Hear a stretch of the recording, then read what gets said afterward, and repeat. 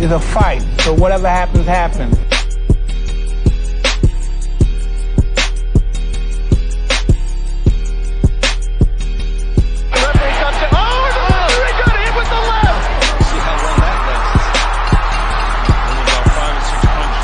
Win some, you lose some, but you live another day.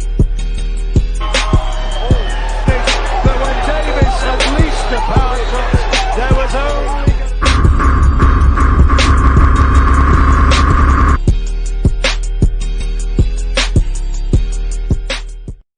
Well, it. It's a fight, so whatever happens, happens. Welcome to the lab. I am Method of Madness, Method of Genius, Method of Mind. Hey, salute to everybody coming on in. We're going to talk some boxing tonight. Hey, for sure, it's been a good beginning of the year for boxing and plenty more to come. A lot of breaking news, good news for boxing fans, good news for the purists, good news for the fighters as well. I personally, I think boxing is definitely heading into a great direction based on the news that we're getting.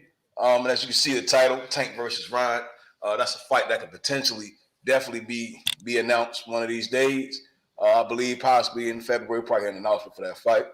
Inoue versus Fulton. I mean, who's seen that coming? Nobody. I mean, we always hear things such as size of the streets, different promoters, just the business of boxing, right? The suits. And the guys with the suits and ties, they get their clothes jumbled up. They always fans and not do what fans call and claim for them to do. And to hear Inoue versus Fulton is on the verge of being made. That's relaxing. That's calming. It's some calming news and that you can just sit back as a boxing fan and say, damn, they got it right. And as we also see Devin versus Shakur at 147, the potential of that fight happening down the line, and my thoughts on that, and we see Conor, Benn, innocent. Who the hell? Who's that guy? Hey, look, that guy, Benn, this motherfucker, boy, we're gonna cook on that too. What's good, Q? Man, Mel, what's good with you, my brother? Man, how you doing? Man, I seen you came up with some nice little topics today, man, that you gonna touch on, we gonna touch on. Interact with the people, man. Shit, man, so much shit, bro, from the Stephen Fulton shit. And like you said, I ain't nobody seen that shit coming. I know I ain't see it coming. Devin Lomachenko, that announcement, and just Bill still coming out, saying things that'll make you raise your eyebrows, yeah, but a lot of different stuff, man. I think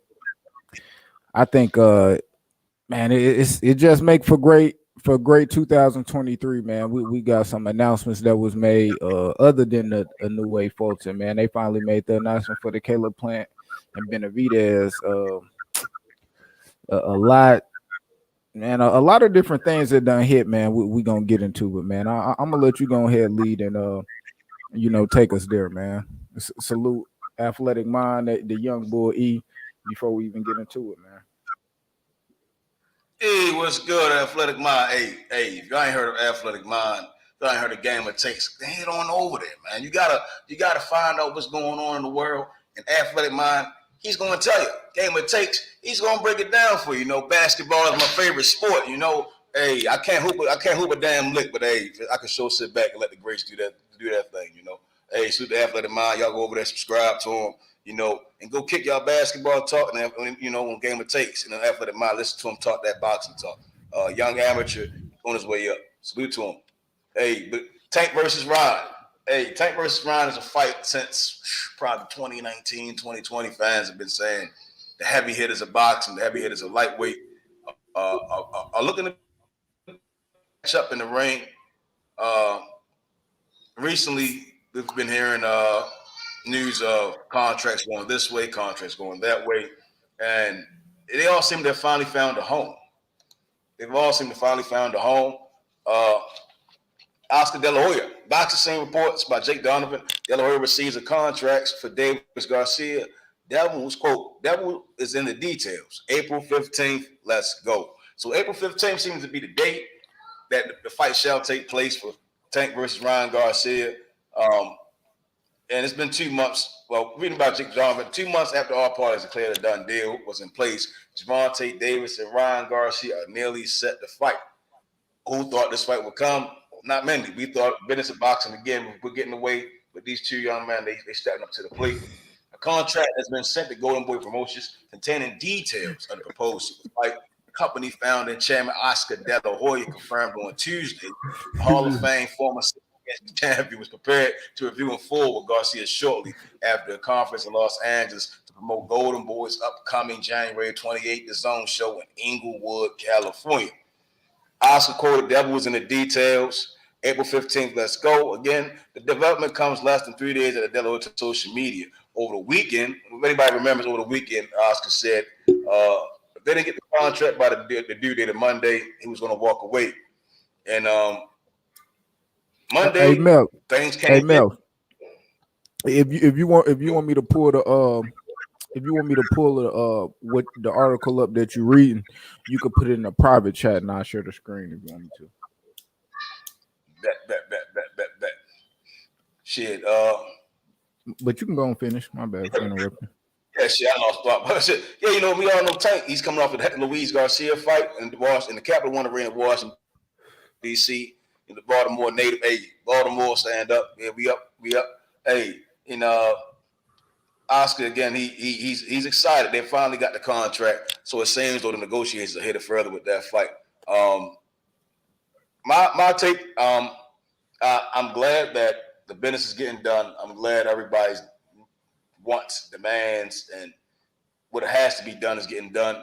I'm glad that Oscar put a deadline on him. Yeah, the deadline, right? So that it could push forward with getting business done. And again, Oscar's been in the business for years. Again, Hall of Famer promoter.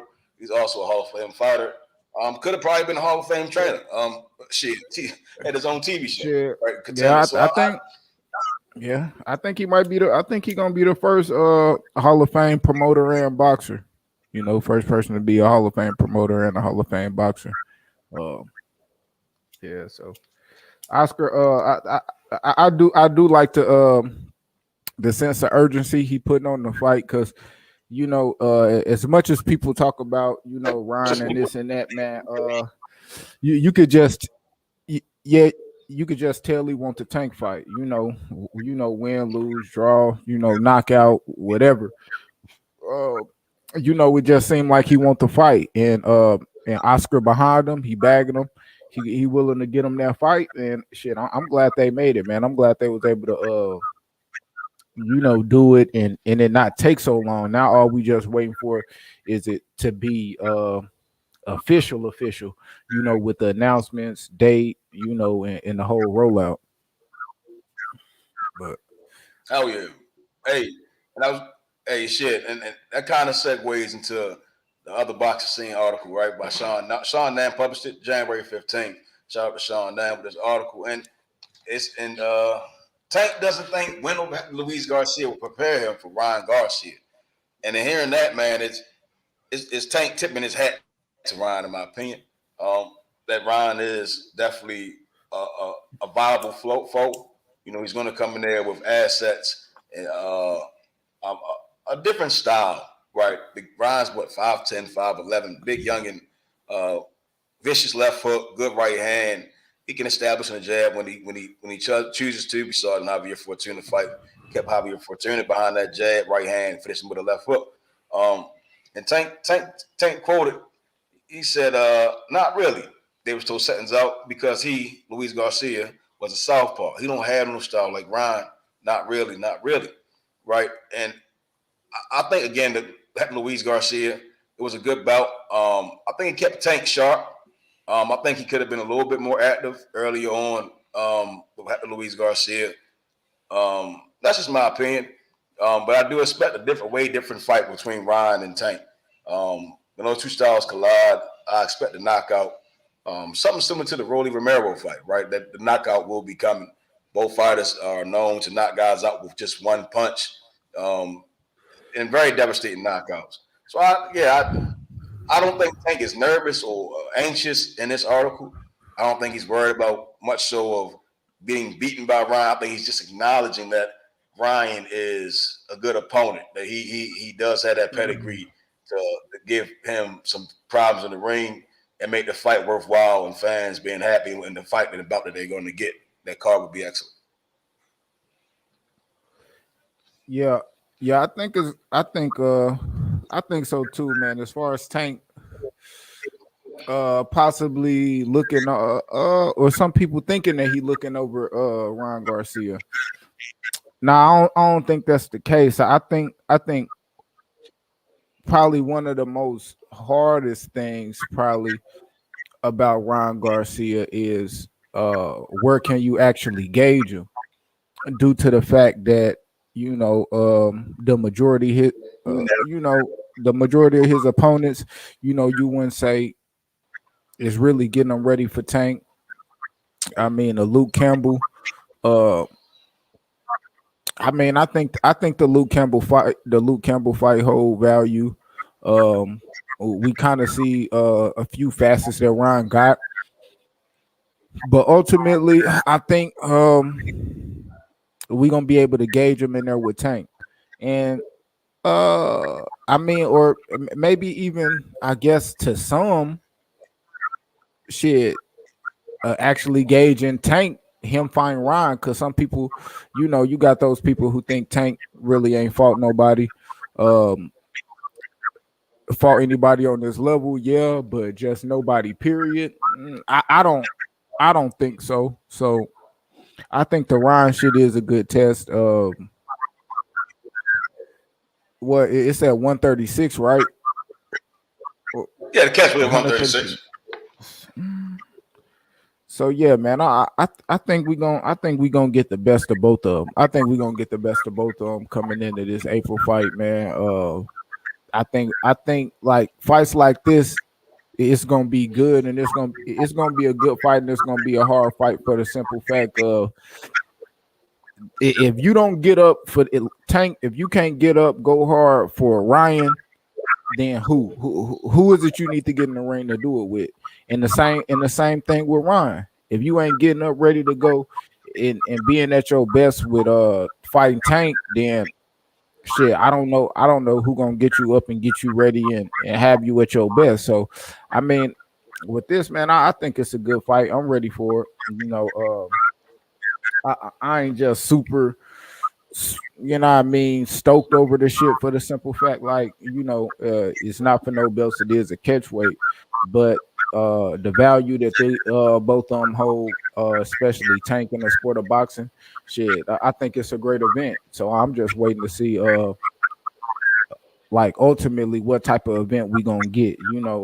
I think the main event is huge, but to drive it home, I think we need a good undercard, especially us looking at, man, shit, possibly a $75 up pay-per-view. So you know what I mean? Got a question for you. And all right, so my question, right? All right, do you think, right, that the winner of Ryan Tank versus Ryan, right? Let's say if Tank wins, do you think that that would lead to a Shakur Stevenson fight for those two guys fighting at 135? And if Ryan wins, do you think that will lead to him and Devin, squaring off at 140? In each respective division, I think Tank will remain at 135. And do you think Tank and Shakur, that will lead to those two guys fighting? If Ryan wins, do you think that he will lead to fight Devin?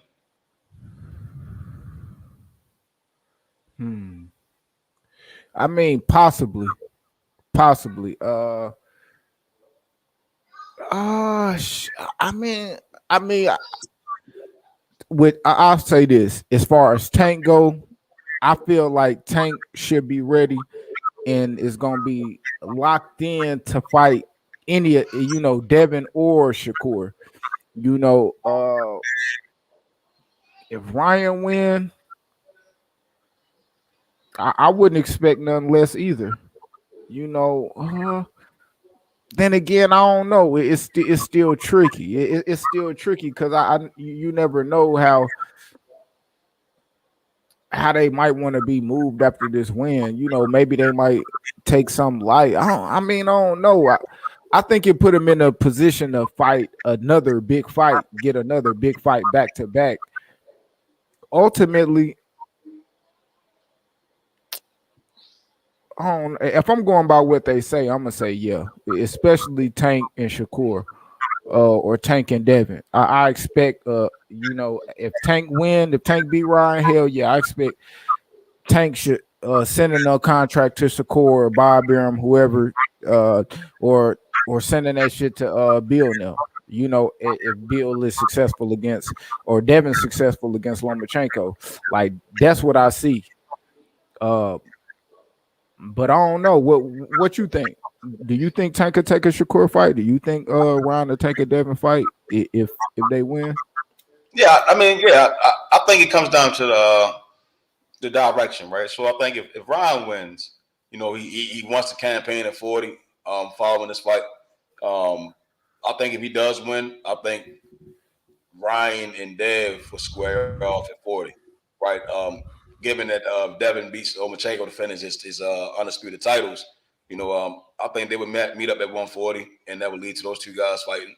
And I think if Tank wins, him staying at 135, him being at WBA world title, WBA shit 135, the lightweight 135, lightweight WBA world champion. I think him and Shakur would be that following fight at 135. You know, I wouldn't think. I don't think Dev and Tank would fight in that order, right? I think they would have, and it would be. You know, I think if Tank does beat Ryan, I don't think him and Dev will fight afterwards. I would think it would be Shakur at 35. You know, I think he'll fight Shakur, then everything will go from that direction on. But if Ryan wins, you know, I don't think he'll be like, hey, I'm ready to stay at 35, fight Shakur. You know, I think he'll be like, all right. If you know, it's all about if Devin does beat Lomachenko, then I'd say like him and Devin matching up. Or Ryan and T.O. or one of them guys at 40. Yeah, or we'll see like if they really believe that the belts hold value, because like it's no belt between Devin and Ron and Tank. So if they win, it's just a win. So if Tank goes straight into fighting Shakur fighting, I think April 8th. It's no belt on that line. So we'll be looking at Tank and Shakur probably fighting for a vacant belt, or you think, you know, they wait for Devin to drop the belts after the Lomachenko shit, and then they both go try to get a vacant belt, and then they unify. Which who, say that again, for who? For Tank and Shakur. I mean, all right. So again, let's say if I forgot. All right, so if Devin wins, right? If Devin, let's say Devin beats Lomachenko. Not Bob. If Devin beats Lomachenko, I assume he moves up, right? And he reaches the titles. Tank becomes that WBA super champion, right? And if he beats Oscar, Ryan. If Tank beats Ryan, Devin beats Lomachenko. Devin relinquishes titles. Tank becomes that WBA super. I think that leads to that mega that title bout, Shakur versus Tank. You know, and I think that would be that next fight. But if it's like, I think again, then maybe if Lomachenko does win, then I possibly believe that Loma and Tank will square off. You said Loma and Tank?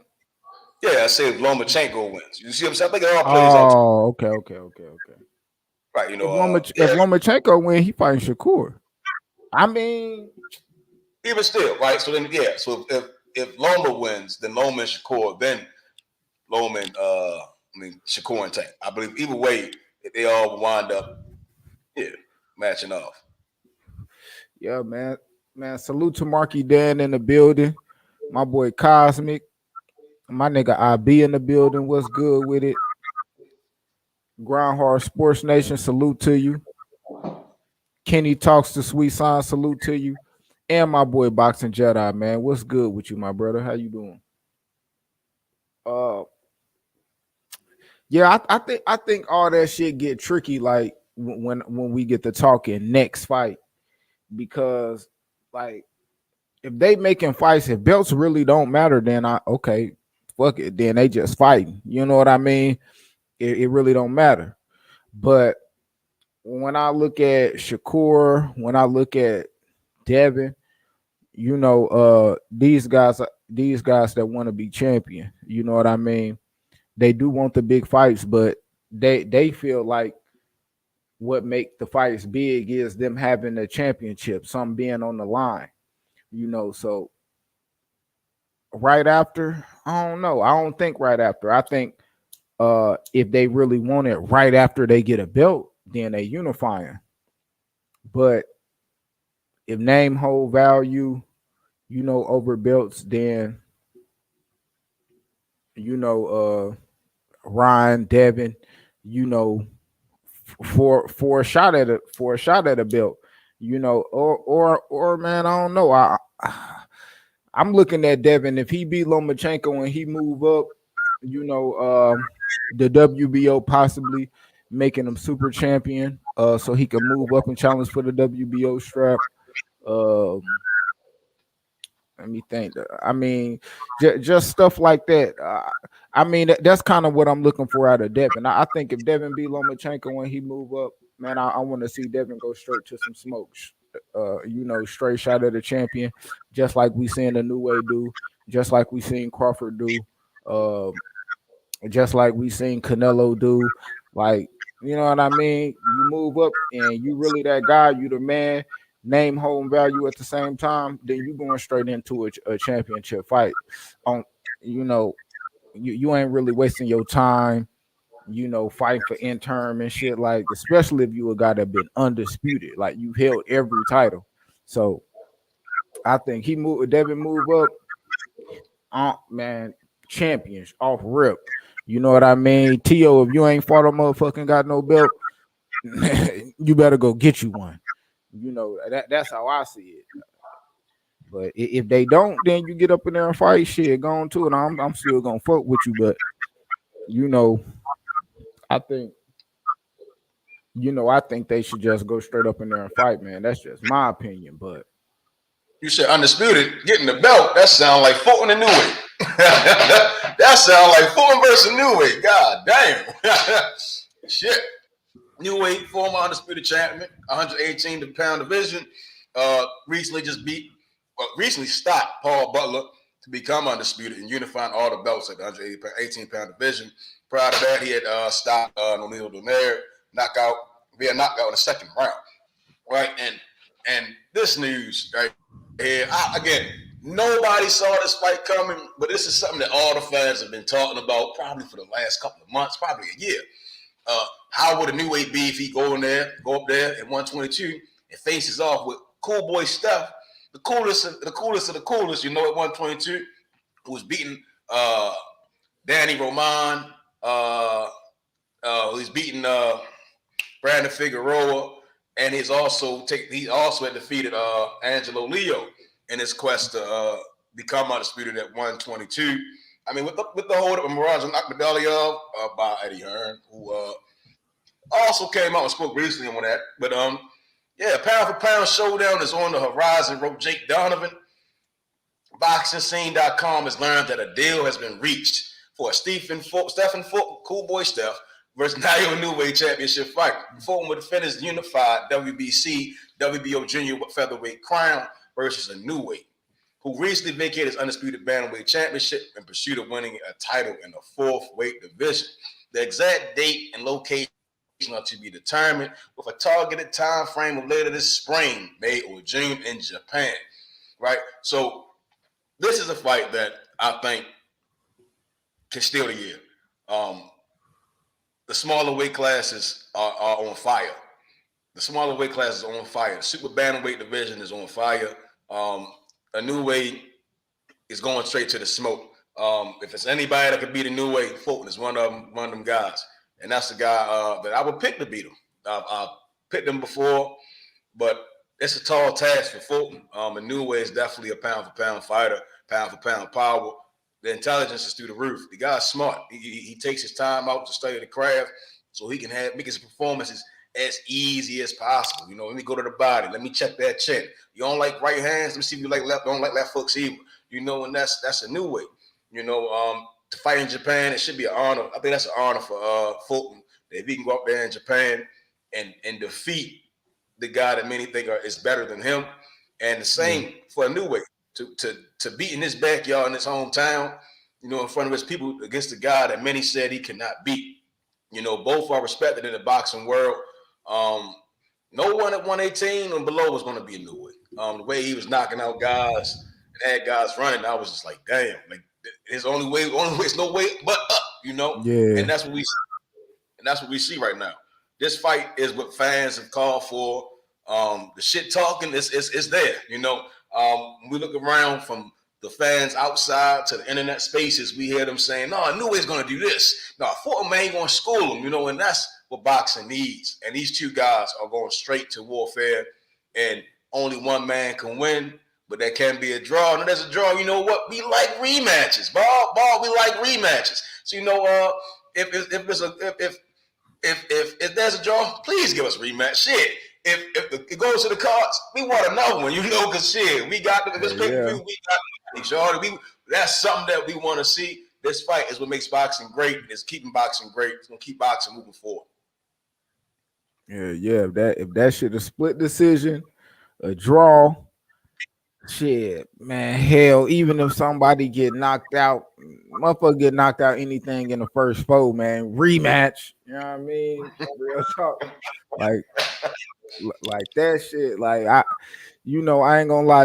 This is like, I feel like this one of them fights, like this one of them fights we need to actually bring the sport back. Like when people say what boxing need to come back, and then they just pick one fight. Hell nah, it's not that. One fight is not gonna get people to come. Like I feel like once you get people to come to something, then they gotta still do their research. Like, damn, I ain't really get on the box until I seen so and so fight, and then you gotta go back and watch they old fights and this person. You know what I mean? Like that's what boxing is. So you come in and say they come in on fucking Earl Spence Bud. And we like, oh, okay, yeah, we talking to you on the panel. We like, bro, hey, you need to go check out that Caleb Plant Benavidez fight too. That was earlier this year. Hey, you need to go check out that Inoue Fulton that was earlier this year. Like that's what boxing need. Like, yeah, you're gonna get people to come on and watch the Fulton, and then some you not. Some people gonna watch the fucking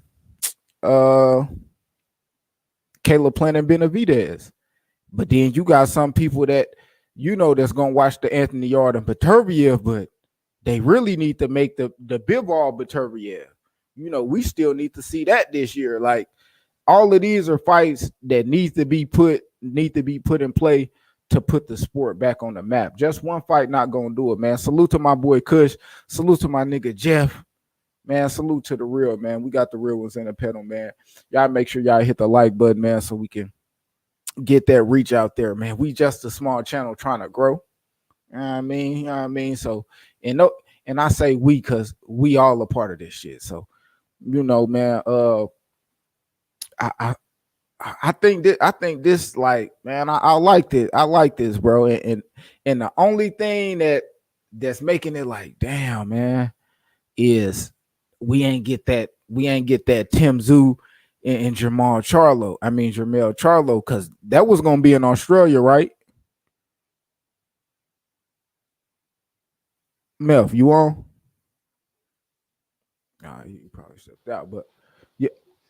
Yo, what's Jermell Charlo with Tim Tszyu, that was gonna be in Australia, right? Tim Tszyu, Charlo, it should be. Like that would, yeah. So that's what I'm saying. Like, just imagine that we would have got that fight.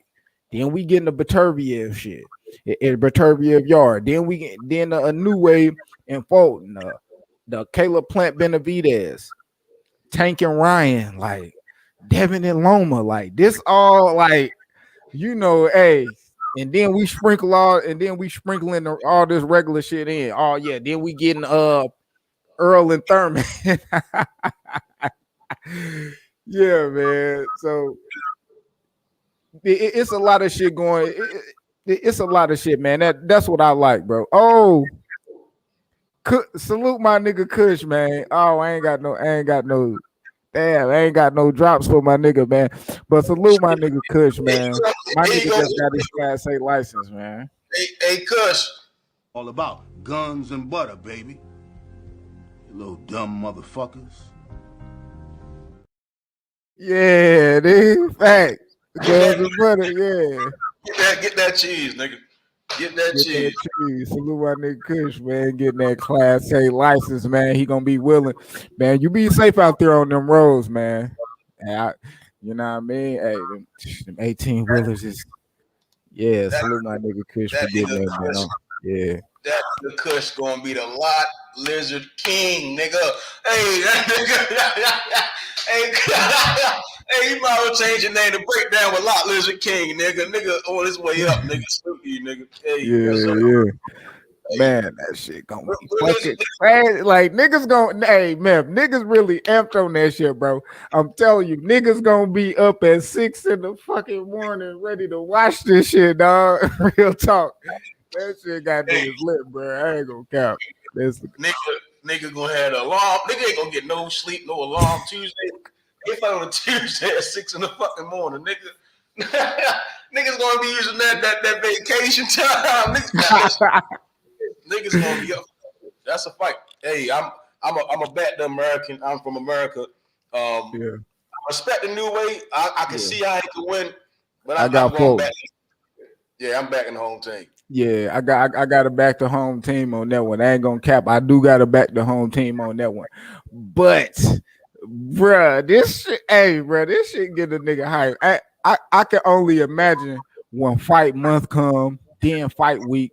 I mean, I can't really go crazy over, you know what I mean, the build up because it's not like it's not like, you know what I mean. He speak English. Yeah, Champ Ross. Champ Ross. I'm gonna get them picks to you tonight. You know what I mean? I'm gonna make sure I get my picks in tonight. I seen the email earlier, so yeah, I'm gonna make sure I get them picks. Shit, I'm really getting them on. I'm gonna do them online. Shit, I fuck around doing live online. You know what I mean? Shit. About to pull up the email right now so I can start write my shit down right now. Hey, shit. Hey, why you handling that? Hey, Sean Nam again dropped another article, January 18th. And yes, y'all see in the title, Conor fucking Benn. What the fuck is going on with this guy? I don't know if he wants to have a baby. I don't know if he wants to box. I don't know what's going on with him, but he's claiming he's innocent. You know, he keeps trying to tell the world, I'm innocent. The glove don't fit. You must have quit.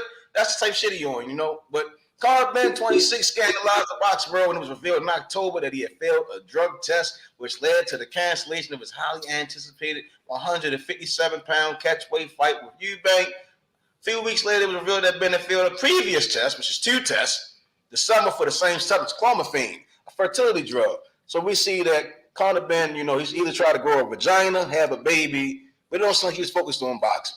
He failed the daggone the VADA testing, you know, and he blames VADA. You know, he's sticking with that he's innocent. And my issue that I have is that you don't blame VADA. I think we've seen Jarrell Miller fail tests, and you can't blame VADA for some of after that you fail another test. You know, I think you take your L. You gotta take your wins like you take your losses, you know, and that's what I expected. You know, I was very adamant that looking at the guy, you know, the neck, the head, the body frame, like, this motherfucker like he's juicing, you know. But yeah, you said that shit. Conor Benn, man, I mean, it's just his actions, man. It just seemed like it was just impulsive, like a guy that's just putting something in him. His emotions was high.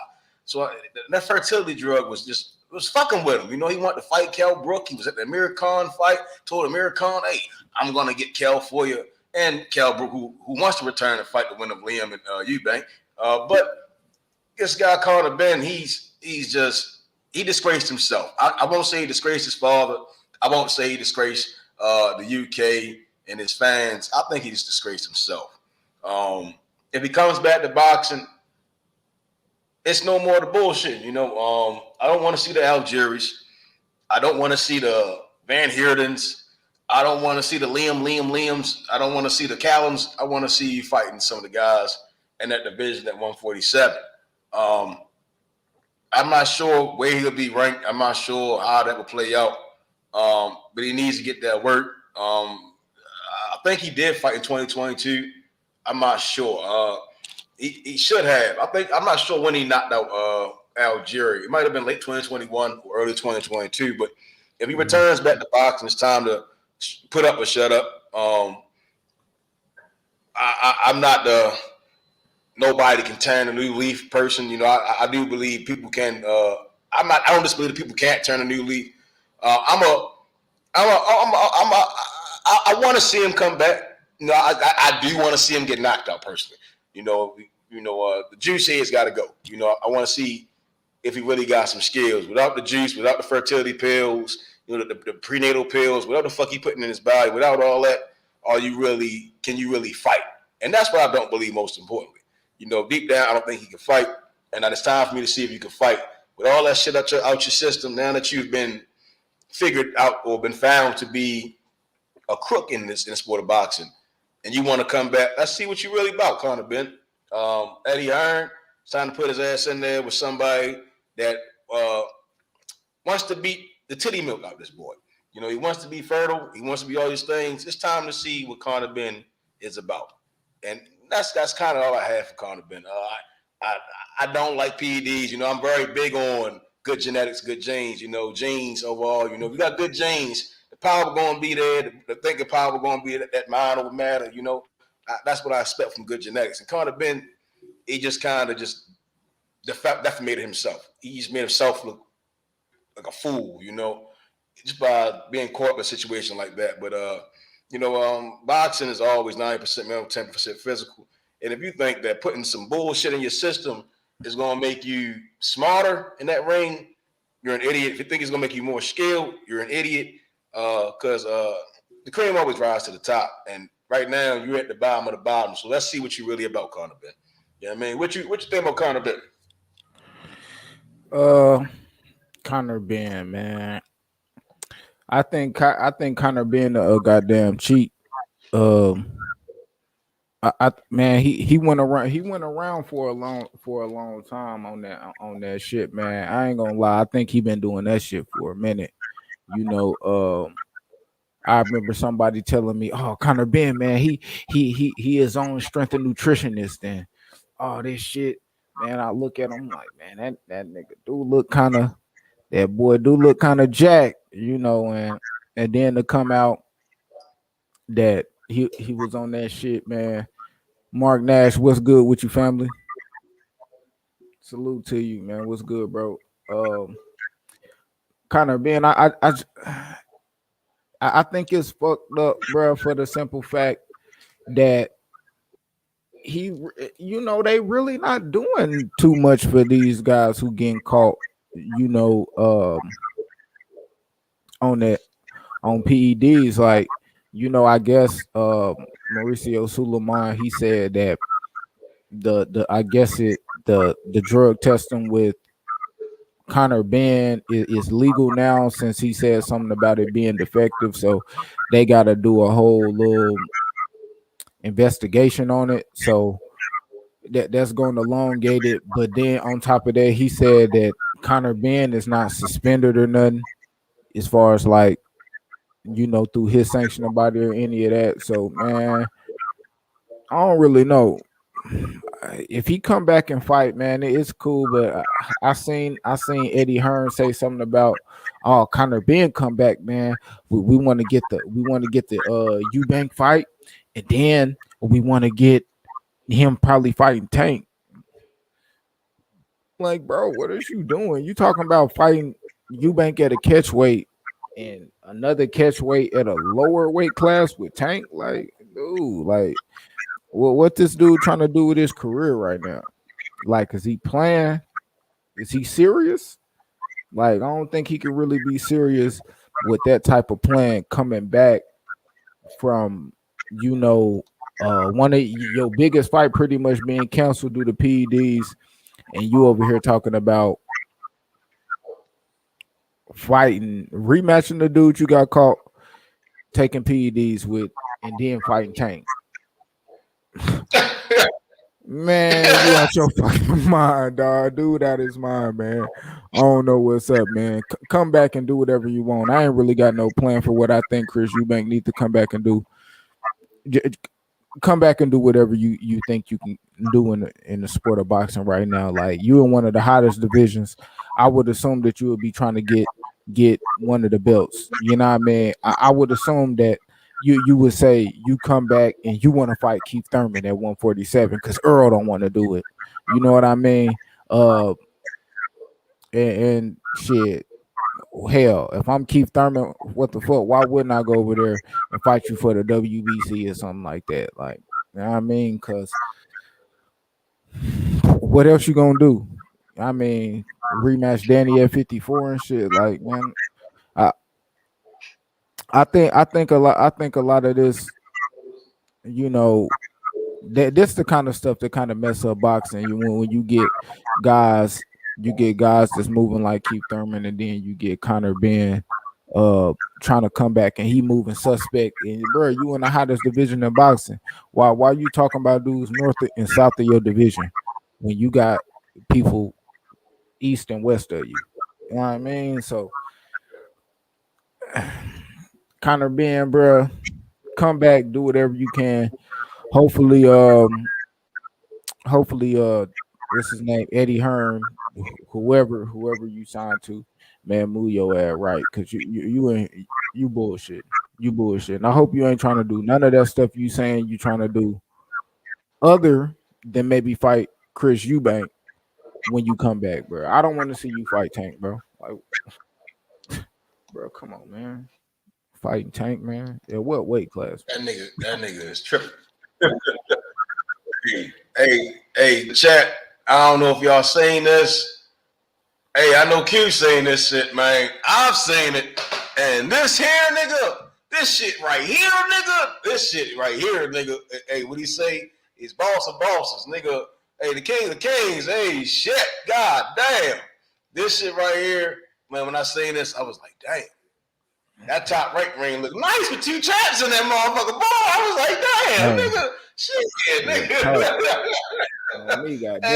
Devin getting ready for that. Devin getting ready for that Lomachenko fight, bro. I ain't gonna lie, bro. I gotta give it to Devin. I gotta give it to Devin for, doubling back, giving Lomachenko that shot at the belts, whether some believe he deserve them or he don't, whatever it is.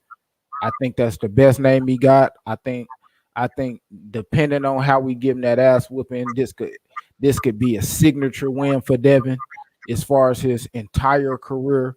One of them wins that start him off on one of them steep ass trajectories. So, you know what I mean? Beating Loma, man, go up from there.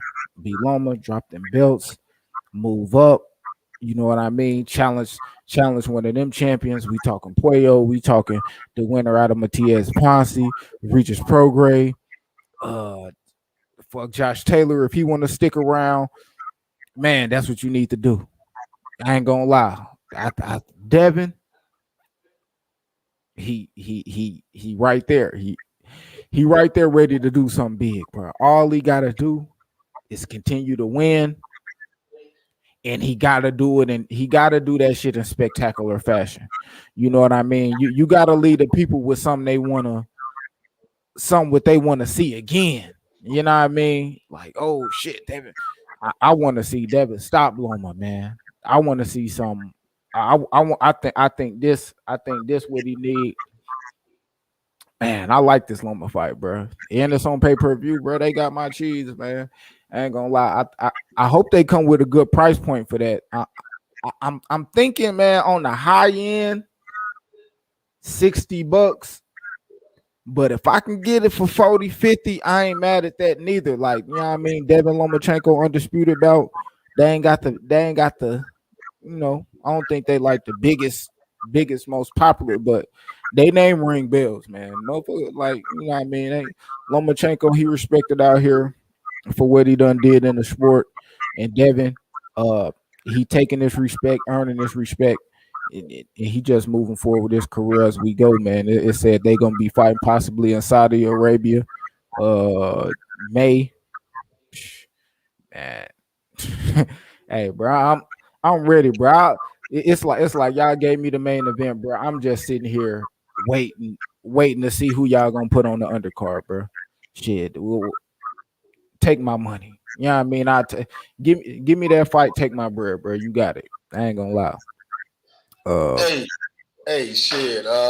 Damn. When I see the former 140-pound undisputed, then I see the lightweight 35-pound undisputed, man. It makes me think boxing is headed somewhere good in this 2023. I think it's a year of undisputed. I think it's a year of making boxing great again. I think this is definitely going to be the golden era of boxing, right? The way I see Bud Crawford is the best fighter in the world.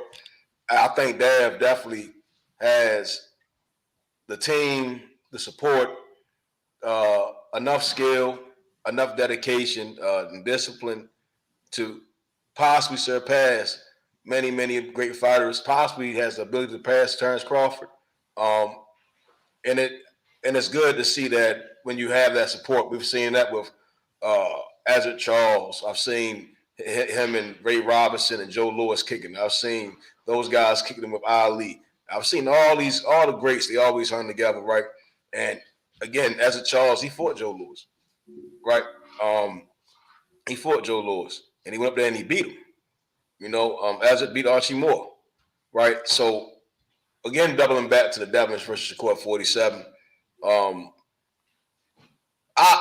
I don't want those guys to ever try to over marinate nothing when we know that those guys are definitely excellent fighters. Shakur Stevenson, silver medalist, 2-division champ. Devin Haney, undisputed champ. He went down to Australia. Made Cambosis like a fucking retard in the ring. Couldn't adjust to a jab. Made his fans had to just say, "Hey, you know what, your dog shit. We fuck with Haney now." So to see these two guys link up, it lets me know that bigger, and better fights are on the way. This will be Devin's first pay-per-view event. I'm buying it. I expect it to be a well event. I really want Shakur on that motherfucker, boy. I want him to stack that motherfucker. I think that's how they could really get there. I think that's how they really could push it. I mean, I don't know what they base purses looking like at this time. I heard Shakur got decent money for his last time he stepped in the ring, but man, throw a double header on there.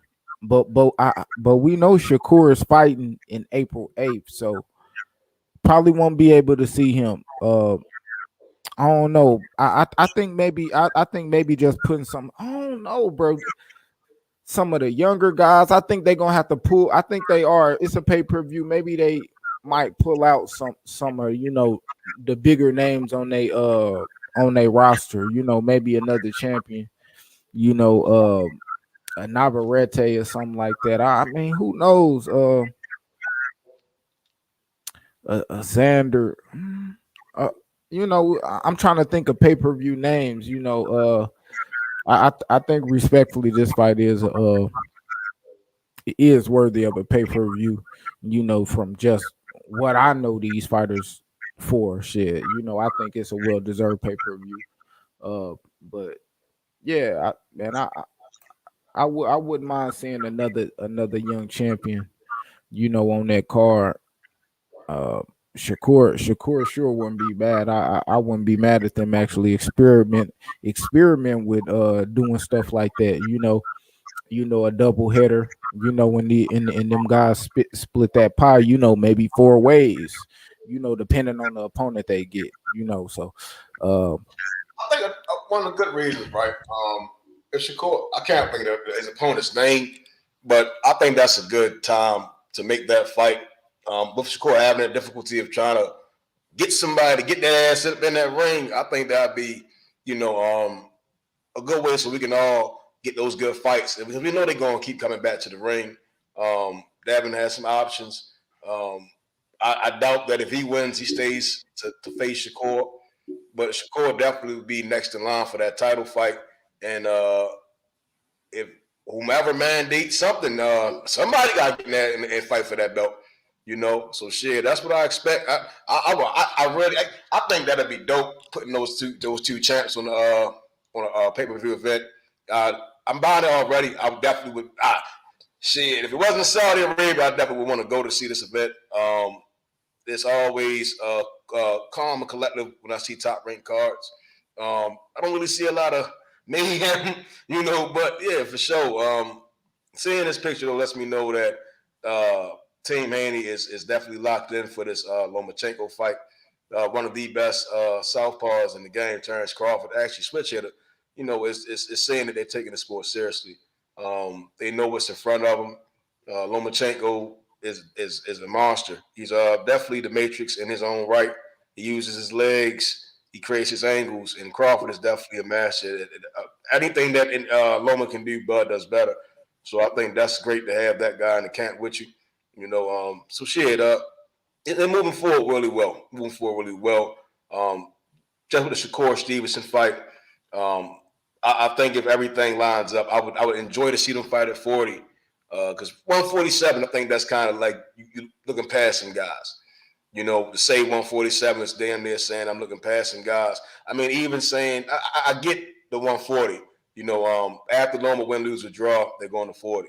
But to look past 40 and think that 47 will be a destination, I think we kind of looking past some guys and some of the top talent that is at 140. But shit, this fight, this here, two undisputed champions. 140, 135. Them guys linking up is nothing but excellence. That's what we need more in boxing. And that same competitive spirit for sure. Not a lot of anime, but just the competitive spirit, and these guys can get in the ring and just show who the baddest. That's all we ask for. Man, hell yeah. Shit. Yeah, I'm with that too, man. Getting in that ring, showing who the baddest. What was the last fight you spoke about? You were just talking about. This was Haney Loma, and then shit. I'm hearing they want to announce that Fury Usyk. Yeah, I mean, but I'm gonna wait. That's another undisputed bout. So we got Haney Loma undisputed, Fury Usyk heavyweight undisputed. That shit is just crazy. 2023 is looking just the dominance. These guys just trying to prove who's the best. Fury Usyk, Devin Loma, Fulton Inoue. That's basically damn near undisputed. I wish MJ would have fought Fulton by now, but Eddie Hearn bullshitting, man. He doesn't make any sense. He's bullshitting. You said Eddie Hearn? You said Eddie Hearn bullshit on? Yeah. Eddie Hearn's. Yeah, it was bullshitting on the undisputed between Fulton and MJ. He said he'll make the undisputed if right. That don't add up, right? Once Fulton unified and he beat Roman, and MJ beat Roman, they were supposed to locked in. Put that money on the table. Make sure them guys getting that bread right. Make sure it's in a nice locality, Vegas most likely, and let them guys rumble, man, and undisputed. Eddie Hearn was one to clamor for them to get undisputed, right? Or fight for the titles against Lomachenko and Theo. So to kind of withhold MJ from the opportunity and from the opportunity, that's a bad look. That's a bad look. Yeah, I ain't like that neither. That's not a good look for Eddie Hearn for actually looking in real time, not making that fight, not even really speaking on Fulton, pretty much just placing all the blame on Al Heyman and things like that, and us actually seeing Stephen Fulton going and making a bigger fight. I'll say the Inoue and Stephen Fulton fight is a bigger fight, and hopefully it's a bigger event than what the Undisputed probably could have been. I think this fight right here make whoever unifies all the titles even bigger. You you know I think that's fuck. I'm fuck around about to start drooling over that fight again, bro. That shit, I ain't gonna lie, bro. Like niggas just ain't expect that. I ain't gonna lie, bro. I don't think the boxing world expect that. I seen YSM, you know, what was one of the first. He be in the gym and he real close with Fulton and them. He gave it to him on like a week ago, like on January 13th on this page, like. You know what I mean? The new way Fulton with the little eyeballs, like, or the little fireworks shit. So, he kind of gave it to you, but we ain't really, man, fuck, that's the last thing we thinking, bro. I ain't gonna lie, bro. Nobody thinking that's some across the street type of shit right there, dog. We ain't that's some shit people don't want to believe in, bro. That's some across the street shit, man. So I ain't gonna lie, man. I'm over here trying to Did get you my pin the picks link? in. Huh? You pinned the link. You pinned the link. Yeah, I pinned the link. Matter of fact, yeah, I dropped the link, man. If anybody want to come up here, man, fuck with us, man. Salute to my nigga Hyphy in the building. We got Champ Ross, IP, Reggie, man, AC the cold one. You know what I mean? Andrew Charles in the Hey, building, man. Showbox card is on, y'all. Hey, if y'all come, hey, I'm tuned into Autumn Broussard. Just hit the ring, 12 wins, 0 losses, 11 knockouts. He just touched in the ring. Yeah, shit. We talking boxing, watching boxing, man. Yeah.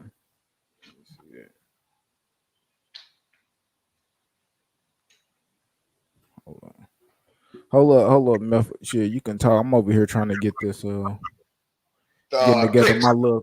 getting my picks together. Oh shit. Hell yeah. If y'all don't know, Champ Ross has the Pick'em League for boxing. Hey, make sure make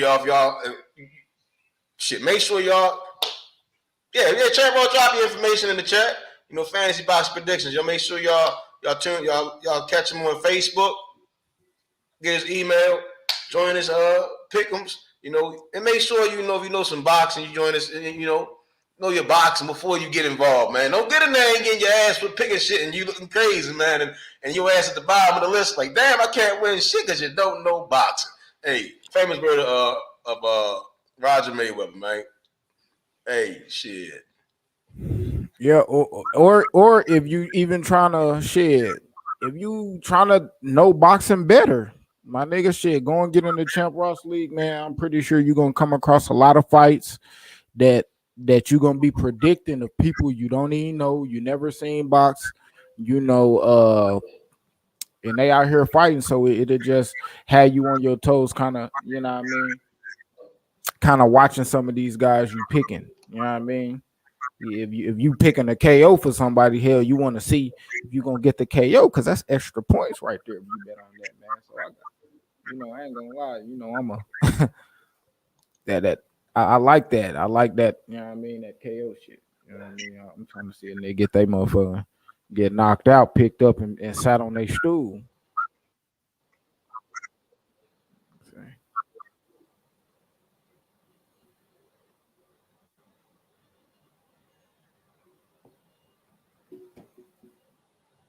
Oh yeah, Oteef Overton in the ring.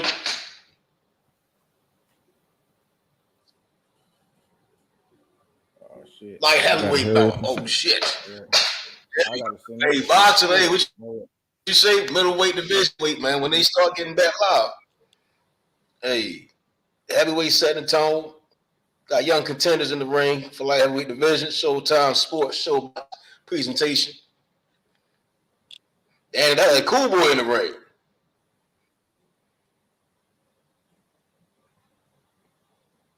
Yes, sir. Mega fight on the way.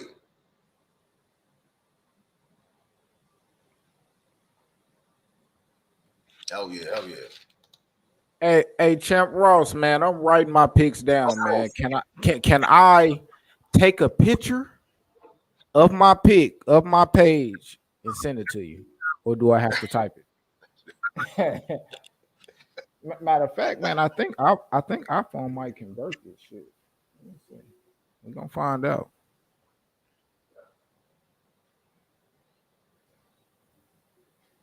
You see. Ooh.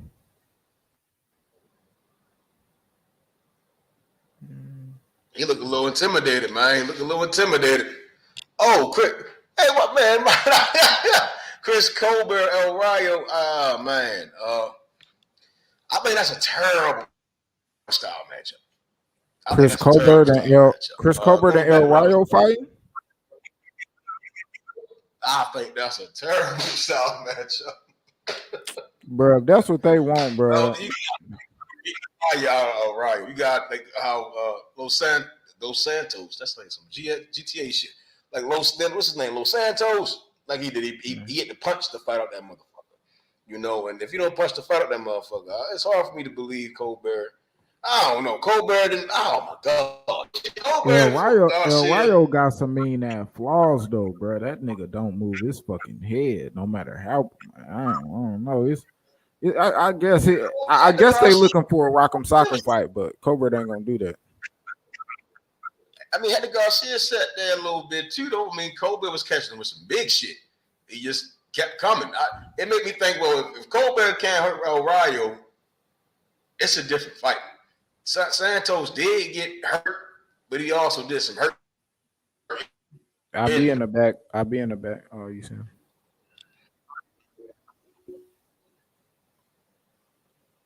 What you were saying, Mel? No, I mean, Colbert, right? Not Colbert, El Rayo. When he fought Santos, he hurt Santos, but Santos came back and did some hurt 10.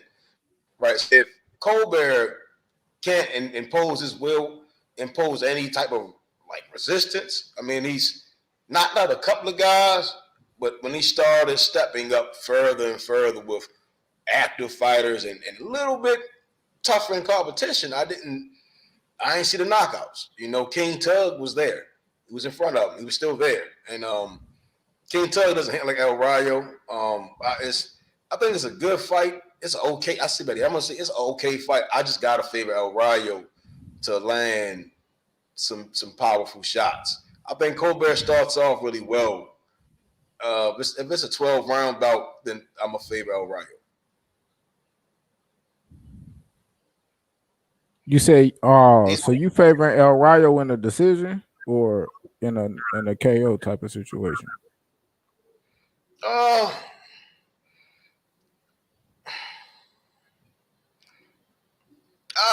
Henry Garcia, when he landed the shot, he shook up Colbert, right? And I don't think Colbert has the same power as El Rayo. He was counterpunching. I think I've seen El Rayo working on some things prior before he got stopped by Santos. I think he does have counterpunching in his ability. He can come forward. Colbert's not a little teeny dude as far as height and stature, but frame-wise, El Rayo kind of has him on that. I'm a favor of Rayo. If it is a stoppage, I'm a favor of Rayo. But I don't see Colbert winning the decision either. Because Rayo can up his volume, and then that's what leads to all the questions. I didn't see Colbert quit against Garcia, but I don't know if his corner will uphold that, right? El Rayo starts landing big, hellacious shit, and them not throwing in the towel. I think they could have threw the towel in the Garcia fight, honestly. It was like he just was standing there getting punched on. What Garcia fight? Colbert had the Garcia. I thought they could have threw the towel in. Damn. Most fights, when the guy stops fighting back and he's just sitting there kind of just getting punched on, they're like, all right, that's enough. You know, you should go ahead and it was like the 10th or 11th round, I think. I was like, yeah, they can throw the towel in. You know, I thought it was done. So I would favor El Rayo by like a corner stoppage. Don't want to say that nigga though, man. Let me see. Damn, how the fuck you do that shit on? This dude is huge.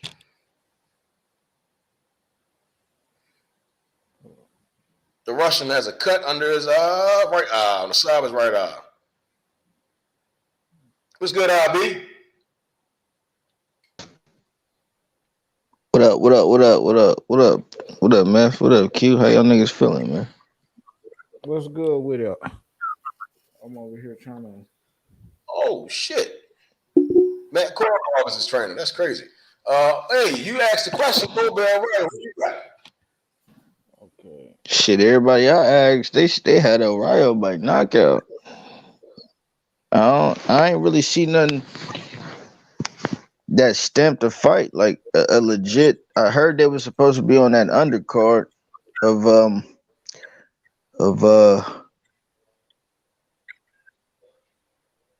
what undercard was they supposed to be on that's coming up?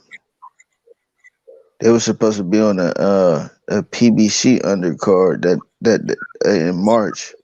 Caleb Plant and Benn. 20 yeah, the March 25th. Yeah, that undercard. Yep, they were supposed to be on that. I heard, but I haven't heard nothing that stamped it. Like they're going to fight.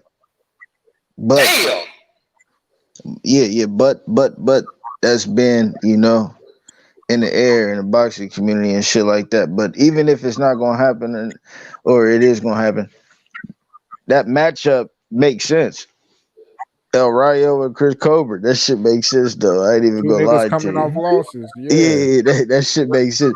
So I was just saying, like, I've been saying that in every chat I've been in, like, who y'all think gonna win in that fight? And most people that responded to me said they got El Rayo by knockout, bro. Yeah, cause they seen him quit. Chris Colbert I looked don't like know he who quit. gonna El win. Rayo I went out don't know fighting. who gonna win, bro. I don't know who gonna win. That's honest, and I'm good See, to pick a winner, but I don't know who gonna win that fight. I promise you, I do not know who gonna win. El Rayo got stopped. That's why niggas like, damn. I ain't gonna lie. El Yeah, but Rayo the got stopped. Santos, good southpaw, good power. I ain't seen Colbert hit a motherfucker like that, man. The way Santos hit Rayo, boy, that right hook was chopping. That boy legs went, and that was it. And I don't think Colbert has that it factor to do that, that punching factor to do that. It's hard to even say. Again, anything over, if it was 8 rounds, I could favor Colbert. Right? 8 rounds, I'll favor Colbert, but anything after that, no. I can see him going out there, getting up 5 rounds, coasting, easy decision. But 10-round fight, 12-round fight is a totally different fight. Yeah, that's what I'm saying. I don't know, bro. That shit.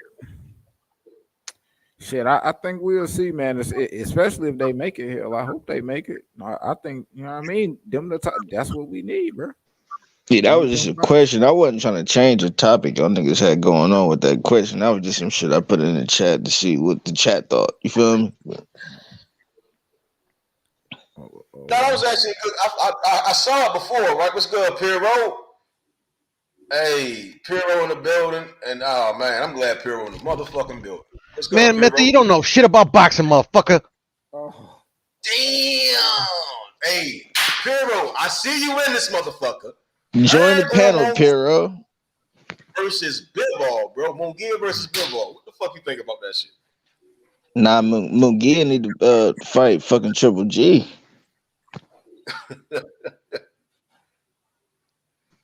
It make the most sense.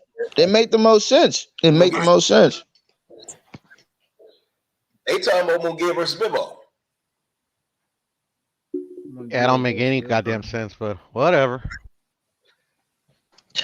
Look it up. Look it up. Well, hold on. What you talking about, Piero? Because I'm gonna tell you, look it up right now. No. I see what you guys are saying about. They're talking about Munguia and Bivol. I mean, like, okay. Yeah, I'm not talking about that. I see Munguia versus Triple G. That fight makes all the sense of happening next. I don't know what nothing else. Munguia versus Triple G. That fight makes the most sense out of anything, bro. You can look it up. Yeah, I agree wholeheartedly, man. I mean, Triple G versus any of those motherfuckers down there makes sense. Yeah, Triple G fighting any damn body. Hey, Canelo versus Munguia, Berlanga. What you think about that? Fuck, man. Get the fuck out of here with me. With that shit, bro. I read about that shit too. I'm like, man, Eddie Hearn is fucking retarded, bro. Man, I seen Berlanga going back and forth with fucking what's his name? So Cold Nelson. Shit, So Cold was like, man, hey, hit up them motherfuckers on BOK Prime. That nigga tagged BOK Prime, like, hey, motherfucker, hey, we can fight. And then I seen Oscar tweet that, hey, Berlanga, he'll sign Berlanga. He'll love to see Berlanga and Munguia fight. So shit. Okay, that's not a bad fight. You know, Right. I think Munguia takes that one, but I mean, you know, fucking Berlanga's got power. Hey, I mean, I want to see that. I like to see him versus So Cold Nelson. You know what I mean? Fuck it. I feel you. What you call it? Berlanga versus shit and Billy would be a nice one. Berlanga versus any of them last three motherfuckers that gave him a hard fight. You know? No shit, Berlanga versus Dude Andre, bro. Doo-doo. So Berlanga, what are he fit the most comfortably at? I say go over there to Oscar. Like I said on BNB, I say go over there to Oscar, holler at Oscar, try to get on Golden Boy. But DAZN, DAZN got a couple fighters for him too. But y'all think Berlanga can move up to 175? Hell, he can't even handle them other dudes, man. YB, you gonna make me? Nah, man. Yeah, I mean, I would stick around at 168 and see what he could do there. Hey, I put an I, not the Y. Oh, Overton in this bitch looking like fucking Ugas. Damn, is that bad? Is that bad, huh? Nah, I'm just talking about he look like him, not even fighting. Oh, okay, just like physically looks like him. I got you. Yeah. X backstage. Nah, X ain't back here. It must be another dude. My bad. I ain't see you. I was over here looking at the fights. You call a nigga YB. That's my brother, but it's the I, not the Y. I mean, not IB. I'm fucking. I meant to say E. Goddamn me. My bad, E. Come back, man. I ain't even see you. I was over here on my other y'all screen. bogus, man. I'm like, oh shit, man. What happened? Me, I'm like, I miss everything. I miss everything. On me, I missed it. I'm over here looking at the fights. Who y'all got, AB or Hank Lundy? AB. Hank. Hey, if anybody gets stopped, AB getting stopped. But if it goes to decision, I got AB. I don't see AB stopping Hank Lundy, bro. I don't see that shit either. Come on. I don't see. I got AB in that fight. But I still don't see AB getting stopped neither, though. But if anybody stop anybody, I don't see Hank gonna be better than the fight unless he clip him. Unless AB, I don't know, bro. I gotta go AB by split decision, man. AB split decision. Hey, I got AB unanimous. Who you think gonna win the press conference? Because them two niggas right there could go. I ain't gonna lie. You know AB gonna win that shit. Undisputed, motherfuckers. You know, undisputed in them press things, bro. Hank Lundy, I don't know. AB might smack that nigga. hey, that nigga AB called Manny Pacquiao with nigga. He said he drink Hennessy, fucking up his taxes. He a nigga. AB a fool, man. Yeah, man. AB that nigga. Shut that soft ass shit up, man. Yeah, he undefeated. Shut that soft ass shit up. I know you could do it. Hey. AB is the lost art of you're the lost art of boxing. He's the lost art of of the pre-fight and post-fight press conference. Yeah, man. You know? He could teach some youngins something. You know, who is he talking to? Dan Raphael when he was like, just like when you want cheese on that burger. Yeah, that shit was funny. Yeah, that shit was hilarious. It wasn't funny than when he started speaking Spanish, bro, fluently. I was like, what the fuck? He said, and if you want, I can say it in Spanish for you. He started saying some crazy shit. I ain't understand what he was saying. That was at the Jesse Vargas press conference. I remember that. Man, that was a classic joint. He said, I'm gonna beat his ass, and if you want, I can say it in Spanish. Look that shit up. That shit is funny, bro. that joint classic, man. AB said, I beat him like he stole something. I beat his ass like I was there too, bro. That's the first boxing event I ever went to, bro. That shit. That's what made you want to. That's what made you want to start boxing. like I was boxing at that point, but that's what Mhm. really made me want to take that shit serious. Like just Like, the turn up. whole feel of the shit. Like I said, I want to be a part of this shit. Like Yeah. you know what I'm saying? Like that shit was different. Cause I think Tank fought, Jamal Charlo fought, and AB. My dudes, what's good with you, Queen Lisa, man? What's up? Who's fighting on Showbox? Man, Overton and Bruce. Overton, he getting tired a little bit. His jazz calling. he is. He's falling with. I done fucked up. I got that nigga Yeah, on KO. I bet him on KO. Y'all talked about Stephen Fulton and what's his name yet? I ain't Man, bro, we ain't talked about it enough, nigga. That's the motherfucking hey talk, nigga. Hey, that shit go crazy, yeah, man. bro. I love that shit came out of left field. I'm glad that Stephen Fulton just like brought this shit out of nowhere. Like fuck it, let's just fuck that fight at 126. Let's just go. You know what I'm saying? That's stand up shit right there. You know what I'm saying? I didn't think it was gonna happen this year. I thought it was gonna happen maybe late this year, maybe next year. But he said, "Fuck it, I'm going for the gusto." So, man, I can't wait for that shit, man. I'm anticipating that more than Caleb Plant and Benavidez for sure. Man, facts. I didn't think the fight was gonna happen at all, but yeah, that was. Hey, Puro, what you said, what you this 2020, this 2023 boxer, you know, nigga. so I didn't expect it. Man, hey. I'm glad that shit didn't. That shit already ain't aged well. E. They made that shit. Yep. That shit crazy. I think 2023 might be the turn of the golden era, man. What you think? Yeah, it might be, bro. We got some. I got a prediction. 2023, every fight gets made, but and Spencer. I was just about to say that. It's time to get some money. Nah, I ain't gonna lie. I'm not gonna lie. I'm gonna keep it a buck, bro. With Stephen Fulton doing that. With I know Earl C motherfuckers on his ass, and that drop that tape that he dropped earlier, win, lose or draw, he gonna take that fight, bro. He already know he need. Know what I mean? I think they gonna make the fight, bro. I do, but I ain't got my hopes hella high on it. If they don't, you know, but I do think they gonna make it. You know, Earl. He a tweeting ass nigga. He see that shit. He don't like that shit. It hurt him here. Hurt that nigga in the soul, my nigga. Where is that? His shoulder? That heart, nigga. That chest, nigga. Talking about the shoulder. Somebody need to put a muzzle on Rick Glazier hitting ass too. Look, I ain't. You know, it's certain people I listen to and there's people I don't. He one of them guys. You know what I'm I saying? really I don't look for bias, you know, shit when I'm going to look for something like shit that's that I need news for. I don't like bias shit, bro. I don't be biased and lying and shit. I don't like that shit, bro. And I'm hearing he doing that shit with the Tank shit and like he biased, bro. I don't like that shit. What's the difference between him and a shitload of YouTube channels on this motherfucker? Yeah, I listen to YouTube channels for news. I know. There you go. That's a good man right there because I don't. Yeah, and I think like the lab, you get some good news, get our takes on it. You know what I mean? And you can go to Athletic Mind and get your takes on it. You know what I mean? And we're gonna spread the word. If you see Piro ask him a question, he got the answer. You ask IB, he got the answers. Yeah. Turn it on and turn it on Showbox. You got Ugas Big Cousin and Mean Machine Big Brother. Wait, fight. Showbox on right now? Yeah, that's what they're telling me. I'm looking at right now. Hey, don't that look like Mean Machine and Ugas? Hey, salute to niggas, man. That nigga Overton look like Ugas though on everything. I thought Showbox was in retirement, bro. I mean, I guess they brought it back.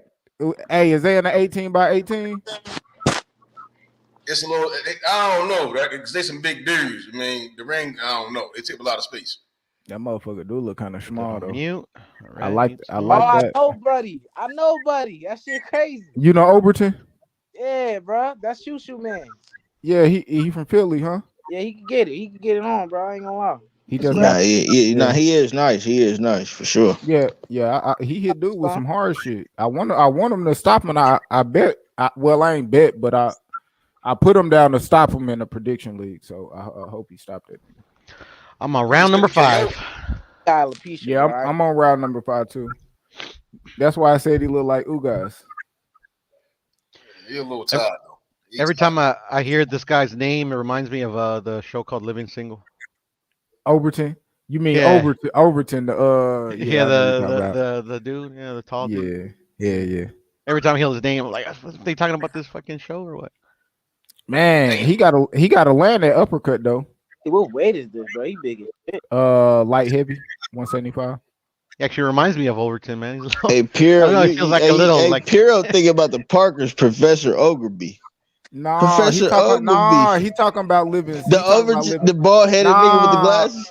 Nah, you know the shit with Queen Latifah in them, the living single shit. Oh, okay. Yeah, oh, yeah. Okay.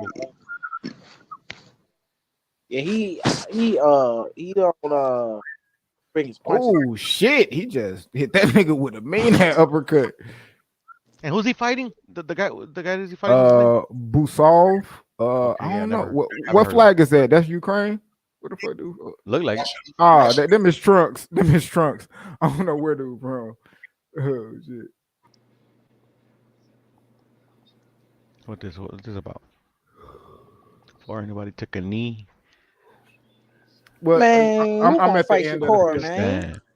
Shakur fighting the Japanese nobody cat. gonna fight Shakur, man. Shakur fighting this Japanese cat. Was that the dude that Oh, yeah? won all those 3-point contests? The one that they're advertising right now? Who? Yeah. They were just saying before anybody took a knee, somebody took a stand or some shit like that. Oh, documentary. tell me when y'all see that uppercut he hit dude with at the end of the round. That's Raul, man. Oh, that was the end of round 5. That's Raouf, right? Yeah. I think that is that guy. Yeah. Abdul Raouf Rahim, whatever. Oh. From the Nuggets back in the day.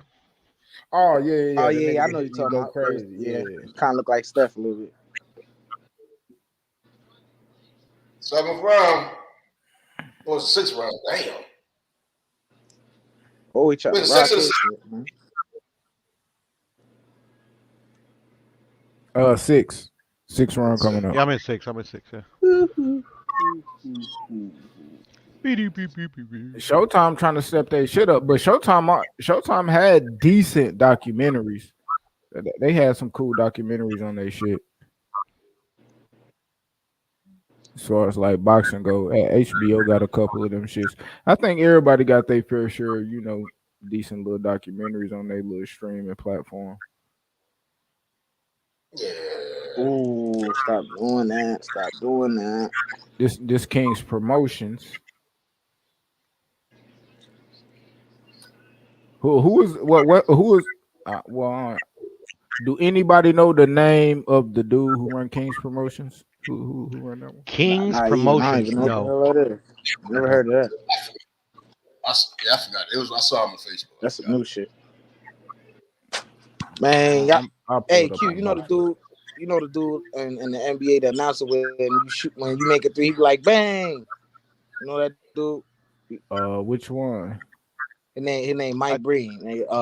Mauro Ronaldo, he that for Showtime. I ain't gonna lie. Like his announcing is just mad energetic and shit like that. Top tier.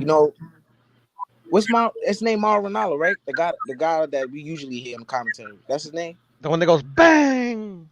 No. I'm comparing him to that guy, but I'm saying comparing him to Showtime. Yeah. But the guy on Showtime, his name is Mauro Ronaldo, right?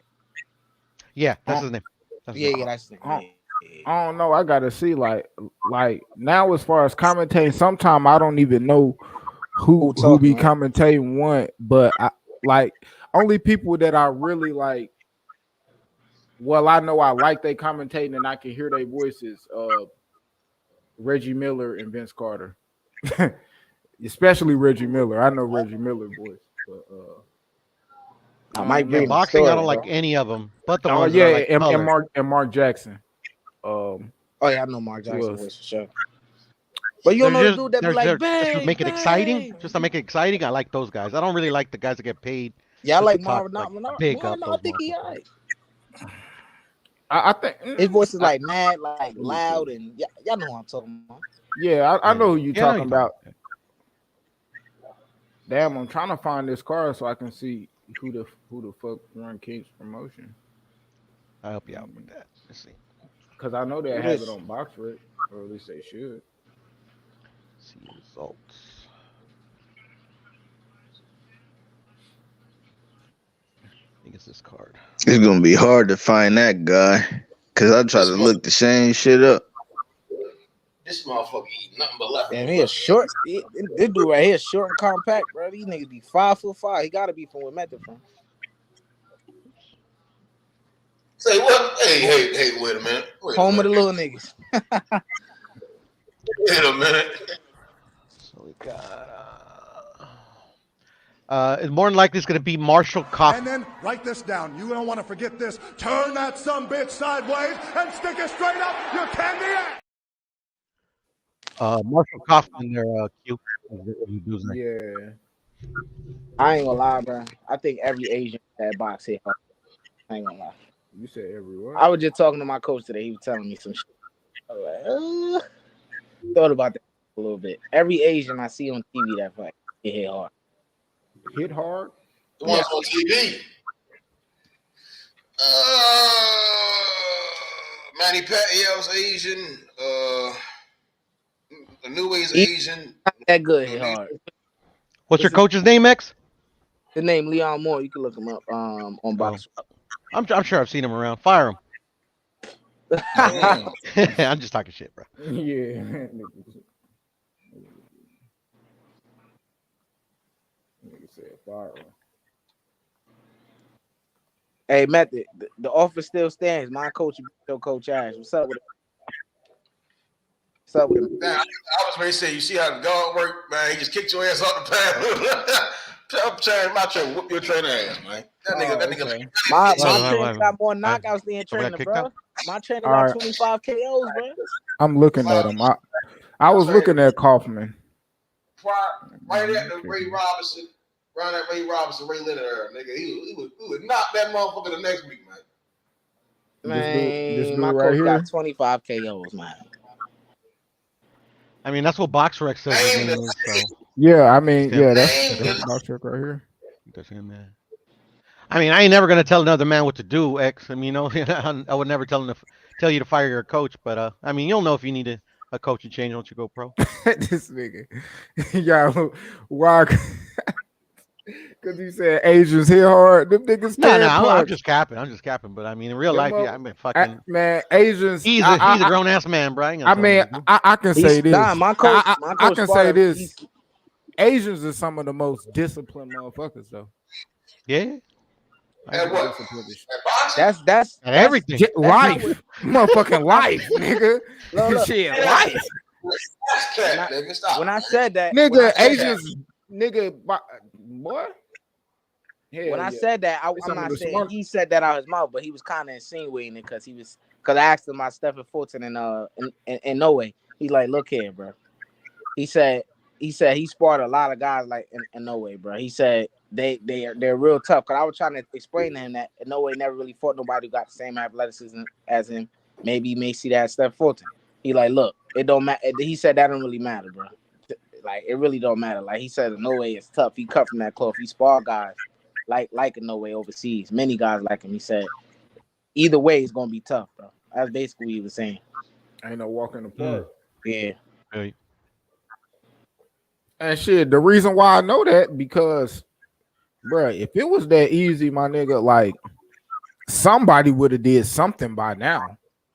Like the only motherfucker that we even seen really do something was goddamn Nonito, and he ran it back and crushed that nigga. Like, I mean, now the challenge is like he moving up in weight. Fulton is bigger, you know, but like you can't take just being bigger than Inoue. Like he got good footwork, and even with him being bigger, and you still don't punch harder than Inoue. So it's like you being bigger really don't mean shit in this fight. And they actually ain't that bigger, Q. They're actually the same height. Right. What? But Fulton got the got reach longer on him. arms. Yeah, he got the reach on him by like that's 3 why he inches. looks so low. Okay. By like 3 inches, yeah. And then he got like, and then his body mass. Yeah, they like the same height, but it's like Fulton like mass, like his body just thicker. You know what I mean? But well, you never seen Fulton at 110 pounds either, bro. So you probably used to seeing Fulton big as fuck. Yeah, that, in a way, you know. Yeah, that's what I'm saying. Just looking at him, the mass. Like if you look at Inoue, the biggest I ever seen Inoue was the second time he fought Nonito. in his last fight, he didn't look as big as he did when he fought Nonito the second time. But I mean, these guys all look like the same to me unless I like meet them in real life. But these motherfuckers are small, like 5'5" and shit. I mean, when I say big, I mean compared to them. Yeah, no, I feel you. And then I'm looking. But even at the eye test, they just look the same. You know, even when they move up. You know, to me. Well, you got to look at different shit. Like when I look at them, I look at like their shoulders. You look at I look at their shoulder caps. I get you. I look at how wide their back is and shit. They calf muscles. Because you know that's the type of weight you gonna put on. If you put on weight and you getting bigger, that I'm gonna be looking at your frame. The shit that make your frame look bigger is your shoulders, your traps, your legs.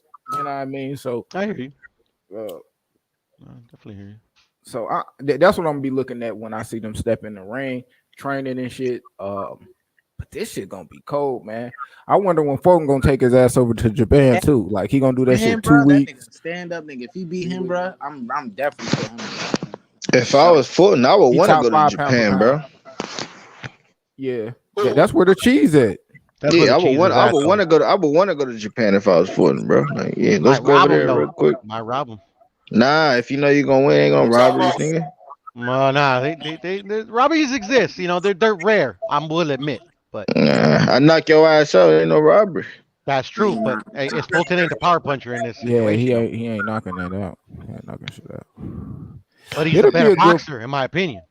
Yeah, it'll be crazy because I think when Triple G fought that nigga, they ain't robbed Triple G. Nah, but think about the Olympics though. Didn't one Roy Jones fight a Chinese dude or Asian dude? A Korean. Okay. What about Floyd? Yeah. Floyd was fighting I believe he was Dagestani.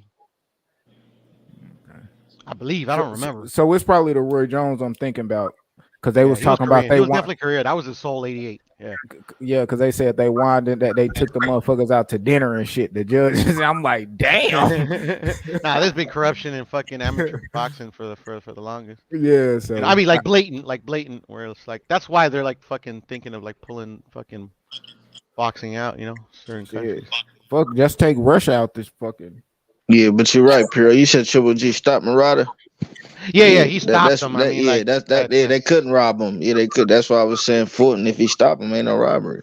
Well, that's the thing. Like, even though he doesn't have power, he can beat them to the point where they have to stop it. Marshall got power in both hands, though. Yeah, Overton goofy, bro. That's what I was gonna say. He's very, yeah. Like he's like stumbling over his feet and shit. For lack of a better word, goofy, you know. He got hit with that left hook. Goofy. You see his goof ass get hit with that left hook. Goof ass, man. Well, the thing is, like, you know, you gotta take into account. Maybe he started late. Also, he's fighting 8 rounders, so you know, it's not the end product. You know. How old is he? Yeah, I'm just talking shit. How old is he? I don't know. He got a bald head. I want to say 35. He looks really young, to be honest. Yeah, like he about damn near 21. Yeah, he has a baby face. Hey, bro, dude, of course he gonna have a baby face. Dude start getting on his ass at the end of the fight. Yeah, I ain't got a baby face no more. Get alopecia, we'll see.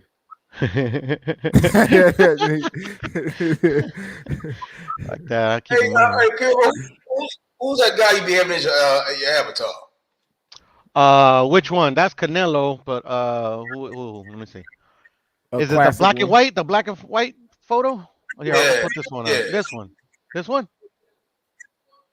Yeah. Yeah, that's my grandfather. He's a boxer? Nah, he was never a boxer. God rest him, God love him. God rest his soul. He was a drunk, but he was a good man. You know, but he let the alcohol get to him. But yeah, he was never more than that. He was a good grandfather, though. You know, like his motto was like he did such a bad job taking care of his own kids, like he was gonna do it different with his grandkids. So he was a good granddad. Shit, that's how damn near all grandparents is. Hey, nigga, I was straight say, nigga. My mama was mean as hell to me. She nice as hell to my kids. Yeah, hey, my granny was too. That's a blessing in disguise, you know. That's a blessing in disguise. Yeah, no, I ain't gonna lie. My grandfather was nothing but perfect, but he was a good man. He's just Hey, just like everybody, addictions. They take you. hey, what time? How many of y'all gonna get up? Well, I already know everybody gonna be up for that fucking 4 o'clock in the morning for that phone joint. But how many casuals you think that shit gonna reach? But even before that, I ain't gonna lie. Uh, a new way, bruh. In the Paul Butler fight, that shit sold over 300K pay-per-views. Where? In The UK? Japan. Yeah, in Yeah, Japan. yeah. In We Japan, we had it on Superstar. ESPN Plus, so I guess any place that don't got ESPN Plus. Mm. Shit, man, I'm willing to bet a nickel that we won't even have a chance to watch that fight. They won't even have American broadcasting rights. Who? Bruh, I wish That ESPN fight. Plus got ESPN Plus got that. Hey, I gotta see it to believe it, bro. Because I bruh. thought Franco and Ioka was at least gonna be, like fuck, charge me $50, whatever. But I couldn't even fucking pay $50 to watch that fight. You couldn't find it, huh? You They I didn't wish you sell. know They it. didn't sell the rights. They ain't have an American broadcast, huh? Bruh, I wish They, you know they, it they was. gonna do that. The I reason think so why I too. think they gonna do it because it's a Al. Al. That's one of Al fighters. You know what? Why the fuck? You know what I You gonna mean? take care of him? You think? I mean, at least Americans gonna see that shit. Like shit, I don't give a Mm. fuck if we is gonna be up at fucking 3 in the morning. We gonna get up at 3 in the morning and watch that shit. Yeah, yeah. I mean, Oh, it looks like like I would say the like Method was calling it the other day. The hardcore casual that is on YouTube, they're kind of up for that fight, so they probably see that. It's like, all right, we can make some money off of this shit. yeah. Hell I yeah, wish you knew it. they. My bad. Go ahead, go E. I wish you knew it was like 5'8", bro, so we could see him at the high weight classes, bro. That shit was explosive, bro. He said he might go as high as 126. said I 130. want to see him go Hey, to hey, I ain't gonna 35, bro. lie. If he go up there and if he stop Fulton, no doubt in my mind he going to 126.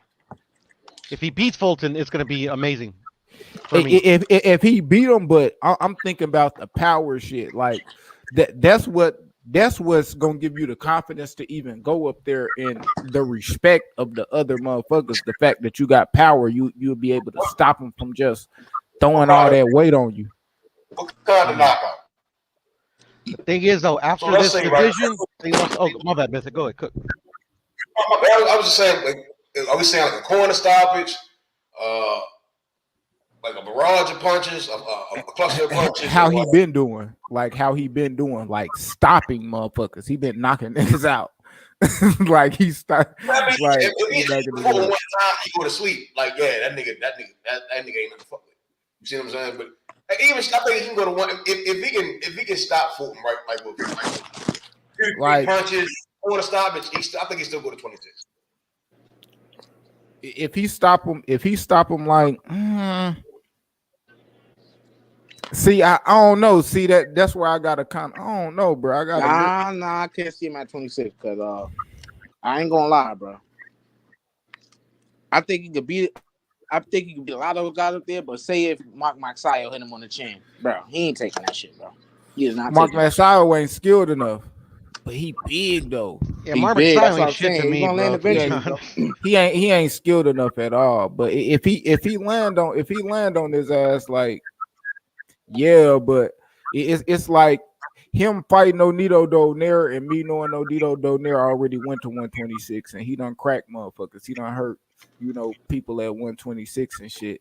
And he broke a Inoue eye in the second round, and that nigga literally fought 10 rounds with a broke eye and damn near stopped him in the later round. So I I don't don't think know. Maxio got it like that in the power, to be honest, either. That nigga's fucking. I mean, he got some power, but man, he lost to Ray Vargas. That That's shit the thing. He really was dropped Ray like, Vargas, but like, yeah, he okay, did. he's got I'm enough saying, punch where he's like he could drop a good chin fighter, but like he didn't do him like he did Seha, where he's like he was getting his ass kicked the whole fight and then boom, lights out. what I'm saying Yeah, Ray is, Vargas lighting ass too. against a guy coming from 115, he hits a lot harder than when he hitting that against guys that's his size. If Yeah, he Yeah, would hit yeah. the only reason I say that about Inoue because it's like when you see him knocking them niggas out, like the dude, damn, what's his name? I think Gonzalez, the dude he knocked out in the Super Six that beat Gary Russell brother. Like, dude, he literally, man, hit that nigga, and I'm talking about feet just came from under him. Fuck, no, Nito, he hit him, and that motherfucker just wobbling. This one punch though.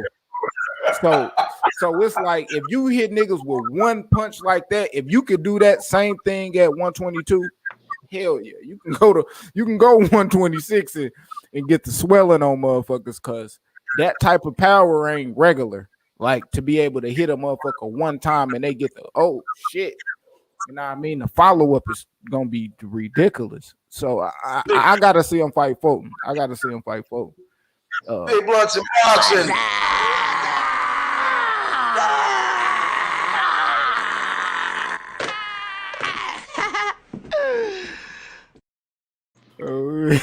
What's popping, my nigga? Hey, my nigga, Big Blunts. What's good with you, bro? Khaled on me. That Oshiki Ray Vargas on me. I'm gonna look at them tickets. I ain't gonna lie, man. I had to crunch my numbers and shit. You know they you know what I mean, went up on rent a little bit. You know, and you know we looking for a little crib. So I'm gonna crunch them numbers, man, and we gonna see what's up with them tickets. Matter of fact, I'm gonna look them up. Shit's right. Look up them tickets right now. Oshiki Foster, Ray Vargas in San Antonio, my nigga.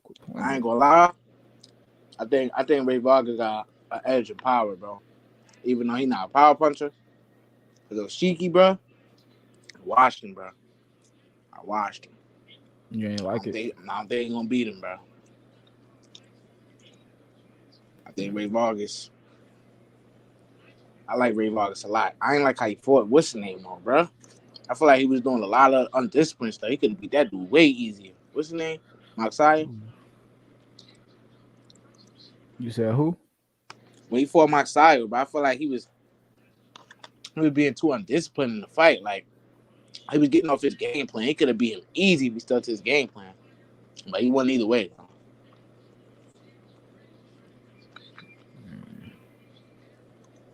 Oh. Who coming up now? Looks familiar. I don't know them dudes. Kind of looks familiar. At one dude, I just see Ronnie, and I think I know who it is.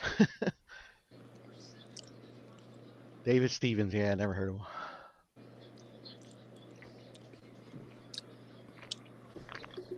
His last name Stevens. He got a beard. You know what that means? He might be laid to Kurt Stevens. Man. You never know. He might be like looking at the camera like, ooh. I'll never forget that fucking the way he looked. I think that was the second Triple G knockdown. He's like, oh my god, who the fuck is this guy? I see him the other day at Chris Cobra gym. Oh yeah. Be in there. Cool. What you went up there Saturday? I heard Chris Colbert. I seen him talking shit to some nigga he fought, talking about he wanted that fade on Saturday. Yeah, he be at the amateur fights and stuff, just trying to get attention and stuff. You know, they gonna. Is he retired? X? Well, I don't know. Because like he was like one of the fighters I had my eye on and shit. You know, he lost to fucking Hector Garcia and he don't fucking fight no more. Yeah, I don't know what he got going on. Okay, man. What's going on here? All right, we gonna see, man. Yeah, I'm most definitely gonna pull up to that fight. It's just a couple of days before Valentine's Day, man. So you know, I gotta get something else to smooth that shit over with wifey, man. I just take her with me at Q, man. It's just easy for me. I like, want to go to a fight? She's all right, cool, fuck it, man. You're like, I want to go to that shit. I mean, she'll go, but see, we got the kids, so I don't want to. I ain't bringing the kids to the fight. You know what I mean? So yeah, that's a tough one. I got sisters, so that's why I usually do that. That one, you know? Yeah, man. Yeah, I feel you. Yeah, so we gonna play the crib, man. Huh? Crib. You know what I'm saying? Valentine's Day. Man, that's what I usually do, man. I play that casa. That's where I stay, man. You know, it's safe there. I hear you. Yeah, man. I actually can't wait till my kid gets old enough to go with me to the fights. You know, because I'm gonna take her. Exactly. Is that were old enough to stay at the crib by themselves. You know what I mean? Shit, Boom. but a couple hours. As if she You know wants what to I mean? go. Yeah, if she's old enough, yeah, she just chill at the house. You know. Yeah, man, get them likes up, man. Goddamn, go ahead, Stone Cold Stunner that motherfucking like button, man. Y'all already know, man. I never really liked you much anyway.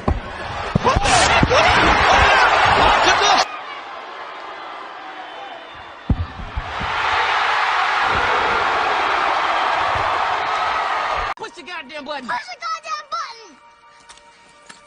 You heard what she said.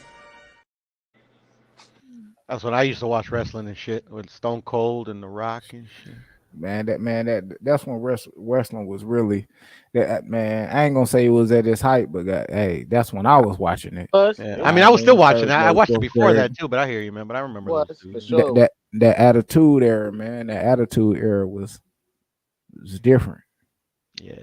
It was different. It's not for the faint hearted. I ain't gonna lie, motherfucker watch that shit back in the day. You be like, man, they racist. Basketball was different. Wrestling was different. Football was different. All that shit. Everything is different though back in the day, man. Like everything's racist, to be honest. Like there's a lot of things that was going on just like in the early 2000s that's considered racist nowadays. Yeah, undertone. You know what I mean? White chicks could have never been made. You know, The Boondocks. half That fucking shit Chris was- Rock's jokes. That shit would have been canceled. Yeah, Chris Rock wouldn't even had no HBO specials. Nope. And that was when he was like on this shit. I ain't gonna lie. I remember Chris Rock. He was like before Dave Chappelle. You know what I mean? Before niggas was thinking Dave Chappelle was shit. Chris Rock had. See, that's what I'm saying. You will really have to like really been really into like that comedy, because that's type of comedy Chris Rock had. You gotta listen to it. He got that type of comedy like Dave Chappelle, kind of like that. You got people like Kevin Hart type of comedy. You know what I mean? You get it real quick, kind of goofy shit. You know, Mike Epps type. You know, goofy. But then you got people that kind of like it's like real life, and they bring that funny shit, you know, back around. That was like Chris Rock. Man, Q, that's what I was telling Mark the other night, bro. This guy was trying to tell me that, like, oh, no, Dave Chappelle is not, he's different. Man, Dave Chappelle, literally, Chris Rock was Dave Chappelle before Dave Chappelle. Anybody knew who the fuck he was. But, you know, if you know, you know. If you know, you know. But a lot of people ain't had HBO back then. You know what I mean? But neither did I, bro. But I mean, yeah, well, but he had them HBO. If you had the bootleg shit, exactly. If you had the bootleg, you seen it. Facts. Yeah, if you had the bootleg, you seen the shit. Or like the black box at my homie's house, you know. Bro, 5'11", bro. He looks short like that. 5'11". God damn, I thought he like 5'2". Yeah, because you're probably like 6'3", bro. You think 5'11" is like fucking. Buddy McGirt. I'm 5'8". I'm 5'9". You know, 5'11" to me is fucking tall. Like, Buddy McGirt look like my step pop. Light skinned nigga with an all gray beard. I think I got the shortest out of my mom's side of the family because there's a lot of tall motherfuckers on my mom's side. Shit, I ain't gonna lie. I'm the shortest out of my brothers, and I'm the oldest. I'm 6 foot, and then my brother right under me, he like 6'2", 6'3", and then my other brother, he like 6'2", 6'3". They like yep, bigger. I win already. I know who's gonna win. Who you think gonna win? I know Blue. He gonna win. Blue. Who is that? Hempstead. He looks a lot looser. I'll say that. Yeah, I got him. I got him for a UD. And just because I'm a contrarian, I'm gonna go with Brown. He gonna win by knockout, 3rd round. No, you. Not just because I'm a dick like that. You on your smoke shit? That's what Smoke like to do. Smoke debate for some shit. I really believe he don't even care for it. I was on this channel early today. Smoke was trying to talk about why didn't anybody press for a Keith Thurman fight. I'm like, what? Like why didn't Virgil or Stanley on this want to fight Keith Thurman? I'm like, what the fuck, nigga? Keith. You know what I mean? I'm That's like, a good question, though, man. Come on, that's a good name on the resume. That is man, bro. But when we talking about right now in the state of boxing, is you thinking about a fucking Keith Thurman? Like, if I'm getting a shot to the belts, and I don't need Keith Thurman to get a shot at the belts. Why I mean, like, because you ain't getting a shot at the belts without fighting Keith Thurman, so might as well fight him. I mean, but he is though. Virgil fighting Stanionis, and he getting a shot at the belt. uh, Yeah, but the belt uh, that matters though, that like that the consensus say it matters. Like I wouldn't say it's a bad fight. I love Virgil versus Staniotis. That's to me. That's what you're supposed to do. if Two of the contenders supposed to fight. To knock one down. but Move it up. if this one belt is gonna lead me to all three of them, then what? Like if the WBO if I beat Earl, I get the other two. Then it don't. You know what I Yeah, but mean? Earl ain't gonna fight Boots or Stanionis Okay. or Virgil or any of them. All But right. So say he don't. He's still gonna get the WBA. You know what I mean? When that bitch become vacant. yeah, but I would still like to make some money off of Keith Thurman. Even if I do lose, bro, you lost to a guy that only has one Yeah, loss, and to the Oh, legend. okay. So right now, you got him on the. You know what I mean? Just the state of boxing was at Keith Thurman to be the guy you would be trying to. You know what I mean? Push to make a fight with instead of like Stanionis or Yeah, something like just that. because of the people people know Keith Thurman more than they know Stanionis, so it'll make more money. I think it'll sell more, and it's not the Keith Thurman that was a Keith Thurman once upon a time. It's not saying it's an easy Keith Thurman, but it's a Keith Thurman that's literally what was the last time he fought? Over a year. I mean, it's a winnable fight, but it still has enough. Like you could still sell it to somebody that's not halfway stupid. You get what I'm saying? You can sell it to somebody like, oh, okay, I get what they're doing here, Yeah, and it's still good experience. It's still a fucking experience. I don't care what anybody I thinks. mean, It's still good experience. I agree. I agree with y'all on the point of Thurman. He do got the name if he get the Thurman, but when I'm just looking at 147 right now, and I'm just looking at me getting a belt. Oh, buddy. I'm a contender coming up from a prospect trying to get a belt. You know what I mean? I'm probably not gonna get a shot at all the belts with Earl. Thurman really not active. I really don't. I mean, I don't know if you know what I mean. Golden Boy or Oscar really was asking like, okay, what's up with Thurman? It just looked like they straight sanctioning body to, you know what I mean, try to get the belt. Yeah. You know that Well, he not really matchmaking on promotion to, move to get it like he is with Ryan. Like Ryan, he wants to tank it.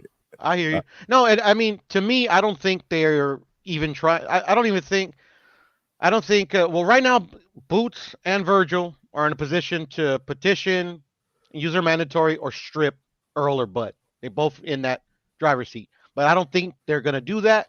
I think Errol and Bud knows that. I think everybody, all parties concerned, know that. I think they're just waiting for them to vacate these titles whenever they like literally either the fans pressure them or they're just literally like, we gotta fucking we're gonna look bad if we don't fucking tell these guys to fight. Yeah, I don't think they're looking to fight each other, to be honest. I think they're just gonna probably fight. I do think Boots, Virgil, Stanionis, even Butayev, Alexis Rocha, even Speedy Rashidi. I think they're all going to be contenders for when they do vacate those titles. Where do you think they're going to get their best work at? Who?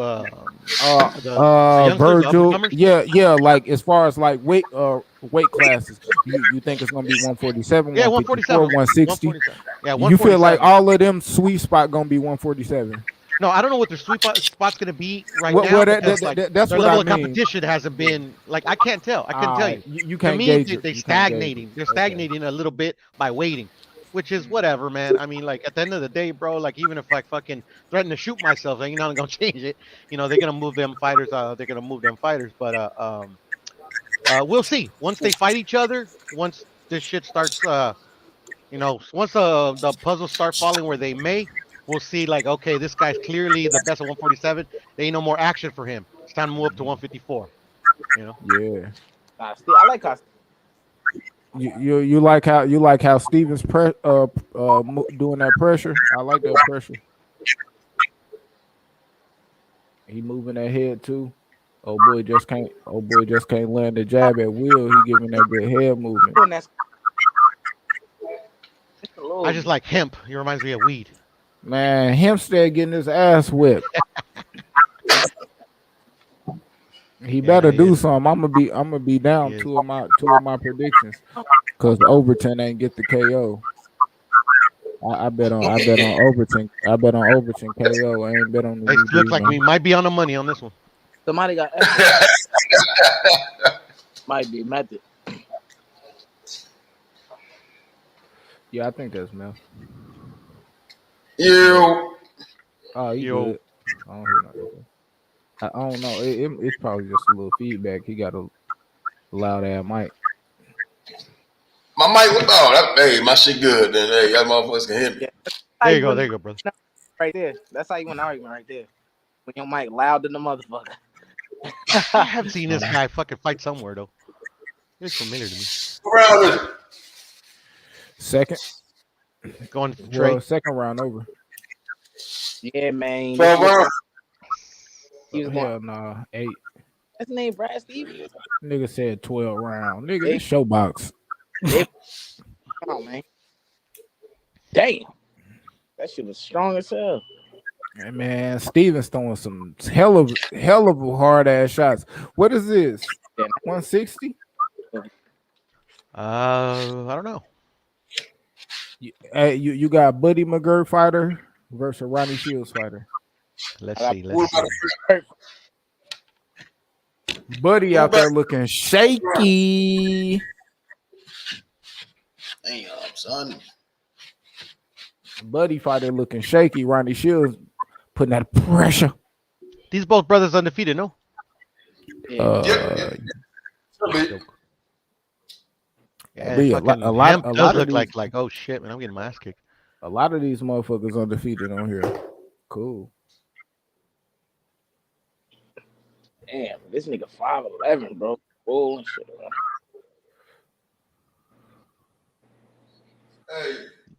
I see what you saw, X. From the get go.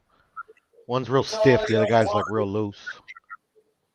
There's pencils rolling there. Meth, where you? That nigga Meth in the other room. Yeah, right. Yeah. No. Oh, what the fuck? Step away.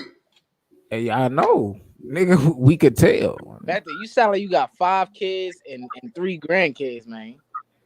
I'm on that. Hey, shit, I'm trying to get 7 Nigga kids. called you a great uncle grandpa. Nigga. I want 6 sons. Dang. I just want one. I'm good with that. But you got all girls. I just got one girl working on the boy. Yeah, you ain't that. That's like a raffle. That's like a raffle. You put 6 tickets in, it enhances your chance. You have 5, 6 kids. One of them. Yeah, my dad he quit having trying to have a boy. I was his only boy and shit. He had 3 girls. He's like, fuck, man, I'm done. 6 years later, he's like, fuck it. Oh, he's gonna be a girl, but oh shit, you got lucky in the last one. Yeah, bro, about to get stopped. Hold up. Yeah, bro, finna get stopped. Ugh, Watch my next 2 kids be girls and shit. Be just like my daddy. Slumpy.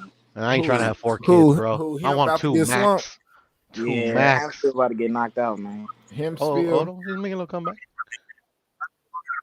Yeah, I ain't gonna lie. He ain't, man. The power not respected.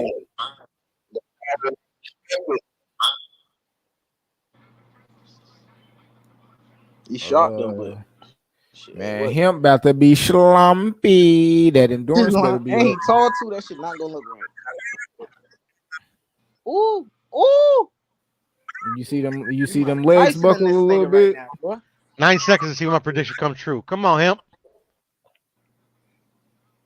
See, that was me in the Harry fight. What, him getting knocked out? I was like, come on, Harry. You get his ass beat. Me and Matt the chair the nigga up. Come on, Harry.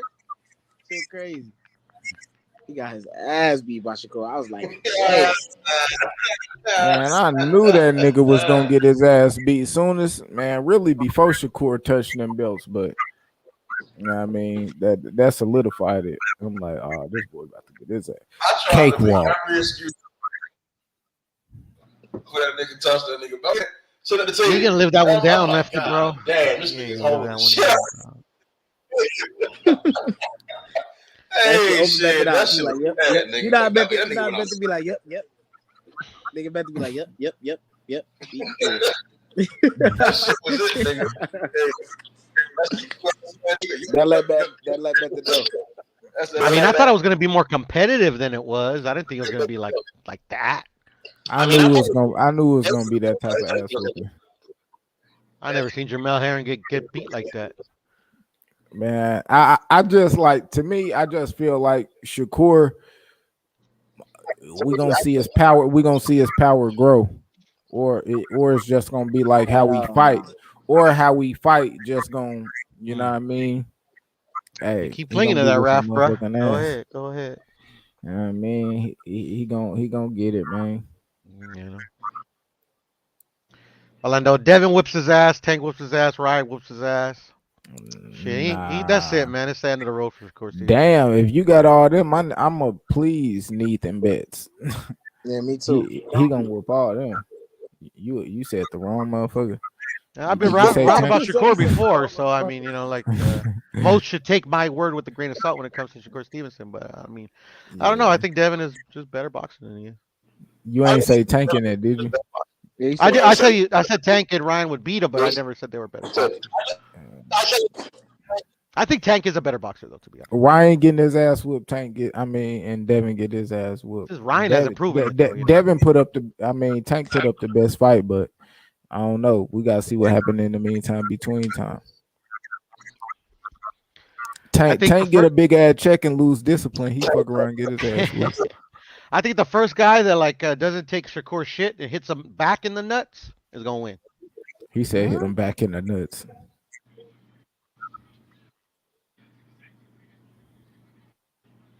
Man, Hempstead got to stand right there, and when he missed, send that shit back.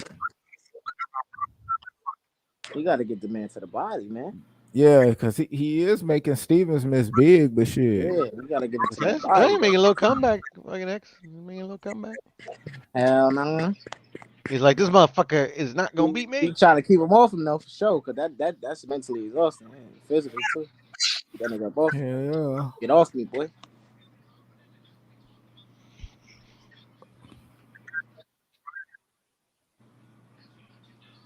My shit lagging, man. Damn. I'm watching on a fucking app. He lucky he's 6'1". He would have been knocked out, bro. Every time he drop his hands, bro, he almost getting caught. You know, it reminds me of that one dude, Chris, what's his name? Not Colbert. No, he used to fight Mayweather fighter. Chris Coughlin is his name. Oh, 168 pounder. Like his mom trains him, I think. No, Dennis Douglas. That's who he reminds me of. Dennis Douglas, mom is yeah, he reminds me of him. His facial expressions when he fights. Oh yeah, Africa was supposed to spar Dennis Douglas. Dennis Douglas was talking shit. Q. I don't know if that should ever happen. He said he'll come and spar Tank in Africa. I don't know if that should ever happen. Though. They was on live talking shit. Say, yeah, I'm coming to DC. We gonna spar you. Like, all right. Oh shit. He said he won Tank first, then he won. He said he won Tank first, then he wanted Africa in the sparring. Now that was dumb. I ain't gonna lie. I ain't gonna lie. Mama's boy, right? You said what? Mama's boy Douglas, right? Yeah, Mama's boy. Yeah, I think that's his nickname. Yeah. Oh. That's a crazy boxer, man.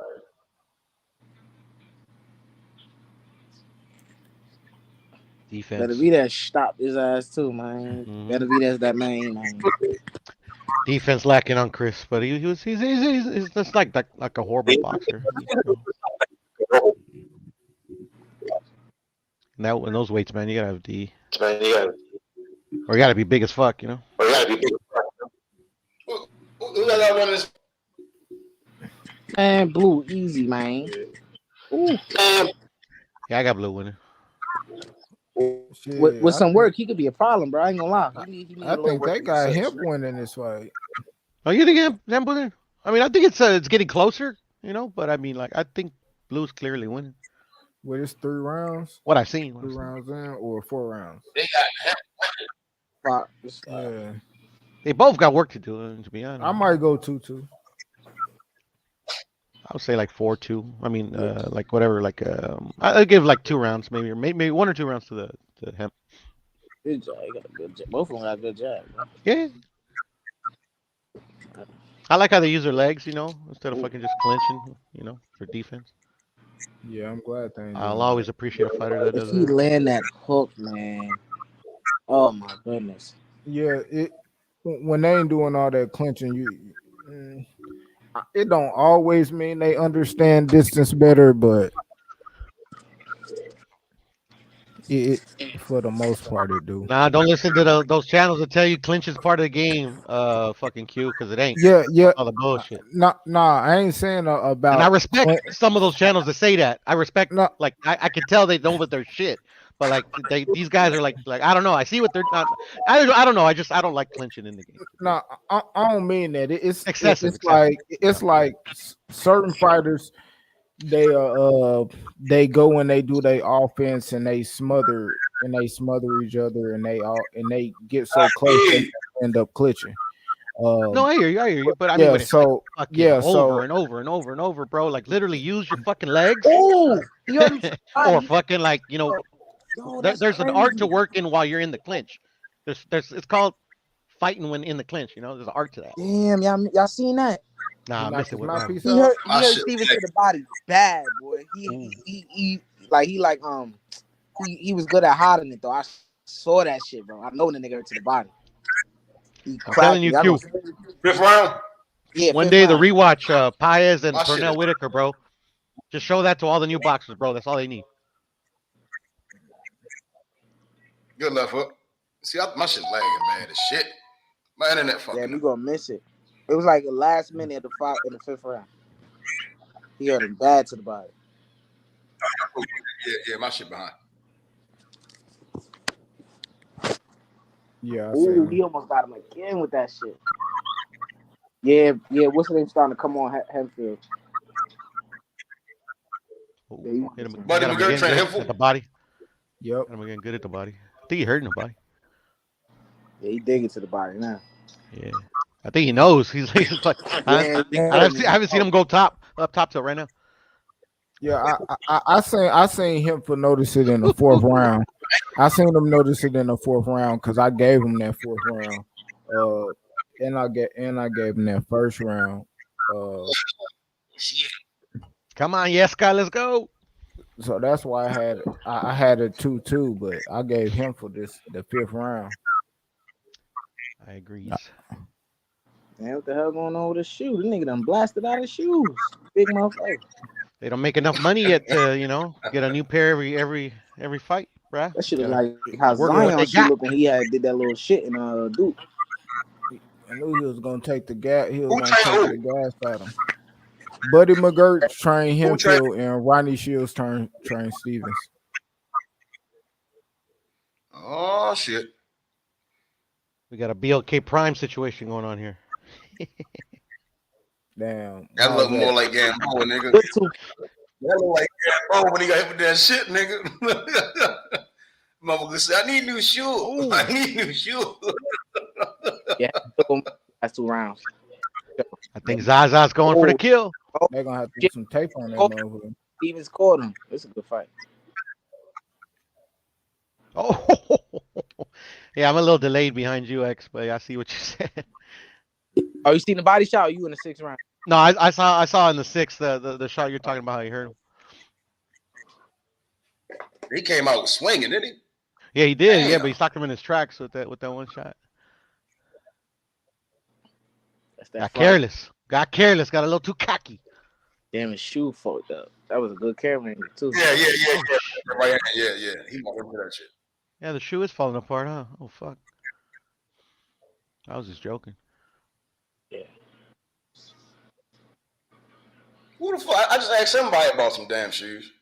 Shit, don't get them shits. Right. What, the Nikes? But I got a pair of them shits. I ain't gonna lie, but they neon, yeah. Them shits Air hold up Force pretty Buds, well. I don't know as they what call he was them. doing in them shoes. He's probably running in them motherfuckers. That's what it do it to those. And the Nike Air Force Buds. Only last half a fight. Bud be wearing some ugly Everlast shit, man. Yeah, he needs to go to fucking He Under wear the Armour or shoes. something. Hey, I seen Bud in some Mexican Jordans, man. I shunted to kill. I mean, with all his like Nigga said I vaunted something punching to power, kill. he needs to fucking fighting Reyes gloves. I ain't gonna Yeah, lie. Bud ain't no type of drip though. He has, even though that Gucci shit, you know, that shit looked at the You like got to put old nigga. Wow. He was wearing them Devin picture. Blue's It just coming don't back. look like shit that I don't know, bro. He look like an old nigga. He's on the wrong pocket. He keep Nigga, dropping that right Bud hand. don't know how to dress. Nigga from Nebraska, bro. Yeah, he don't know how to dress. Oh my god. He said a nigga from Nebraska, bro. I ain't gonna lie, he have his Nigga days ain't got sometimes. no We put that Damn. shit on. He be having his days sometimes. We put that shit on, but probably because Man, Shakur be giving tips like, "Yo, Bud, like, don't do Man, that, man." Shakur ain't giving that nigga no tips. That Bud the freshest when you wear a plain white tee. that nigga be bullshit with the drip. Nice little scrap Oh right yeah, now. this nigga's really tired, bro. All it's gonna take is Oh, go to the body for Hempfield. If he go to that body, Damn, bro. Hanfield he's needs to really just. tired. Oh, He need to go he to the hit that body. nigga with some big shit. see, that's how you work out of a goddamn clinch. Yeah, he's really tired, bro. Which one? Yeah. Stevens. Hempfield need to go to his body If in a him, big way, bro. Made a little rally, man. I need to see him throw a left hook. I like this fight. I like these fighters. Yeah, it's a good little scrap. Stevens keeps dropping his hand. You know, they far from finished, but See, you know, he's they're out good little fighters. And of course, it's gonna be like the two of like the you know the OGs of the coaches. You know, Mm-hmm. the last ones left and shit. Ooh, damn, he hit him in the mouth with that. Yeah, he can end that motherfucker now, though. Yeah, Calm the fuck down. Ooh, that was a good shot. Yeah, he's supposed to drop him with that. His power ain't that. He's He supposed to drop him digging. with that.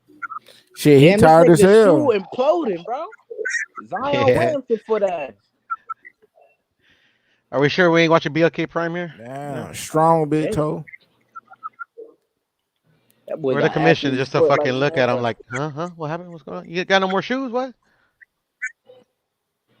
Shit. Bursting out his goddamn shoe, boy. That's how you got to get it, That's bro. a cornbread fed nigga right there, boy. Big old boy. I mean, why don't they tape it up though? That's not the whole thing. They probably ain't even got no damn tape. Yeah, right. Shit. Dang. He'll be all right. He'll be all right. Yeah, right. He Seven ain't gonna rounds. kick him to victory. He ain't gonna kick him to victory. Fuck that shoe. I mean, you might as well go barefoot. Brought the rub off them motherfuckers. That's a good story for like the grandkids and shit. Yeah, when I was Good coming job. up, fucking I beat this fool's ass with one shoe. Yeah, man. I was looking at a picture of these two fighters, and they actually fought barefoot in the rain. Boxing. Hell yeah. I want to say the fight was like from the 60s or something. Man, them motherfuckers came from nothing, man. Cornflakes and water.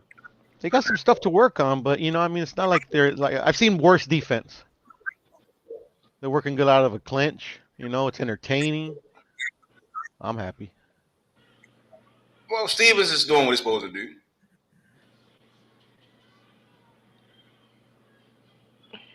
Who fight tomorrow? Chris Eubank. Chris Eubank. Chris Jesus. Eubank. Is it 160? Is it Jones, 160? Roy Jones the second, bro. Yeah. If You he's guys are, going to ring doing middleweight? that Roy Jones shit, bro, I'm alive. Facts. I'm alive, bro. That's a good ass fight. Who you That's got? like, look, if you trying to fight like Roy Jones in 2023, that's equivalent to a dude in the early 2000s trying to fight like Muhammad Ali, bro. Hey, facts. Hey, he been doing that shit, bro. This nigga's now trying to fight like Ali. If you try to fight like any of these three, bro, I think you goofy, bro. If you try to fight like Mike Tyson, Muhammad Ali, or Roy Jones, you can't do it. It's just that's what made them special. It's just you can't imitate that, bro. I think niggas goofy for trying to fight like Floyd. It's a lot of niggas doing that. I ain't gonna lie. It's a lot of niggas. That's why the fuck out. But Floyd wasn't the first to do it. Floyd definitely wasn't the first to do it and master it. So that's probably a majority of motherfuckers who try to fight like Floyd be getting their ass knocked I disagree. I think Floyd Floyd mastered it, but I hear you. No, I'm saying that's I'm saying it's a lot of other guys who mastered it too. James Tony mastered it for sure. Yeah. I mean, that's what I figured you were referring to X, but yeah, I hear you. I agree. Floyd got his own like certain style, right? Whereas though, like he's fundamentally one of the best fighters I've seen. Like he can go to the high guard, go to that traditional orthodox stance, go to that shell. That you know what I mean. He can transition into both from offense and defense. And you know what I mean. Them niggas can't do that. A lot of niggas don't even have the orthodox stance set. You see what I'm saying? You know, they can't fight out a traditional stance, and then or a high guard. For sure. Just wanna go. For sure. Yeah.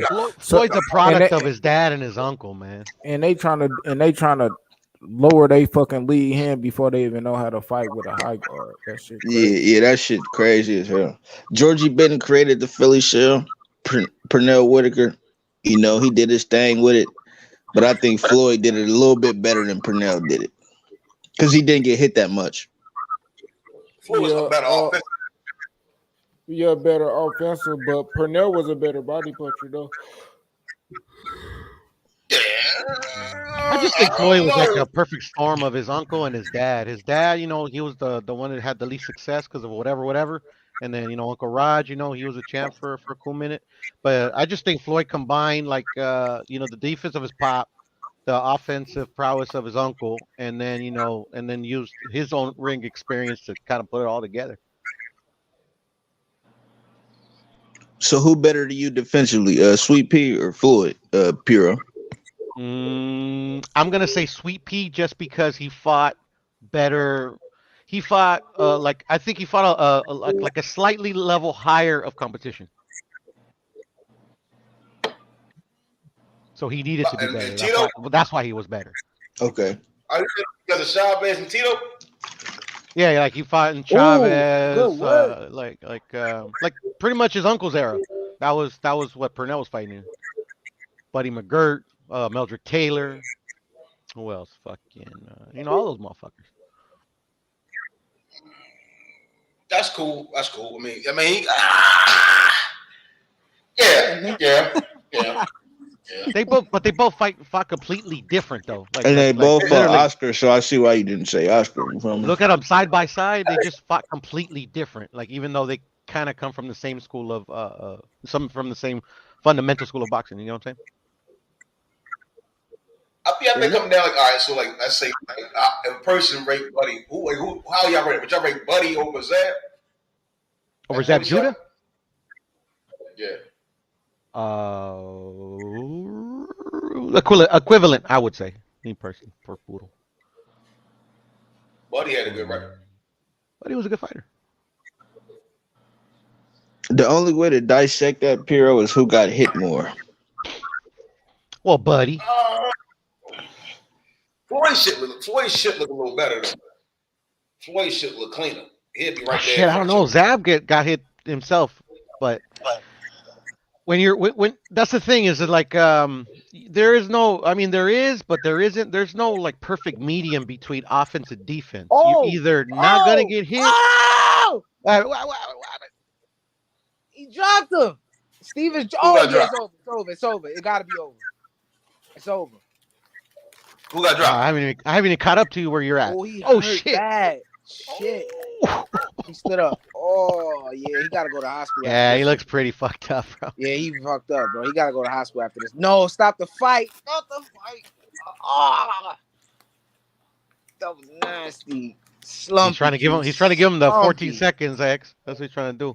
Yeah, he gotta go to the hospital after that knockout. That's a bad knockout. He's trying to just let him finish. Oh. Stevens run. Oh yeah, he stopped it. Yeah, that's over, bro. That was he gotta go to hospital, bro. Yeah, he was just trying to give him the last seconds, bro. I mean, like, there's both arguments like they could be made. Like he should have just Damn. stopped it right then and there, but he was trying to give him the benefit. That last punch could take years off your life. Yeah, he could have killed him. To be honest, yeah, Was it the right hand?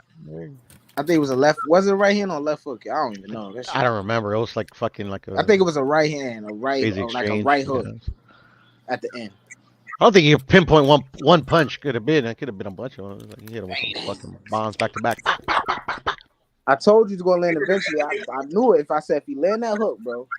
Damn. Oh well. Yeah, he was fight. He was gonna lose on the cards too, bro. Right fight. Steve was gonna lose. He needed that. These are 160s. Okay, this guy Stevens, he's the next Marvin Hagler. Yeah. He gonna beat Triple G easy. He'll beat him right now. Slumpy. Damn. No, it was a good fight. Man, that was a good ass fight, bro. What the fuck? He got so that shit was better than Triple G and Canelo for sure. World Combat was popping with you, World Combat. Bruce Gas, salute. Billy Zoe, salute.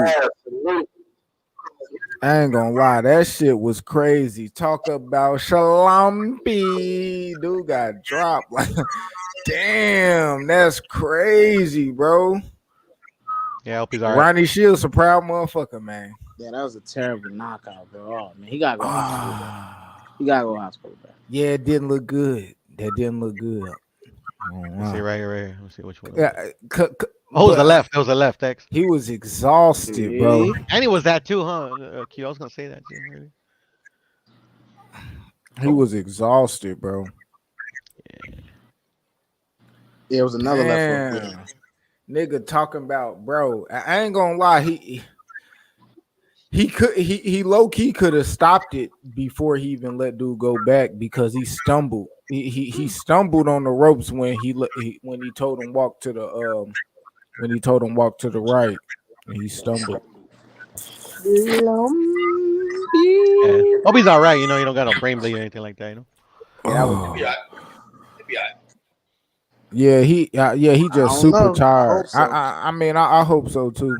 Yeah, I hope for the best. He didn't get hit with a lot of shots. He was. I know he was tired as shit. He been tired since the 5th round, 6th round for sure. Noticeably tired. Like right there when he stumbled before he wiped his gloves off. Man. Yeah. Damn, he couldn't even run. I would have took off running. Took out running to the next panel, my nigga. Damn, this nigga a robot, bro. He emotional. That nigga got slumped. That nigga couldn't. Q? What? That nigga don't crack a smile or nothing, boy. I seen him on the interview shit like before the fight started. He was like this nigga. Who? Stevens?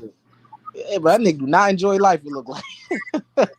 Man, that's all I like to see my fighters. To be honest, bro, when they're young, bro, fucking never smile. Fuck all that. I bet he do now. Hate the world and shit until they fucking yeah, do that something. Shit nice. I ain't gonna lie. Damn. It's tough. I gotta see this shit. Hold up. That's how I'm gonna do method if we spar, bro. Hit that nigga with that left foot, boy. Hey. Man, you'll be method with one hand tied behind your back. That overhand right was nasty, bro. Slumpy. Me, the whole panel whipped my ass, bro. I ain't trying to get in the ring. I'm good. Nah, you definitely got a chance to get method, bro. I give you a chance. Nah, I'm good. You said you definitely got a chance. I told YB and my homie Mark that if they ever got that shit where they all say they want to have like a little fight. No, that's the body shot. Ooh, I'll fight in their very first fight. I don't give a fuck, I ain't gonna look good, but fuck it, man. Just to support them. Yo, let me know if you see that body shot, man. You watching? They've shown the replay yet? I'm trying to get it back up. My phone keep dying. This boy tough, boy. That body shot should have put him down, bro. He got hurt again to the body too. Man. X is young. Crucial. Fucking Method is getting there. I don't know if Q's already there, but man, there's gonna be a time in your life where you realize that fighting That is nigga not Q gonna made get. Hey, for if like I ever get 40-year-old and up dudes. hey, hey, hey, if we ever get, I'm a beat Q body, nigga. That nigga smoke weed, nigga. Nigga gonna gas first round, nigga. Leave the That fighting to the Hey, young, hey, bro, hey, especially hey, the hey, hey, that boxers. wait, nigga gonna wait, run. wait, Hey, wait, hey, I'm, wait, time out. Don't do that, man, because you I'm smoke them squares, bro. on me. I'm gonna run his ass into. I'm trying to run that nigga to a smooth ass uppercut. No cap, nigga. Left hook uppercut, nigga. On me. I'm trying to slide. I'm gonna slide your You little smoke ass. squares, man. Come on, stop it, bro. But I'm y'all gonna want to fuck with slide. me like in a street fight, bro? Hey, I fuck Hey, all I'm gonna y'all up, slide bro. that nigga belt.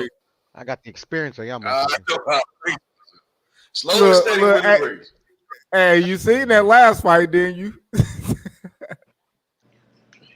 Oh shit.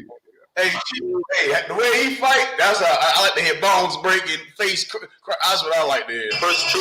Oh shit! Hold on. What? They don't let me go back on the Hold Showtime. up. Let me see. Who's that guy's name? Dewey The LaRosa. guy that's talking to him? Talking to who? Talking to Stevens?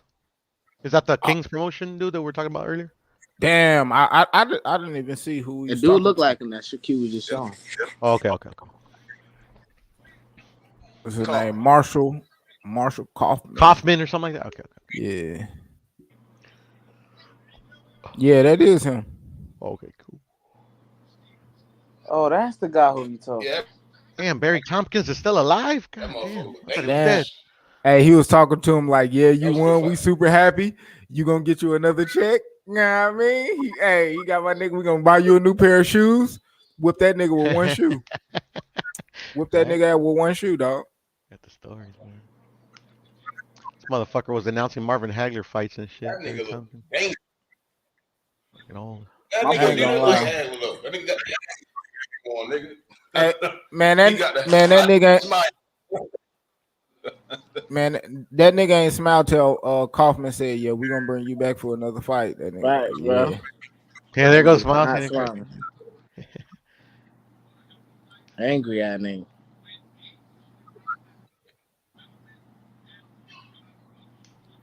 Yeah. Robot at nigga. That boy old as hell. Yeah, Tompkins. Yeah, he's been around for a minute. I actually still remember the first time I ever heard his voice was on Rocky IV. What the hell they got? What's his name? Brian Kenny ass sitting at. What the hell they put him on the show? Well, yeah. Funny ass name. No. Damn. He's in clown college, I think. I ain't gonna lie. Them boys be disappointed, bro. Damn, boy. Damn, him Phil got your ass slid KO, bro. Wow. They showing highlights again. Nah. I just seen him and old boy talking though. Ooh, if that right hand landed. You better put that shit on that nigga Instagram page, man. Damn, that left foot Put that shit on something, gram, something. That was the last fight of the night, fellas? Hell no. Oh, okay. Yeah. That was the second fight. That left foot right to the brain, bro. I think it's 2 more fights. Just making sure. Yeah, like I've always liked Showbox, man. They usually, put on like good cards. Matter of fact, was this the last fight? I thought it was 2 more. Yeah. Oh, that was the last one? My shit cut off. Yeah, that's it. The fucking box rack up. Damn, I can't even see the knockout. Hey, that bitch. Damn, I just want to see the knockout. Yeah, I'd have to wait for the replay the West. Nah, they gonna replay it. They gonna replay it again. Well, you gonna miss it. Yeah, I think that was the last fight of the night there. You. All right, there we go. I see Gonzalez, Morales, 4-rounder. All right. If I missed anybody I wanted to watch. No, not really.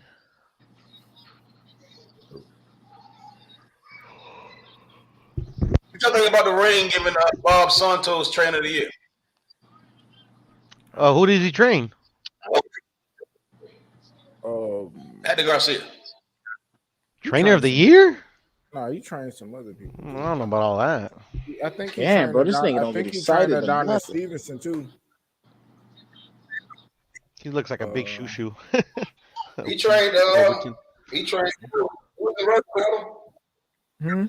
Was he Rolly Corner? Yeah, he's a Rolly Corner, I think. Oh, that was the last fight, I think, bro. Yeah, Rolly lost his last 3 fights. Rolly is the GOAT, man. Rolly knocked out everybody at 140, man. Stop it, man. He thinks it, or at least he might trick himself into thinking it.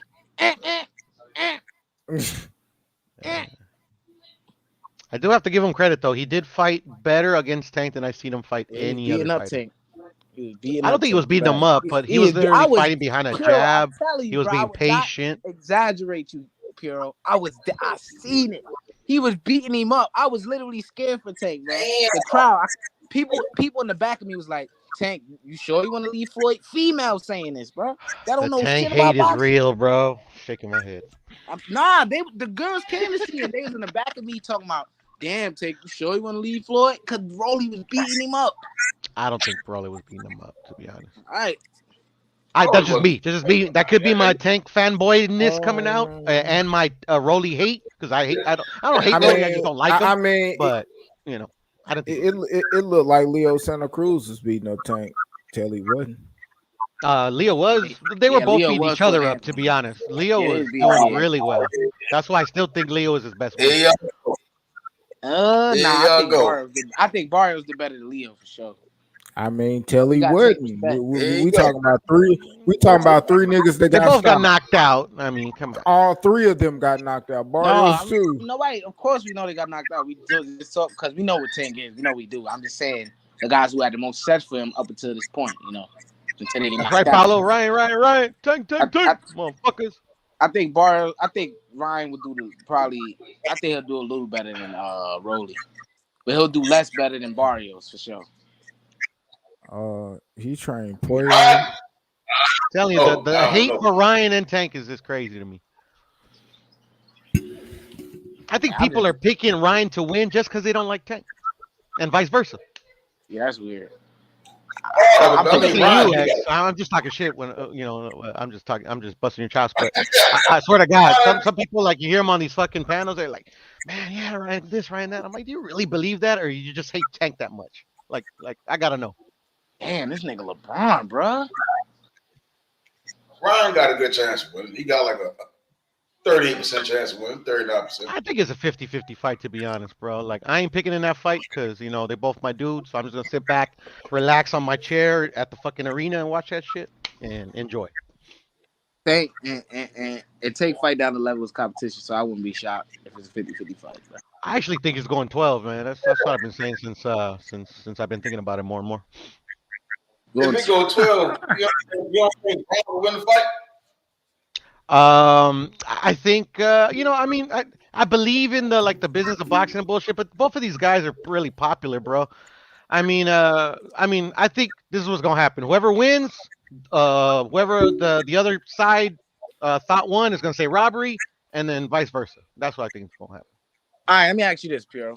Somebody's gonna cry robbery. That's what I think is gonna happen. It was a fucking robbery. Did you see that shit? You know, with a low blow. You see that shit? It's like, fuck that. Let me ask you this, bro. If your life depended on it, and you had to make the right choice, who you going with? If my life depended on it, right? I'd probably be dead because I don't know. Yeah, bro, don't do that.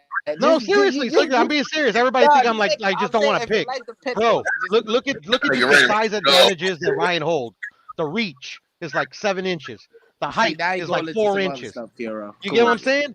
But then you got to take Tank into account that he knows he's been fighting bigger dudes his whole career. We know the more experienced of the two. It's hard to pick. I think Tank has shown that he got a better chin. Tank has shown that he has better fundamentals. Tank has also shown that he can go to deep waters and beat down like Ryan Garcia was when he got dropped and come back. Why do you think he's shown he's had a better chin than Ryan? Because he's faced better punchers to me.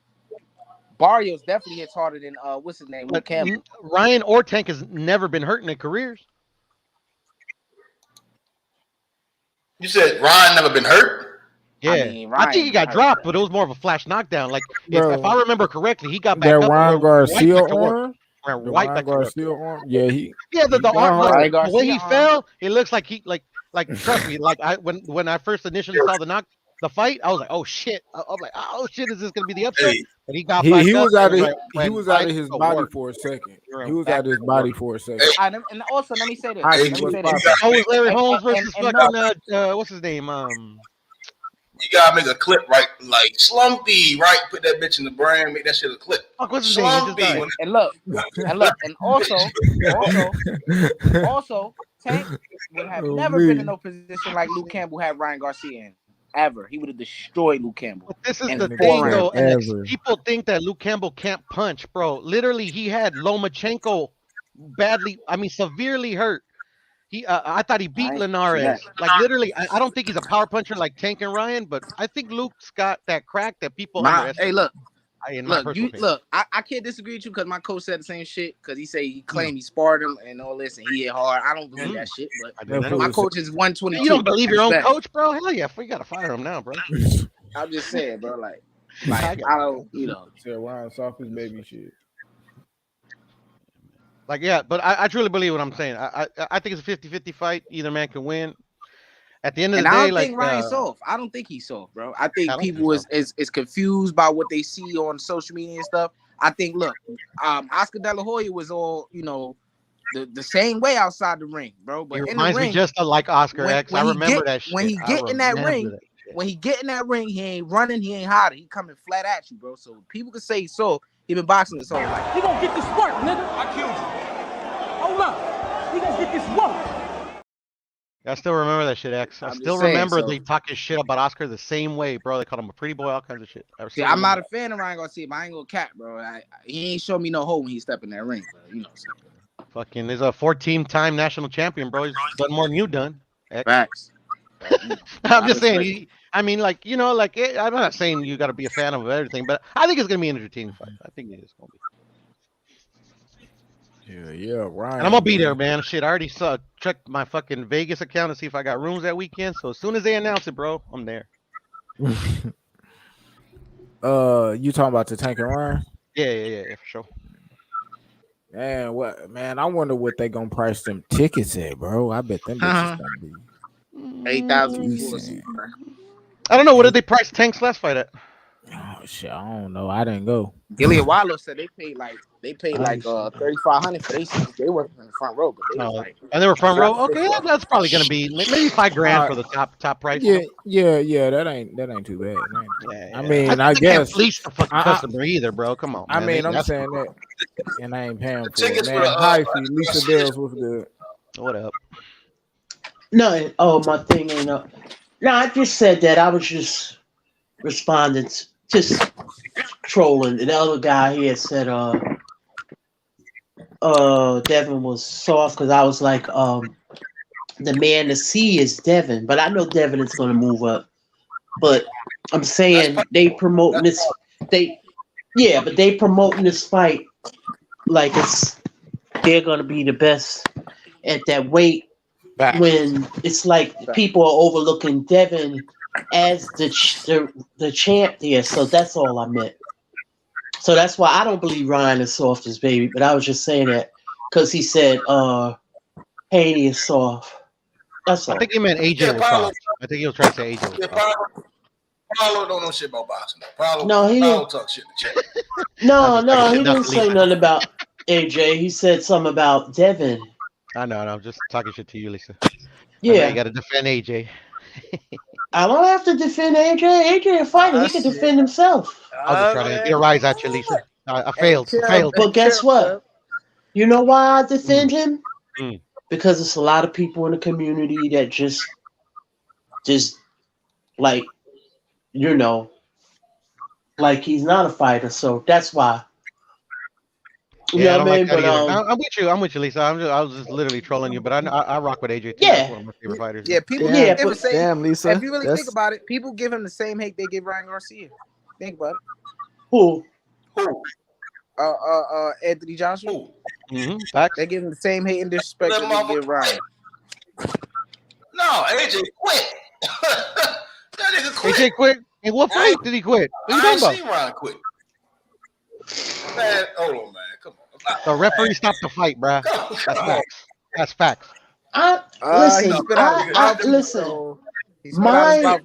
That nigga, I don't come on just to talk about AJ. I like to talk about boxing. So this had nothing to do with. I'm gonna get you, Puro, because this had nothing to do with AJ. I know, Lisa.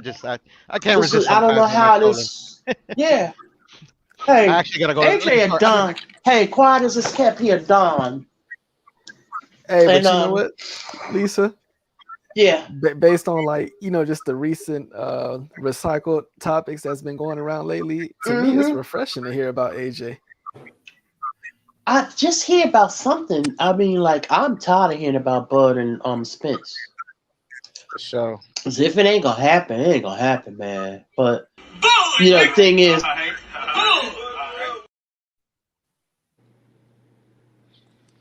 but the thing about Devin, I was like, it's like this man is the champ there, and he's like not being acknowledged.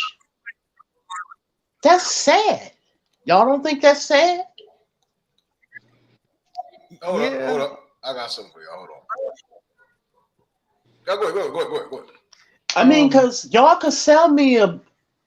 See, I've been a boxing fan for a while, so they're just selling us anything now. I just, not that Tank and Ryan are not good fighters. That's not what I'm saying. But yeah, I saw that. Yeah. Damn, Devin bud. getting big. Yo, bud. Give me a call, man. We gotta talk about what you be putting on, man. Come on, man. That nigga Canelo be coming out the Dolce Gabbana Canelo pajamas, be fly as man. shit. Don't lie. Canelo be fly as shit. Don't lie. This Bud, I don't know. Like, he got the brand on. You know what I'm saying? But it's like I don't know, bro. More That's a New Yorker. That's a New Yorker. I know athletic. That's New York all the way. Y'all fashion. Yeah, it's just I know how New Yorkers are. Especially from trust me, I know. Yeah, just real old fashioned for him. He an old soul anyway, but What's that Gucci he got on? Yeah, but that's the old vintage kind of wetsuit. You know what I'm saying? Yeah. That nigga ready to fight Gucci, man. That nigga got the Gucci on just to get some sparring in. Yeah. that nigga want to fight at all time. Yeah, Devin is he growing into here. Devin look 147. But I like that he what I love about Bud is he like mentors a lot of the young fighters. Like, he gets in there, and I think that's what keeps him young as well. He gets in there and spar with them. Like, I love that about him. And then he has a gym, in his city, and it's open to you know what I mean, like the people in the community. I love that about him. This shit is insane, bro. It's good. I can see what. Go ahead, man. What?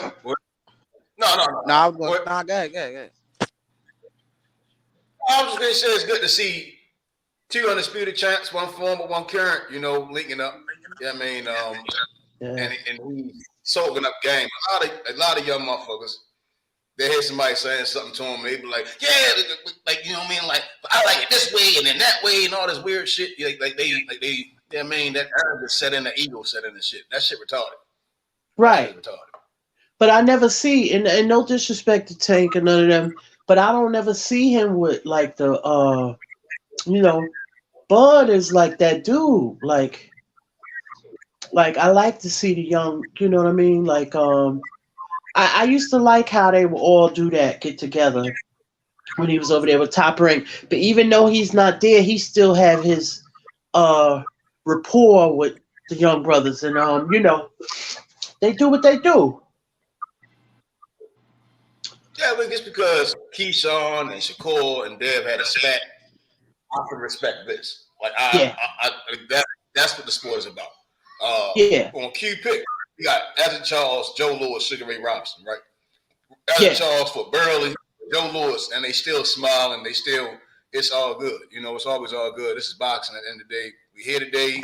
Boxing will always be there. Their career ain't built. They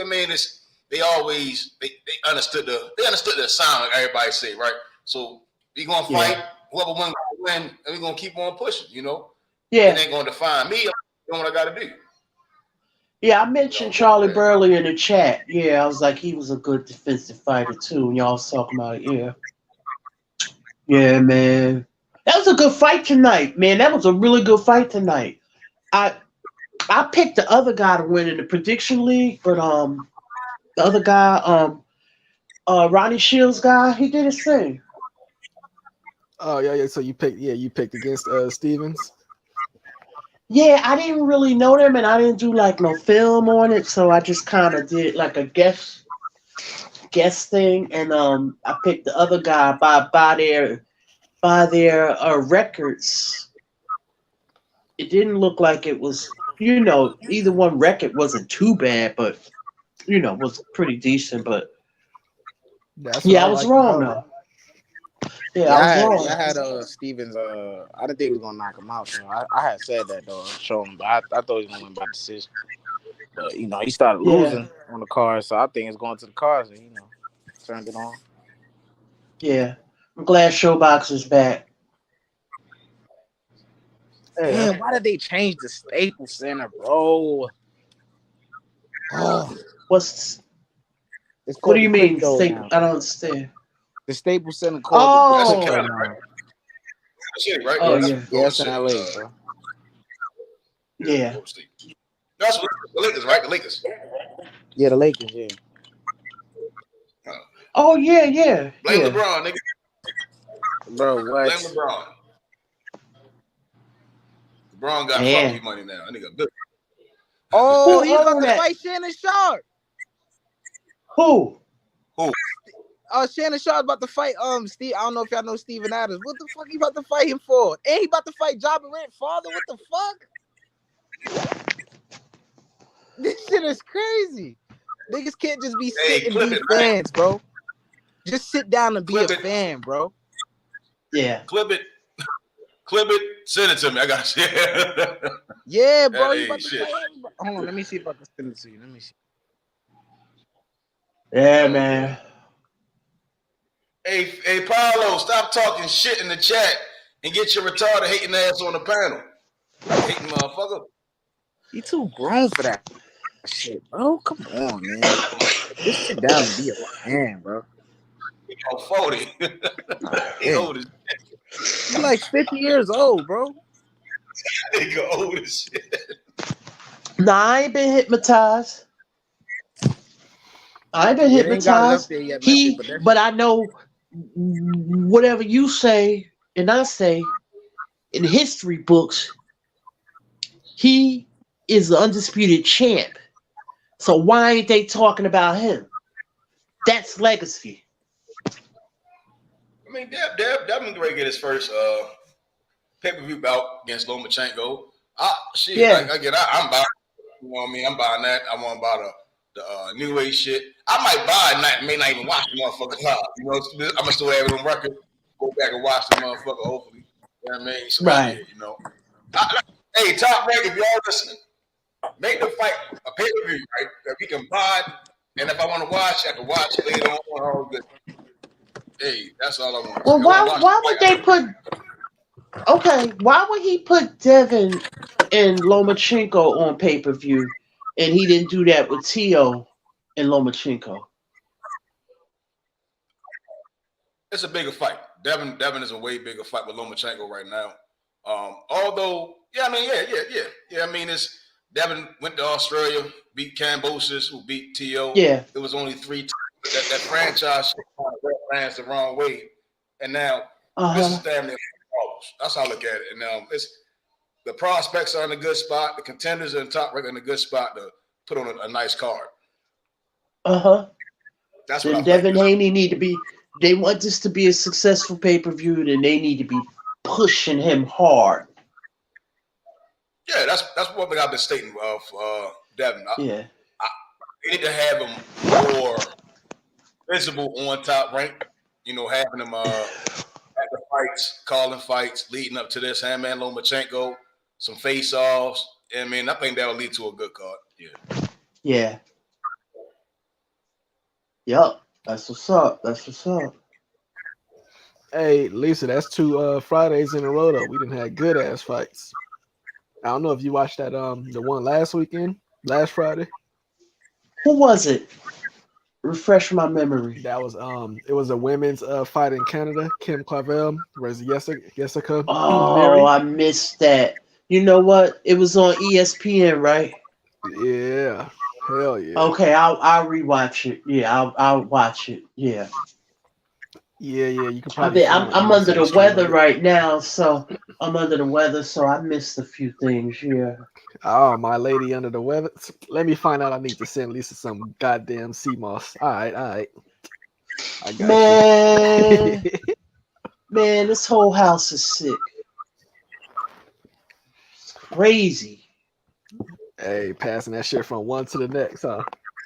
Yeah, I'm doing better now, but man, I was down. Man. I was down. Usually at night, sometimes I watch old fights if I'm bored or something. I couldn't do nothing. Shit, that's what I'm doing right now. Like, you know what I'm saying? If I'm ever at home chilling, talking to y'all, I always got like an old fight on. I gotta watch. But you know what I wound up? I came across Sammy the Bull, and when he was doing one of his trial things or whatever, when he was testifying, and he was talking strictly about boxing and about some of the corruption in boxing. I was like, damn. I came across that, yeah. I don't know if anybody ever saw it. The mob guy. The mob guy. Yeah. Yup, he was talking about all this stuff about boxing and this and that, and these fights that was probably fixed fights. I was like, damn. Yeah, I believe that. I believe a lot of fights were fixed. A lot, yeah. The Mafia. What's the movie? The Hands of Stone movie, Ray Arcel. They tried to keep him out of boxing. They said the same for Lotto. They tried to get him out of boxing because they said Ray Robinson, even the Mafia was trying to influence him. Shit, Jack, what's his name? Jake LaMotta, like all them guys. Like this, they control boxing. Jake LaMotta. Yeah. Yup. I was like, that was a good. I was like, yeah. But you know how you always hear stuff, but then to hear somebody like kind of confirm it, it's like, damn, yeah. Yup. Just a lot of shit, yeah. But it's like a different set of mob running stuff now, yeah. Yeah. I mean, the fights ain't as blatant as it was back in the day, where motherfucker get with some crazy shit, some soft shit, and fall the fuck out from out of. Score. Yeah, a lot of shit in Vegas don't adding up. Some guys supposed to win, and then they look. Yeah, I mean, I wouldn't say. Yeah. I think it's better, a little bit cleaned up more. Boxing's doing a good job with that, but you can tell it's still an influence around. Yeah. Yeah, man. Yeah, well, what happened? Athletic was talking about. I don't know. He probably was getting that clip of Shannon Sharp. Shannon Sharp was going to fight Steven Adams. And who gonna run up on Shannon Sharp? They better leave him alone, man. Damn, man. Leave that brother alone. Hit YouTube soon. You know what? Yeah. Whatever it was. Yeah, leave that brother alone, man. Yeah. Niggas be acting up all the time. Be acting up. I'm pretty sure every athlete got at least like one specific sports writer that they just want to slap up. Oh yeah. Hell yeah.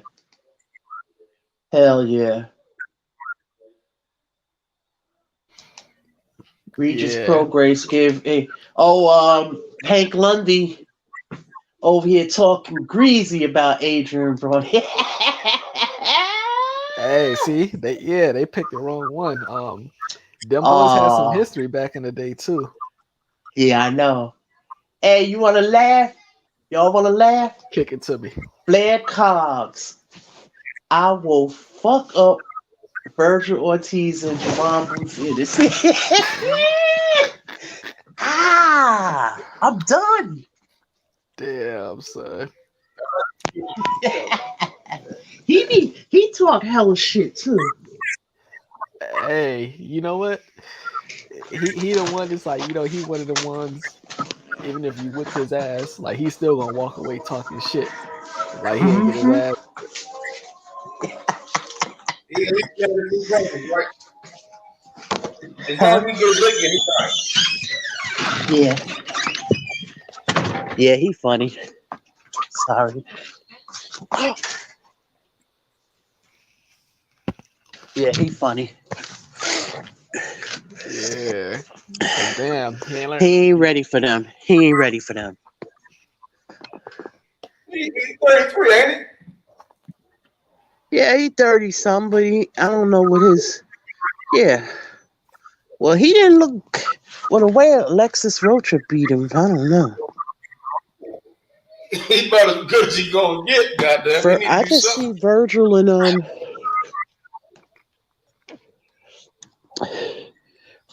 and Boots will put him in the grave. You know that. Hey, I still need to see it. That's a good Well, highlight. that's Not true. that motherfucker. Yeah. Yeah, that's true. That's true. I wouldn't pass up on knocking Blair Cobbs out if I was one of them. If I can get him in the ring, he gonna talk. I ain't even gotta worry about promoting the fight. He gonna do all the talking, and then he gonna do all the sleeping. Yeah. Hell yeah. Hey, that nigga fuck around here, make videos about you.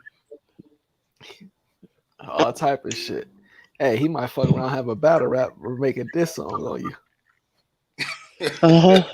I don't know who the biggest troll, him or Rolly. I like Rolly. Blair Cobbs. Blair Cobbs is a bigger troll. Hey, Rolly said last week that him and Ryan is fight his son. Like he's trolled so much. Like nobody believes nothing he say. He really might be serious. I think he's serious. That Damn. shit came from left. That shit came from left. He calling out, I want to fight. Errol, please. I like when he said something. He told the reporter like Javante Davis his big ass head. Hey, and then I can't even believe people give him an outlet. He said Devin Haney too ugly to beat him. Yeah, he said Bud was ugly. Somebody gonna roll up on him one day. And the Bud will definitely do it. Yeah, I ain't fond of trolls, but that's one little nigga I'll make an exception for. Yeah, definitely. I got you. Yeah, he funny. That nigga funny. Yeah. Now, what? How you feel about the brother who used to take that shit to another level some years ago? That Shannon the Cannon. Oh, he burnt now, ain't he? Yeah, he just finally died out. Yeah. Yeah, he took stuff to a whole nother level. When he was trolling one of the clinch lows. Yeah. On that paddleboard shit. Yeah. And didn't he spit on one of them? Yeah, he spit on Vladimir. Not Vitaly. He fought Vitaly. He spit on Vladimir, I think. I remember the lunch that he pulled up on him and he drunk his water. Yeah. Yeah, he was trying to get that fight. Yeah. Hey, Meth, you know about that? Yeah, Vladimir Vitaly beat his behind. But he was I mean, he had pop now, I ain't gonna lie. He did have pop.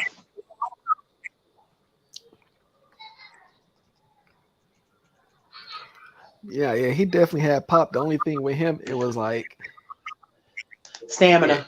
Yeah, stamina. I mean, shit, his stamina might be worse than Dillian White. Like if he didn't get you within those like 3 or 4 rounds, it was over for him. He had asthma or something I had read. He had asthma. Yeah, he did have asthma. So I guess I Mike give him Tyson too. That's why Mike was trying to get you up out of there early. But that was when Mike was a complete killer.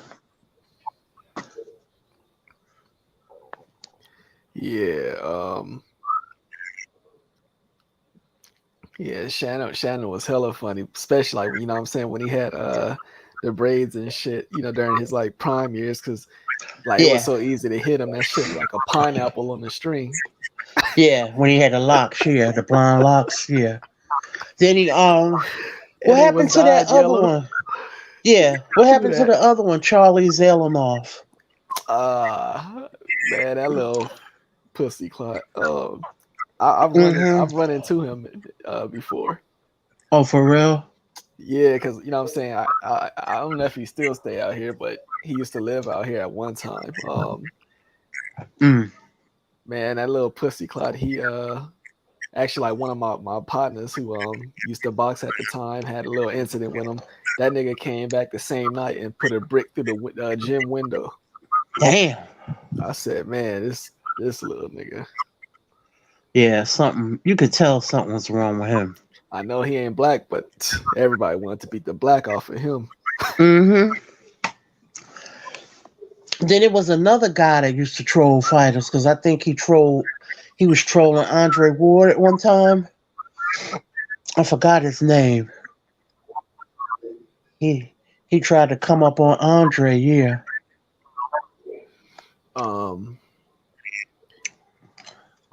Shot out of Allen ring a bell right now. Yeah. Jokers is crazy. Now, one of my other homies, brothers, one time we was at, one of these fights out here in Carson, California. My homie brother got too drunk and ran up on Triple G. That nigga was 2 seconds from getting slept. Oh, shit. Triple G was going to lay his ass out. So, these fans, man, it's unfortunate because, like, you try to just, be hella cool and straight, but you always got fans trying to test you and shit. Yeah. And these they can't be rolling. You can't. I'm sorry, what'd you say?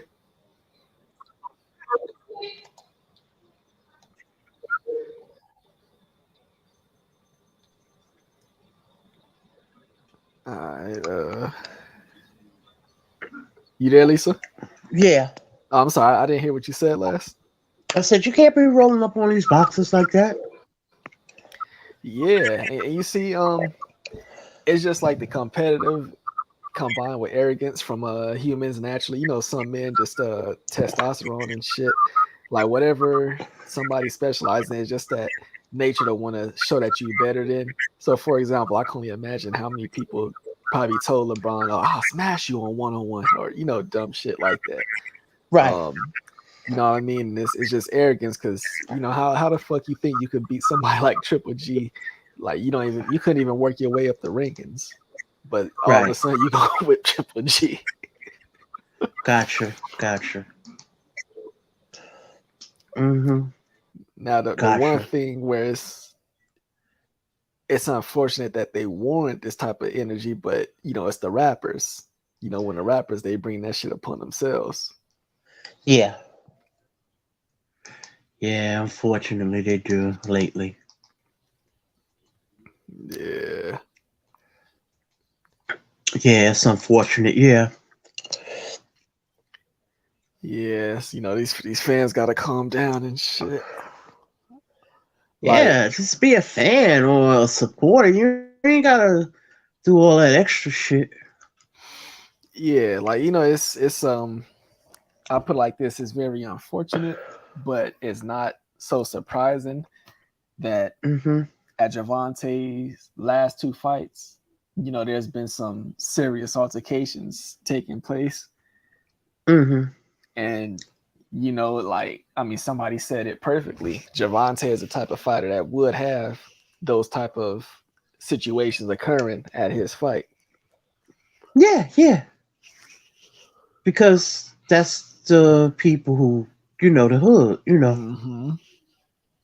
Yup.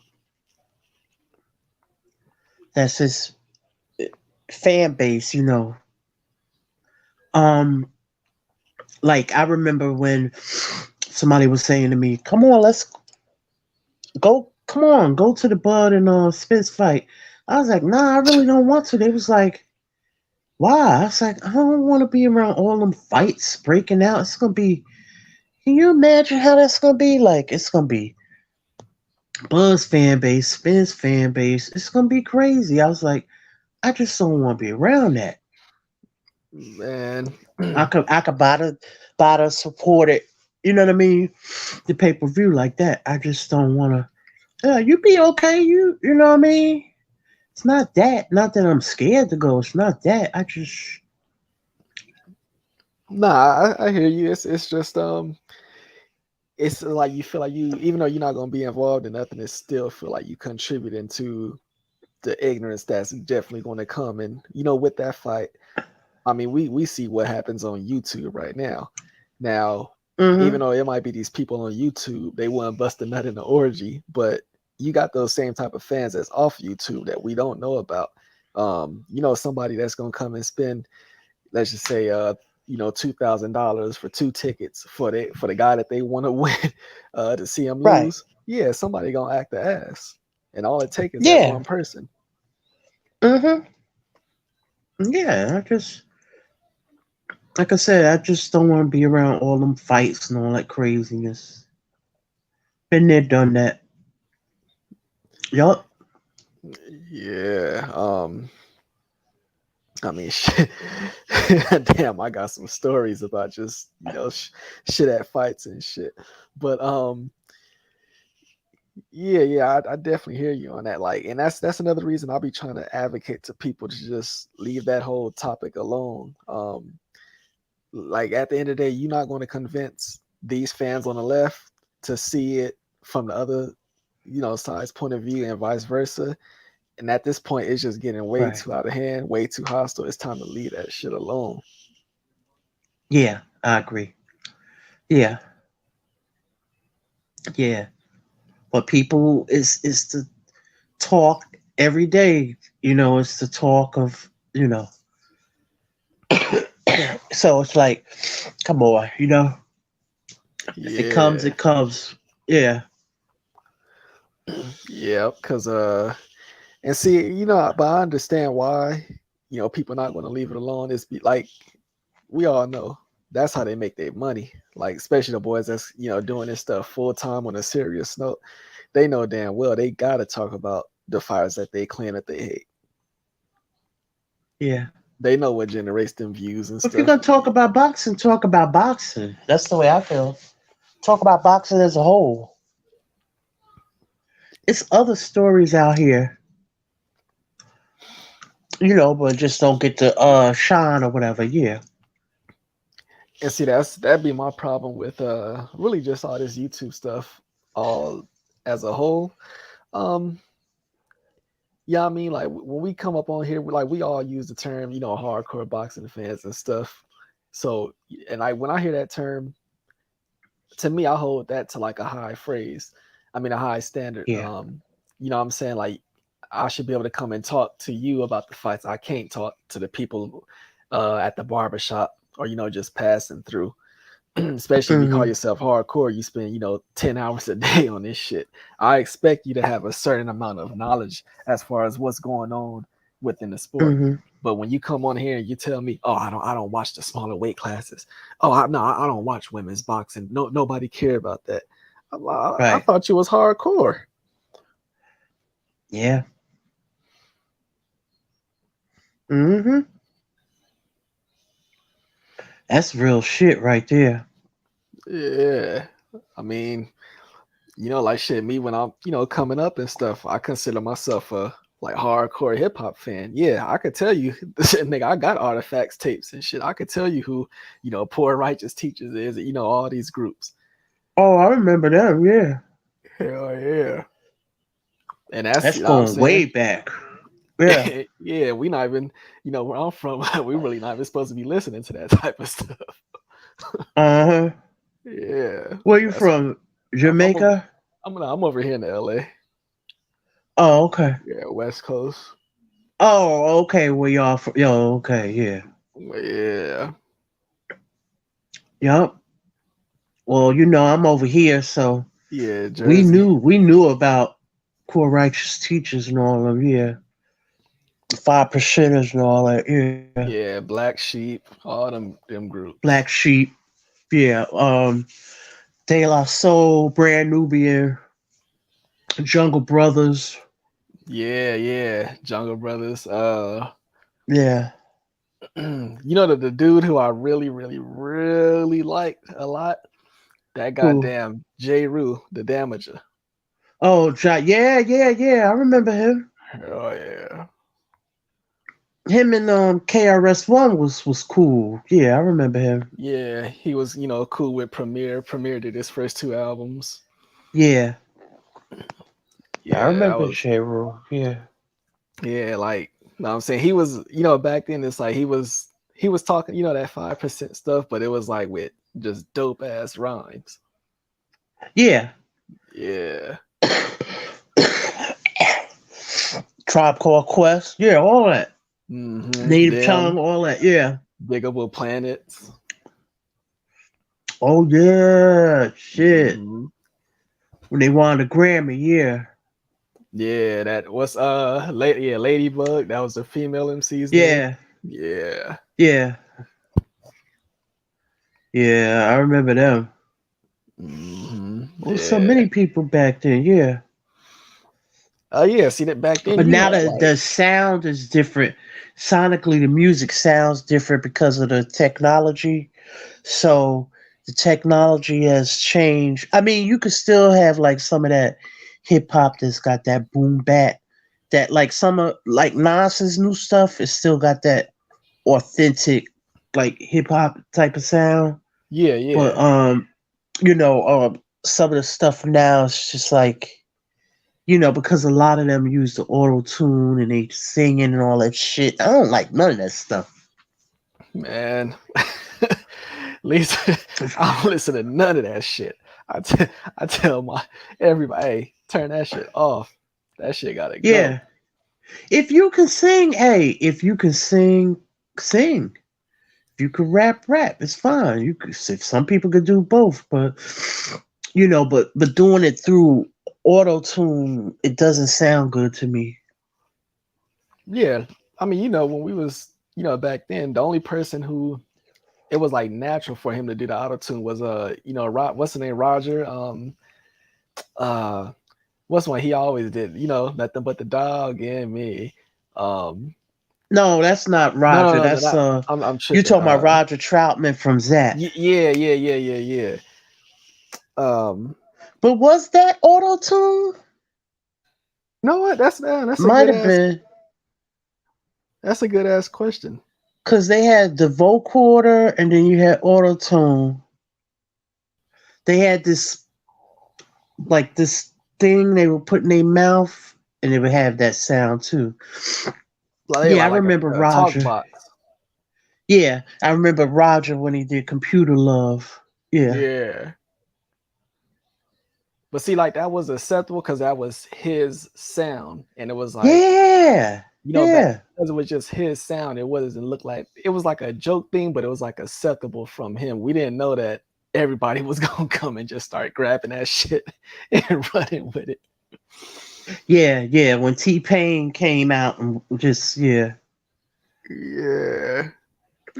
Yup. Roger was doing that. A lot of people, that was his style. That was his But you talking about Nothing But the Dog in Me? That's Yeah, that's somebody else. That's shit. Parliament and Funkadelic. That's George Clinton. Yeah, Atomic Dog. Yeah. Yeah, from Parliament. Mm-hmm. They from over here too in Jersey. Yep. I remember when they used to have concerts back in the day. There used to be a spaceship used to land on the stage, and I remember the man used to have the diaper or whatever. They used to be so high. They would be so fucking high. I remember that. Yeah. Nah, I believe you. I always tell people from that, especially like that whole, Motown era and all that type of stuff.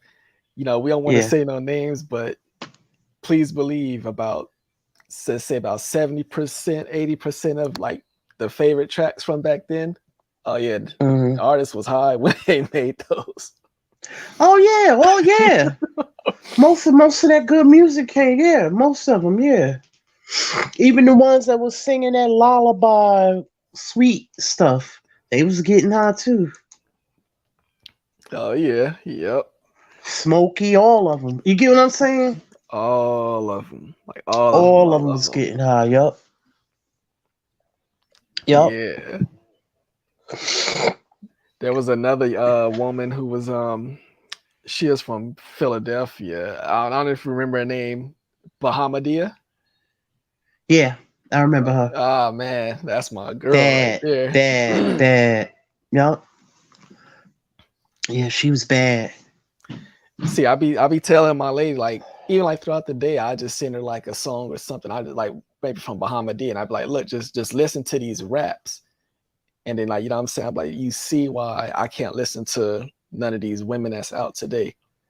Yeah. Like, listen to the substance in this shit. It's layered. Yeah. Back then, we listened to stuff like Queen Latifah, MC Light. Bahamadia was a little bit more underground. Yeah, but I know what you're saying. Yeah. Very, very well respected. But it's like, she just didn't. They didn't push that type of stuff. They wasn't trying to push that. Because back then, it was really hard for women. You know what I mean? Women came a long way, yeah. But it's like women, in order to be really successful, you kind of have to kind of slut yourself out a little bit. Oh yeah. No, you definitely right. It was just like more of a, like you said, like kept underground thing for the most part. Yeah. Like, Jean Grey, and there was. Yeah, I remember her. Yeah. Oh hell yeah, I remember her. Yup. Only hardcores knew about them. Mm-hmm. And see, that's what Real I be telling hardcores. People. Like, for example, like, the Jean Greys and them, like your favorite artist, whoever they would be, if you ask them like who's they favorite artist or who they look at as far as like the one that really pushes them, it would be those people. Your Jean Greys. Your favorite artist. Yeah. Yep. You gotta study. Like when you listen to people like that, you be like, "Whoa, I gotta stay on my game because of people like this." But some of those people know how to take it and commercialize it. Where people like the Jean Greys and them, they didn't have that machine behind them, Because the machines are gonna push sex and stuff like that. Now I see the big name that's coming up now is Glorilla. Yeah, I keep hearing that name, and I heard one of those songs, but I said, you know what? That's just like another. I call them all like little branches off of Nicki Minaj or Cardi B's and shit. I don't want to hear that shit either. Yeah. Even though not Nicki, even though Lil Kim was a little bit before, I messed with Lil Kim though. She has some raps. Yeah. Yeah, Lil And Kim had raps. she could go with the dudes too. That's why I said anytime you could go toe for toe with them dudes, I was like, I mess with her, yeah.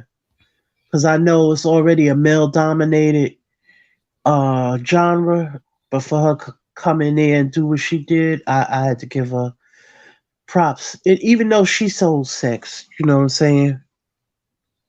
Yeah, her she was definitely X-rated on that mic. Yeah. Her and Foxy both, yeah. Yep. Yeah, because I think for me that was like the time when I started seeing the transition of the women. It started getting like a little more explicit as far as the lyrics and stuff. Yeah, I would attribute that to those two. Oh, okay. Yeah. Because I mean, no disrespect, but see, like Latifah, she didn't have that look where she wasn't sold as a sex symbol. No, she wasn't so as that. She's a beautiful woman, but she was full figured, so they wasn't selling that. Plus her type of rap style was Yeah, about it just wasn't about none of that type of stuff anyway. Then she went on to do something else with her career. yeah, the acting really took off for her, which is respect to her, because like me, I feel like she's one of the hip hop artists that does some good acting. Her her set it off role, you would have thought that was just a real West Coast chick. Yeah. Damn. Yeah, I remember that. Yeah, that's a good ass I remember movie her too. mother, yeah. Because her mother was a art teacher at my school, high Oh, okay. school, yeah. Yeah, I remember her mother. Very nice lady, Miss Owens. Yeah, very nice. She was one of the art teachers. I didn't have her though. I had another art teacher, yeah. She was always just so nice. Her mother, beautiful spirit. May she rest in peace. Yeah, that's what's up. Yeah.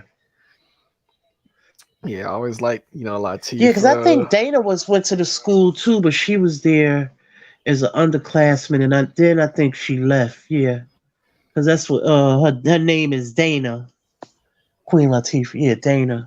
Mm-hmm. Yeah. Yeah, like just from that region, it definitely as I said, like I definitely just pumped out some good some good artists that I could say just definitely attributed not to just my hip hop, but just my life in general, because it's artists that I Yeah. like grew up on. I grew up on those rhymes and songs and stuff. Yeah. I remember MC Light used to battle with this chick named Antoinette. Oh yeah, hell yeah, I remember those battles. Yeah. yeah. So It was. that's like I remember that song. I got an attitude. Yeah. Yeah. Yep.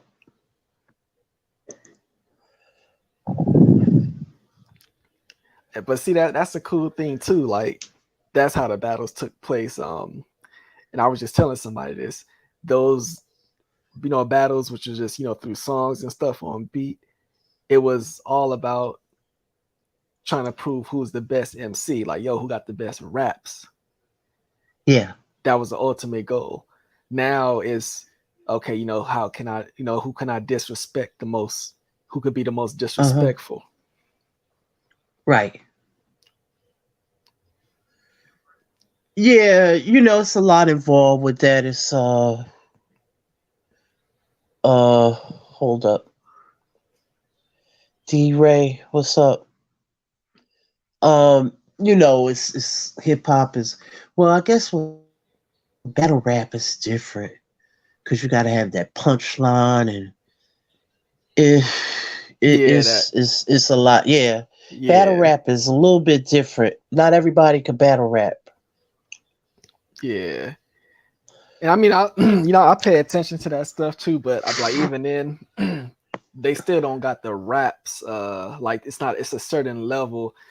I feel like they could only reach a certain capacity with those battle raps because what I'm saying, it's like other dudes that really had raps outside of that stuff, and I feel like those battle rappers can't touch that. Like really knowing how to put raps together, and not just battle raps, like not just punchlines.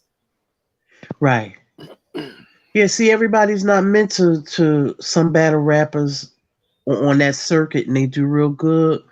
But when it comes to putting a whole body of work, not a body of work, but a LP together or album, it's just not the same. Because it's that's when you go into like your range as an artist. Yeah, structure, range. Like you gotta have one. You gotta have one for the clubs. You gotta have one for the ladies. You gotta have, that's now you're talking about, range.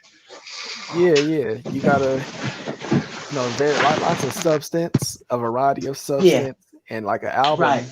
Part of having a classic album, or even just like a 4-star album, is structure of the album. Yeah. And what I'm saying, just like you gotta have structure on the song, you gotta have structure of the album, and that's. I mean, I'm no disrespect, but like I listen to these dudes like the Griselda, Conway and them. I love them, but they I like couldn't. them. Yeah, they wouldn't be able to like put out a classic album until you develop that structure, variety. Yeah, I really like them. They more but yeah, I like them, but they're not commercial though. Let's just be honest. Yeah. Yeah, everybody can't be commercial. You can't have Madison Avenue just ain't supporting everything. That's where the money is, Madison Avenue. You know what I'm saying? Like, just everything don't, everything ain't you can't market. Now, see, as much as I used to love Beanie Siegel, right? Oh yeah. He when I looked at Beanie Siegel and his people and that all of them, and I looked property. at Jay-Z, the whole state property, and then I looked at Jay-Z, I was like, Jay-Z was more marketable. I don't care, and I'm not trying to be funny. Love Beans, love him, great artist. Beans didn't even when Beans had a suit on, he still looked grimy. Oh yeah. You're not trying. I ain't trying to be funny. He just go. He couldn't even clean up well. He still was grimy looking. I was like, damn. Even when he cut the braids off, he still was grimy looking. I was like, damn, Beans. Yeah. You definitely right. And see, like it was like a lot of certain fans like that. For example, I would say over here on California, you had more people that like Beanie than Jay-Z, but that's the difference. Right. You could take Jay-Z, Jay-Z could go to the Grammys. You can't take Beanie with him. He don't clean up well enough at all. Nope, just he don't. How it is. That's why I think, for whatever reason, it was a lot going on. Maybe Beans just couldn't go into places that Jay-Z was going, unfortunately. And it's sad, you know what I mean? But it didn't. Beans had a lot of legal problems too, Oh yeah. Great artist, great lyricist. Without a doubt. Yeah, I even used to like Freeway too. Yeah. When Freeway came along, I thought that was just like a real, good addition. And then then shortly after him, the whole, state property came about, and they had a run because they had this. I mean, I remember one time they had the state property clothing. They had the movie, the two movies. They movies, yeah, they was doing their thing, yeah. I was loving that back then. I loved everything, like all these black entrepreneurs, and they had their record companies, even though those record companies was subsidiaries of usually a larger record Yeah. company or whatever. So Yep. like I was enjoying that movement. Like and then the feds came and ran down on everything. Yeah. I think at the time, like Murder Inc., they got took out. Irv Yeah. Gotti and them Fed cases.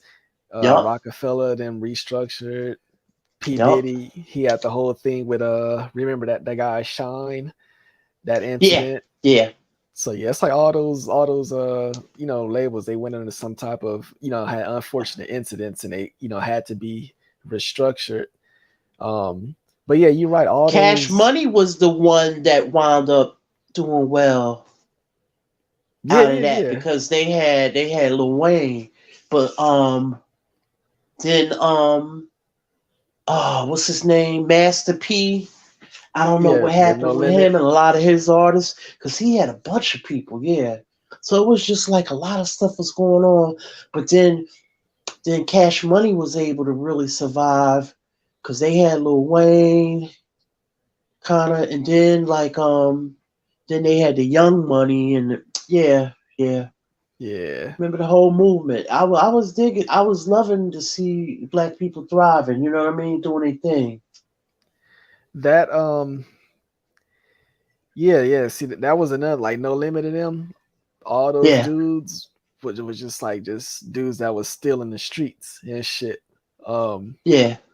yeah, yeah, that's what happened with all them. Hey, you said a word, or that's just some initials, a couple of minutes ago. And see, most people like under 30, they wouldn't even know what you're talking about. You said LP. People Oh don't even know yeah. what you're talking about. LP. Yeah. LP, EP. Yeah. EPs. Mm-hmm. Well, it's your body. I mean, sure. I don't know what to call it now. What do you Yeah. call it? What do they See, call it? Your album. What do they yeah, I call guess it they call now? them albums, but I'm like, to me, y'all albums would be, I would say it was like a mixtape because, like you were saying, there's no structure. All the songs are the same. Even the beats are all the same. There's no variety of, topics. So I would be like, this is just like a poorly put together album. Like you recorded all this shit in one day. Well, see, you don't have to buy the whole album now. You could just buy download singles. See, that's the difference. I'm gonna Yeah, tell you yeah. another thing too. Most classic albums are not long. Yeah, like 13, I mean, 10 or Illmatic is only less. 10. Yeah. Yeah. Because the more albums, the more songs you're doing, it's them throwaway songs. The ones that didn't make the cut. You Yep, know what I'm yep. saying? Yeah. Because if you follow like artists from back in the day, it don't have to be a hip hop artist, it could be a whatever. A lot of their albums was the less the better, more quality. Yeah, yeah. That's, to me, Illmatic like really, really laid the foundation for that. He came with Mm-hmm. only, 10 songs, but every one was just like on some 5-star. So Yeah. it's like that laid the foundation. And another thing, Bangers. um, these artists, they try to hide behind filling up the album with a lot of features. Yeah. You didn't, yeah, a good album, you don't have to do that. Mm-hmm. No, you don't. No, you don't. Oh boy. Yeah. Yeah. Rolling back some memory, because I was just listening to AZ a couple of days, and I'm like, damn, like it's crazy. It's unfortunate. A lot of people just, don't know how good AZ was. Oh yeah. Yeah, I love him. And Yeah, and he's a great artist. and that's another flow that, like, that's a flow that, like, he was the only one that ever had that flow. Nobody has come behind, and like when you hear AZ, that's AZ. Nobody else sounds like Yeah. him. Yeah, unique. Yeah. You know who my brother, one of his favorite artists is? It's Who that? Most Def. Most Def. Oh yeah, I have to admit, Most Def is up there. yeah. Man, that goddamn Black Star album. Oh my Yeah, days. yeah, That's boy. amazing. Oh my days. Yeah, amazing, amazing. Yeah. I remember Most Def, he used to make like appearances on Lyricist Lounge. Yeah, yeah, I remember. Yeah. I had some of them tapes Okay, back in okay. the day. Hey, wasn't Eminem on one of them? Ah, you know what? That don't ring a bell. Yeah, I had the tapes, the cassettes. I Okay, remember okay. Lyricist Lounge, yeah. Hell Yeah, yeah. You taking it back. Lyricist hell yeah. Lounge, yeah. Yeah, yeah. Lyricist Lounge. Yeah. See? Yeah, now at least a top See, because I ranking. knew where all of them songs, see, because a lot of them samples, I knew the original songs. So that kind of, some of it was my attraction to those songs, you know what I mean? But I Yeah. remember the original break beat or the original song. I said, "Oh, I remember this song back in the day." You know, or now the producers are pretty good where sometimes you don't even know it's where it came from. You know? Yep. Yep. That sometimes yeah, they could just, do so much with that sample. But yeah, Yeah, yeah, Lyricist Lounge. Yeah, that was my shit. yeah. Yeah. Cause I grew up on stuff like Smiling Faces Yeah. and all this. I grew up on that shit. I grew up on all of that. The spinners, the dramatics. Yeah, yeah. I See? did it. I lived it. Yeah. Mm-hmm. The Yeah. Matt Willie Hutch. All Willie Hutch's stuff was legit. He out of Cali, ain't he? Willie Hutch? I'm Is not he? sure. I'm not sure either. Yeah, I'm not sure where I Willie Hutch. know his I one of them choose guys, you. Sugar Free, or one of them guys is related to him. Is it Sugar Free or one of them Oh, word? is related to? Sugar free, maybe? Yeah, Oh, okay. yeah. One of them is Sugar Free, or one of the guys is Sugar was down with is related to Willie Hutch. Mm. Willie Hutch did the Foxy Brown soundtrack too. Yeah, but that Mac soundtrack was was Yeah, was yep. was From the it. Mac. Yeah, yeah. See, Bobby hey, Womack, Bobby Womack soundtrack for Across 110th Street. Excellent soundtrack. you just said another word. Yeah, Soundtrack. yeah. The Oh soundtrack's been well, dead for back in them 2 decades. days, what's his name did some of the best soundtracks. Curtis Mayfield. Oh yeah, Yep. back. He did Claudine soundtrack. He did he do Sparkle that soundtrack? I think so. I want to say yeah. He did Superfly. Yeah, that's one I definitely know that whole thing. Yeah. Yeah. And see a lot of them songs were sampled, yeah. Oh yeah. Hell yeah. Like giving him something he can feel. That was on that soundtrack. Yeah. Um Now in the movie, the ladies in the movie sang it, but the soundtrack, Aretha Franklin did it, Yeah. and then In Vogue made that song over here. Yeah. Yep, and Vogue Mm-hmm. took it over. Yeah. The Claudine soundtrack was Gladys Knight in the Pits. Yeah. Some stuff on there, yeah. Yeah, man, Some shit on there. soundtracks. Yeah. Boy. I just feel good just even reminiscing about soundtracks. Yeah. Shaft. There was a lot of soundtracks, yeah. Saturday Night Fever. Yeah. So many of them, yeah. And even to, like the, I guess I'm gonna say like a little bit more recent ones, like the whole Sunset Parks and Yeah. Crooklyn was a nice soundtrack too. Yep, hell yeah. Yeah. Oh, See, above the rim was a really nice soundtrack. Yep. And see, to me, it's like it makes both of them better. It makes the album and the movie better when you compare it with a good album or a good movie. It just make it that much more, classic and memorable. Yeah. Yeah, most def.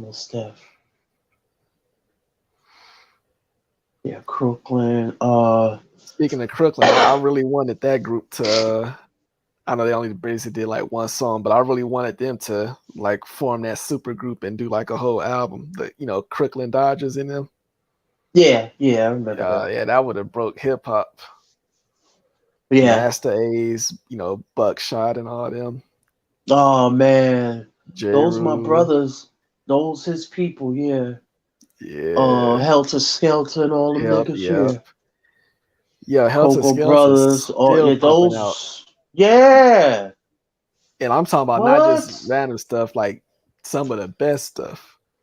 Yeah. Sheik Luch. Not Sheik. What's his name? They still pumping out stuff. Sheik. Oh yeah, what's his them name? Styles and them. Yeah. That's what I was trying to think of. Styles, P and all them. Yeah. They still go hard. Yeah. I wonder what happened to MOP. Last time I seen him, where he was playing on I don't know if you ever watched Project Heat. Yeah, hell yeah. He was on there. Oh, he was on one Billy of them shows? Dave, whatever. Yeah, he was on one of them. Yeah. He was I think it was like 2 seasons ago, yeah. But it take them a while to come back because he got a couple of them. He got Project Heat Baltimore now. He got Project Heat, the regular one, New York, Atlanta. Now they got a Connecticut. Oh, so they just really trying to branch off with it. Yeah. Yeah, but it's hard. You know what I mean? Like those type of shows is hard because they don't really get a lot of money like that. Yeah. But I was buying them. I was buying them when they first came out because they wasn't releasing them. They released them later to YouTube. But I just started buying them. It was only like $3 an episode. Yeah. Yep. So I could support the cause. Yeah. Mm-hmm. But you know what messed up a lot of stuff when Money and Violence came out? Oh, that was the first popular one, yeah. Yeah. Then after that first two, then they never came back, and then it was like it's crazy. Then Respect Life and all that. Oh, you know about Respect I was Life? into Hey, Lisa, this probably like my 50th time rewatching Respect Life. I'll be watching like 2 episodes every night. Love that shit. Yeah, that's my shit. Hey, you know what happened to him, right? Yeah, that's unfortunate. Yeah. I always hear like 2 rumors, either like they slipped something in his drink or they laced his blunt. I hear those 2 rumors, but it's very unfortunate. And yeah, I swear, like Lisa, like very sharp. Mello's a very sharp brother. Hell yeah. Lisa, I got my Sure. girl watching Respect Life, and I'll be like, after every episode, What? I sit her down and I'll be like breaking down lessons and shit to her, like, because that's what Mello be doing throughout the show. So I'll be breaking Yeah. down like Yeah. the shit that he teaching. This is why he's saying that. Uh-huh. You know what I mean? Yeah. Hell yeah. Melo's a good guy, yeah. Yeah. He just got caught out there, yeah. I go on YouTube every week and just try to, like search to see if there's any type of update on on Yeah. Respect Life. Yeah. Hell I yeah. think, well, it came back. Yeah. So they're bringing it back, but it's still not consistent. What's the guy's name? The one that's holding it down for Mello? Tariq. Yeah, Tyreek has been running stuff. But I think Tyreek, I guess he had to gain Mello's trust because, Tyreek, I guess he was a good student, you know what I mean? And he learned. Mm-hmm. But right now it's getting ugly with the Russians. Yeah. With the Russians, Yeah. they mad over that club and shit. Yeah. Yeah. See, now in real life, Tyreek, he's the one who be doing like a lot of the filming behind the scenes and stuff. But Oh, okay. yeah. So from what so they pumped out a last episode probably like 3 months ago. Yeah, I saw it. Yeah. Yeah, so that they're gonna keep stuff, they're gonna try to keep it going, but that's just a good ass show. Like that's some classic just story line and stuff, just writing that stuff. And I respect everybody that participated in that show because I mean, like, you could definitely see nobody was getting paid to participate in the show as far as No. acting and stuff, but it was just a bunch Right. of dudes from New York that was with it. And Yeah. that show, it was probably like a 3-year hiatus in between episodes, and you still see a lot of those main characters still there, so they got love for that show. Uh-huh. Hell yeah. Yeah. Yeah. Wow. Yeah, that's my fucking show. Like, I kid you not. I'm still rewatching that shit right now again. Yeah. Yeah. Yeah. What happened to that girl, Melanie? Can't remember what happened. She's still in there. Yeah. Yeah, Melody's still in there. Still selling her stuff and all that. Yeah. Yeah, she's still around. She gonna wind up going to jail. Yeah, because remember when she was selling to somebody, it was that dude who was basically an informant, and he had her on like a wiretap. Wasn't that my guy, the rapper, the Spanish guy, Joel Ortiz? Wasn't he trying to kick it to her? Yeah. And she killed that nigga.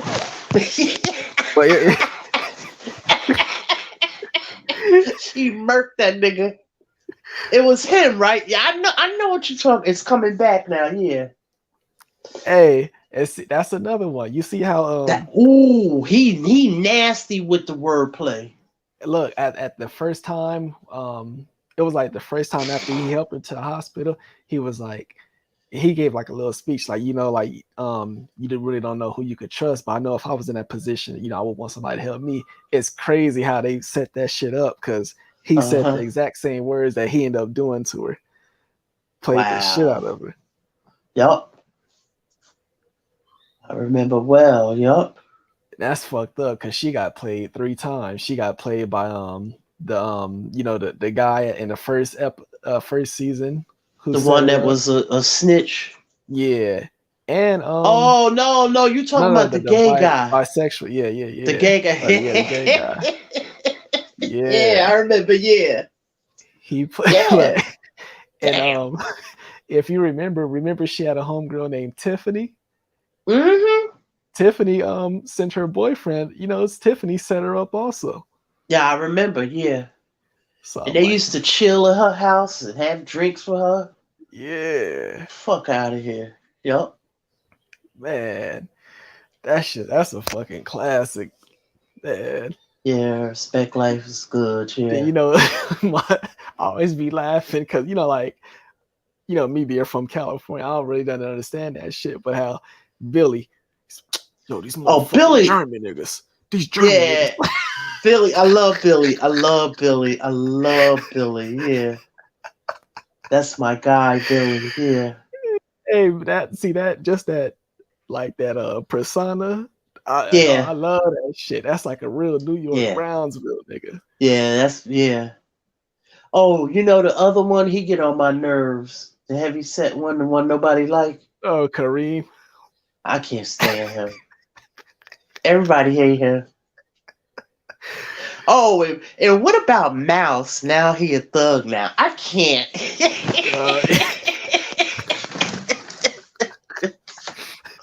All of a sudden, this nigga is a shooter now. I'm done with Mouse. Yeah, but Kareem. See, to me, that's a good character because Baxton Scholar backstage. shit, he might want to. He up in here. But see that's a good character, Kareem, because see every hood got a Kareem. Like we all know a Kareem, a motherfucker who just talk too much, tell everybody business, run their mouth, always trying to get a handout, steal from you the first chance they get. Can't stand his ass. Yeah, Boxing Scholar. If you up in here, What's join up, in, jump Boxing in. Scholar? He here. Yo, what's up, man? I normally at this point in time of day, I click on, I hear Method say something outrageous, so I can pull up with the smoke. But he kind of quiet today, so I don't know what's going on. Yeah, we just holding it down, but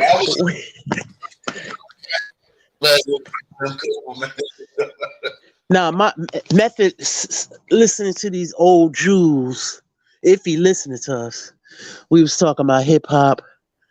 Now we talking about Respect Life. We was talking about these YouTube Hood series. yeah, we on some shit. Yeah. We on some shit. See, me and Hyphy, we here. We like the same shit. We like the same shit. This is hilarious. I try to stay in my lane so I don't get ran over, man. I don't know nothing about that. Nah, we can get on boxing like whenever y'all want to. We just chilling. Oh yeah, boxing. Yeah, we was talking about boxing. Wait, we was watching the fight tonight. That was a really good fight with Stevens and Hemphill. I missed it, man. I was in the academy. Bro, that's a good card to check out.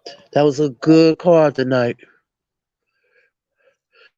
Shout out to Showtime. I'm glad Showbox is back. Been missing you. Yeah. Hey, I let me spark this up. Let me spark it. This is how y'all spark it off, Lisa. Check this out. Tank is garbage. Oh God! So here come Meth now. No, he just saying that because he want Meth to come in here. Yeah, I need my boy Q. Come on, Q. Come off mute, Q.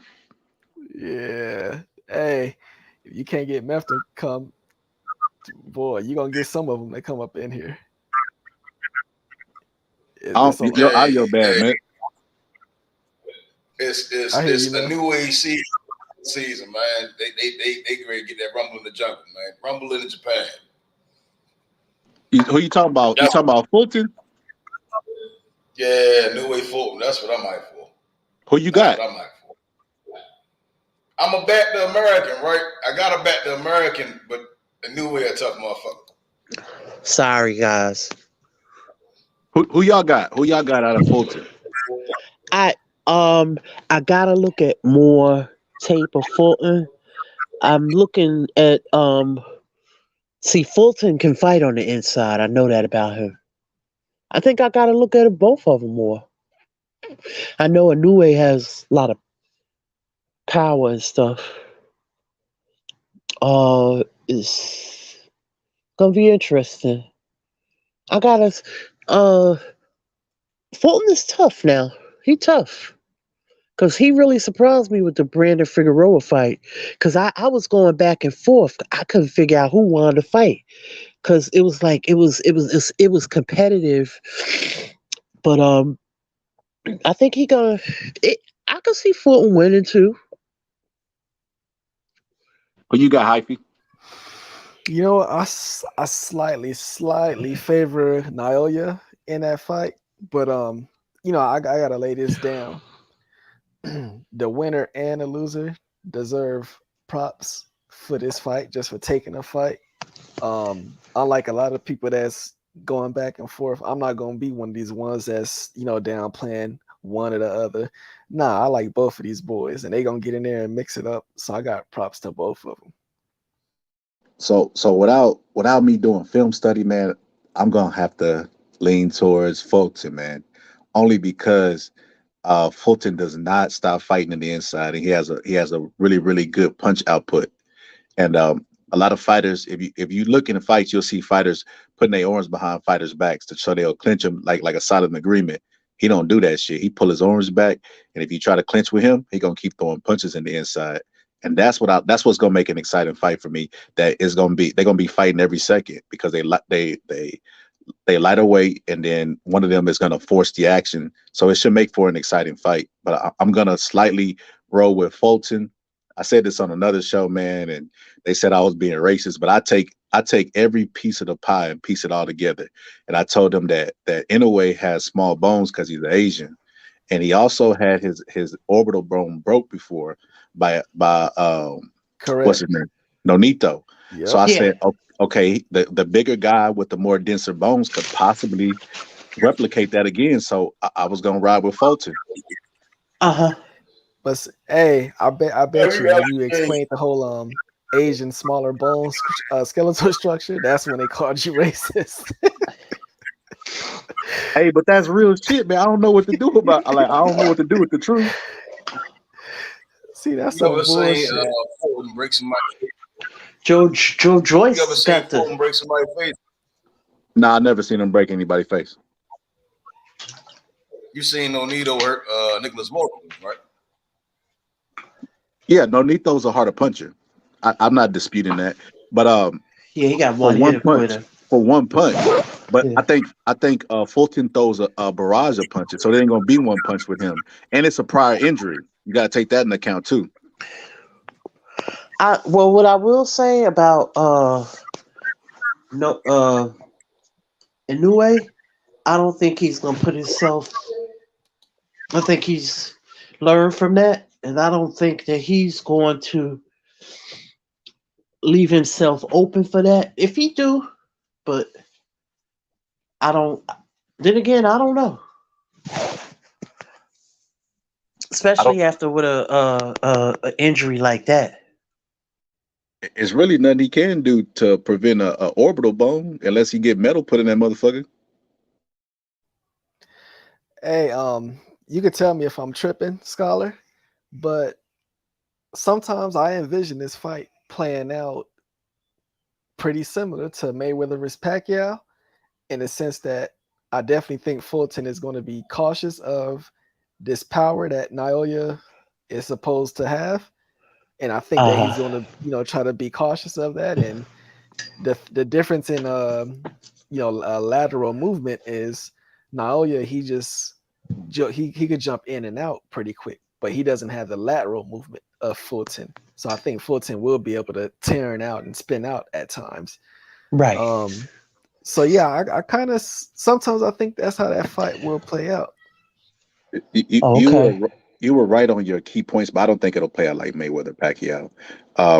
I think it's up to Fulton. What Fulton can do to Inoue. If he can force Inoue to fight his type of fight, then he stands a really good chance. Which is, like you said, he bounces on his toes. If he's in and out, it'll be difficult to catch him in range and hit him with that high punch volume. But if he can bait him into a shootout, like Nonito did, it'll be an exciting fight. And it'll be a really close fight. Yeah.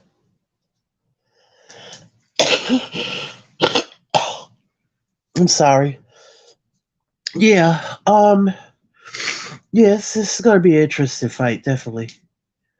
You was talking about bone density. Didn't they say Joe Joyce has like the highest bone density for a human? Did you ever hear that? If they said that, they capping. How the fuck they test his bone density? I guess he said it. Oh, well, then that makes sense. It's just like if I was a fighter saying, I got the hardest punch known to man. I hit a machine and it was the biggest numbers. Nobody would question it because I mean, if my name was something like the Juggernaut, they would be like, oh, he got to be telling the truth. But yeah, I know he's capping. There's no way to contest his bone density. And then compared to all the fighters. Yeah, I didn't know. I don't know. I didn't understand either, so I don't know what that meant. But Joyce is supposed to be fighting Jane. That's gonna be a good ass fight. yeah, I saw that. Yeah. I feel like out of all the people that Joe Joyce fought, I don't believe in the Juggernaut image of Joe Joyce. I think that top heavyweights could beat him. I seen him fight Brian Jennings, and I feel like Brian Jennings won that fight. He just was robbed. And then even in the fight where he broke what's that dude's name? Daniel Dubois, orbital bone.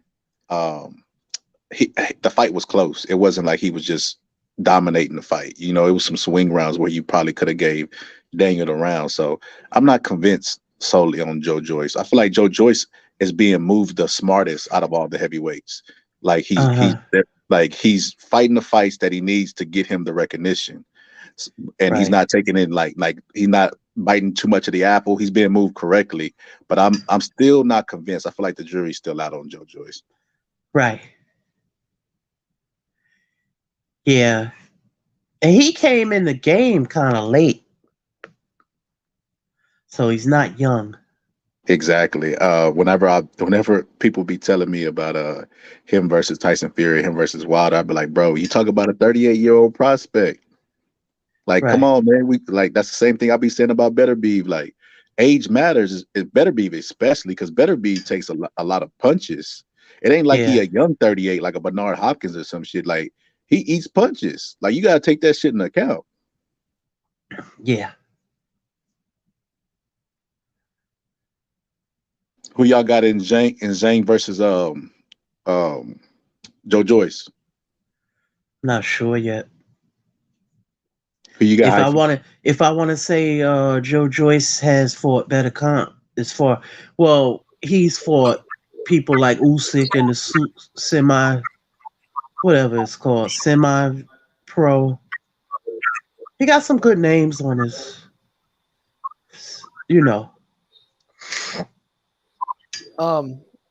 I am gonna take Joyce, but see, I think that's a good fight because Zhang is I believe he might be actually like a little bit taller than Joyce, if not the exact same height.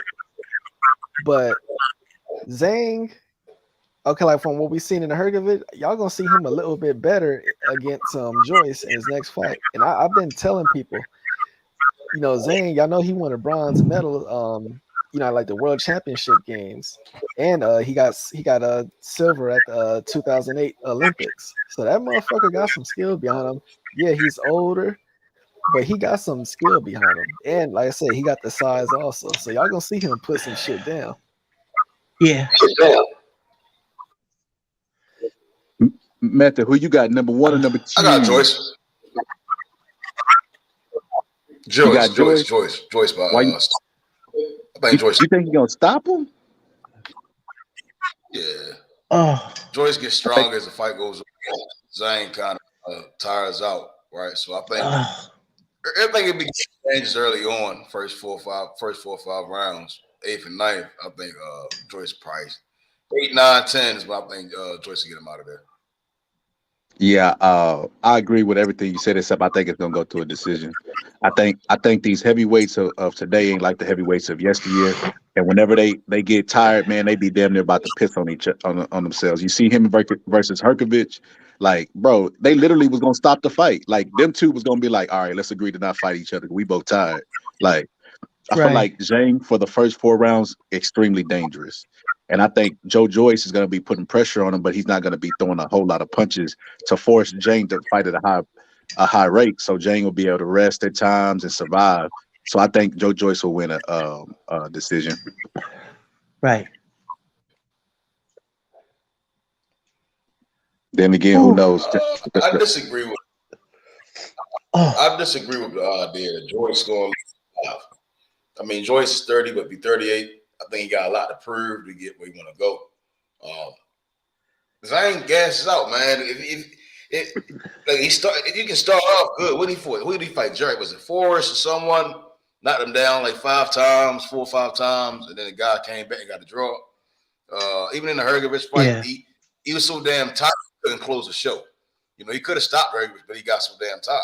Joyce is going to keep coming. We saw with Danny DeBrock, broke his face. Joseph Parker stopped him with a left hook, and he leapt to go get him. You know, so yeah, I think Zhang, if anyone's going to knock out Zhang, Joyce. You know, I think if anyone else fought Zhang, they'd probably go for that decision. But Joyce's style, jab, clubbing right hands, good left hook, good box overall, right? When Joe Joyce fought Parker, he was waiting. Like, he was waiting around to try to wear him down in the later rounds. Like, he was leaning his weight on him, pinning him up against the ropes, and just waiting for him to fatigue before he laid it boom. So I don't see if he fights that pace of fight with Zhang, it's going to go to a decision because Zhang is going to use that. He's an experienced guy. He's going to use that time to rest and get his second win. Even though he's older, he's not that much older than Joe Joyce. So I think they'll go to decision. But who knows? But not to mention, man, in that Hergovich fight, a lot of people don't talk about this shit, man. That logo was slippery. You remember in the AJ fight, they had to go in and wipe it up? Hell yeah, I remember that. And I was going to mention also, okay, both of those fighters, they got to, I believe it was in Saudi Arabia. They got to Saudi Arabia like pretty late. So that could have definitely had an effect on their stamina in that fight. So I'm not going to just, look at that and say, okay, Zhang always gets tired. So like I said, he could make some changes because I trust in Zhang as far as like skill. I think he's a more skilled fighter than Joyce for sure. Like I said, this motherfucker got world championships under his name. I'm saying he got deep amateur pedigree. Yeah. Even when Zhang is tired, he's still dangerous because he don't put a lot of effort. Go back and look at his knockouts. He throws a short left hook. I mean left straight. He don't wind up, he don't cock back like Wilder. It's really short. That's why he knock a lot of people out. They'll never register to see the punch. Right. 6'6", Chinese southpaw. Where the hell you get this type of specimen from? That boy putting shit down. Hey, he a anomaly because he got dense bones and he Asian. Let me stop. Don't cancel me. Here we go.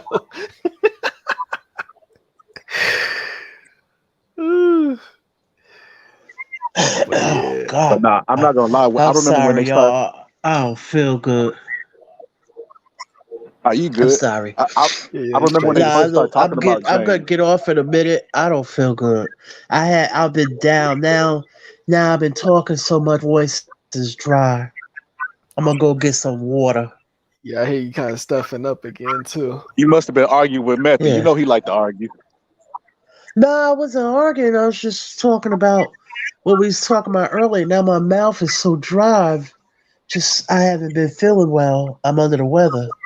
Yeah, go get that sorrel punch.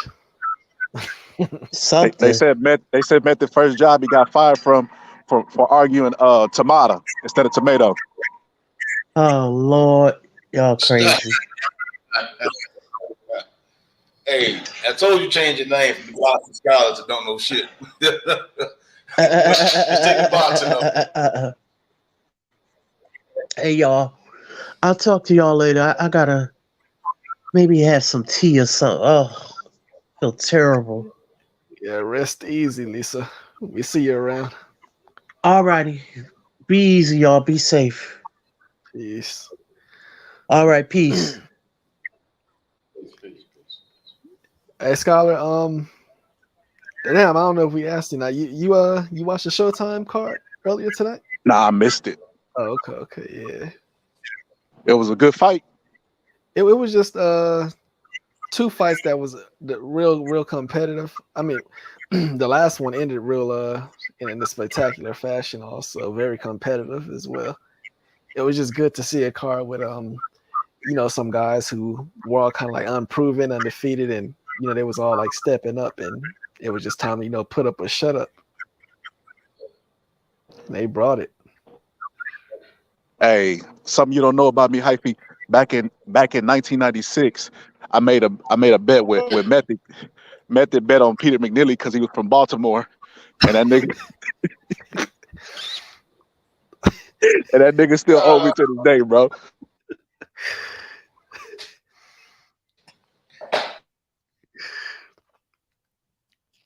He bet on Peter McNeely by knockout at that, bro. I said, man, you want to take this bet? He said, yeah. I said, how much? 500. I said, 500. He said, yeah. And Peter McNeely gonna knock him out. I said, why? He said, because he's from Baltimore. No, man, that motherfucker from Massachusetts, man. Nah, I was clouded. Last but not least, Menfield. I'm gonna make that a drop on my show.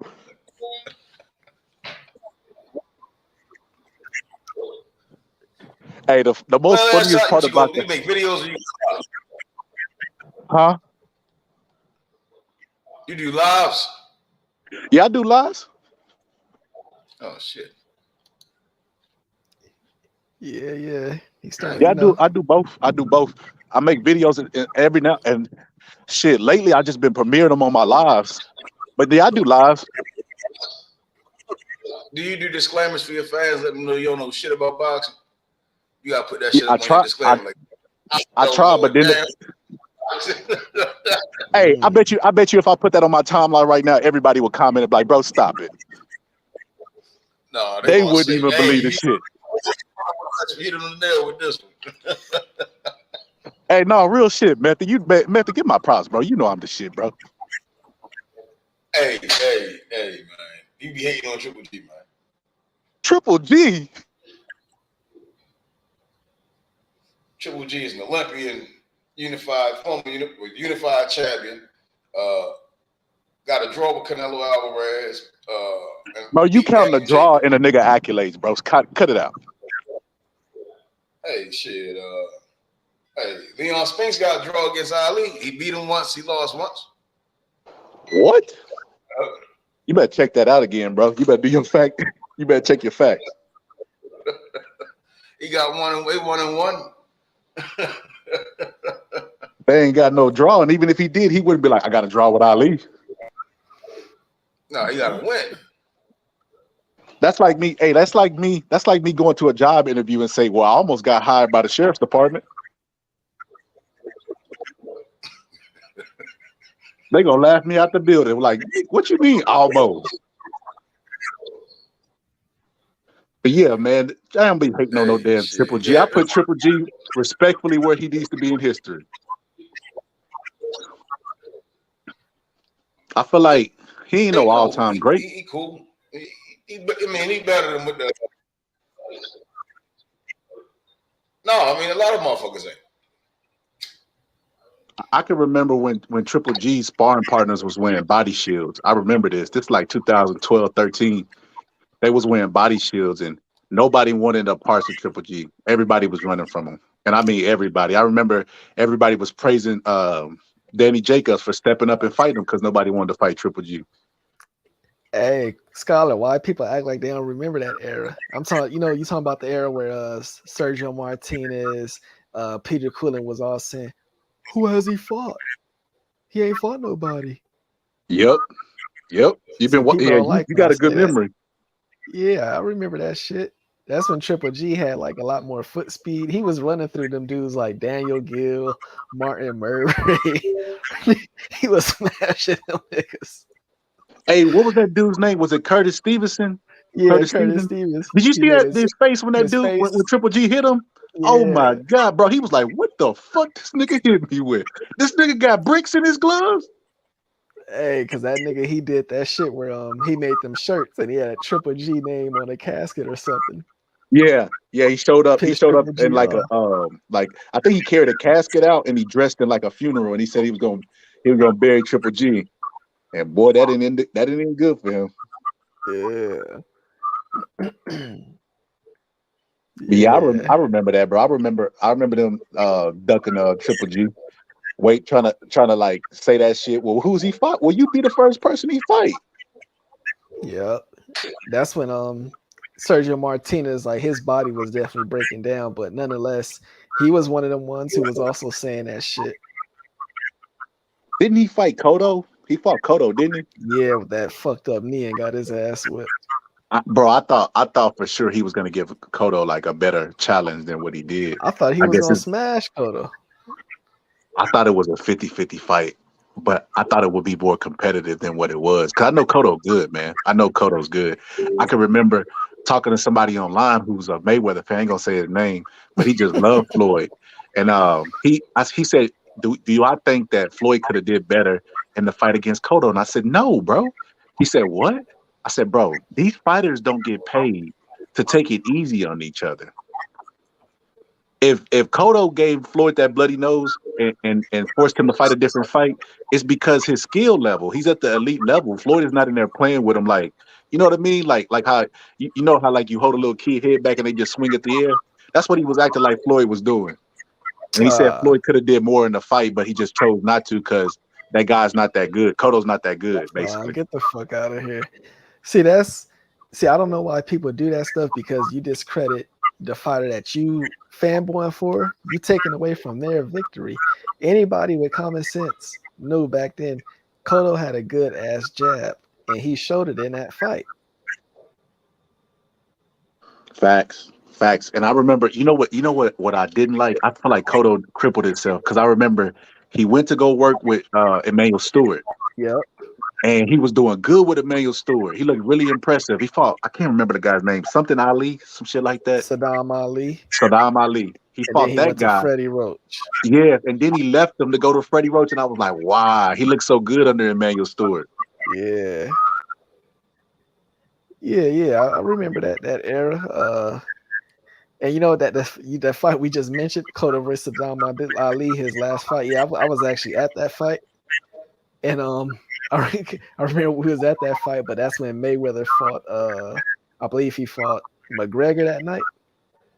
So it's like we was like streaming that fight while at the fight also.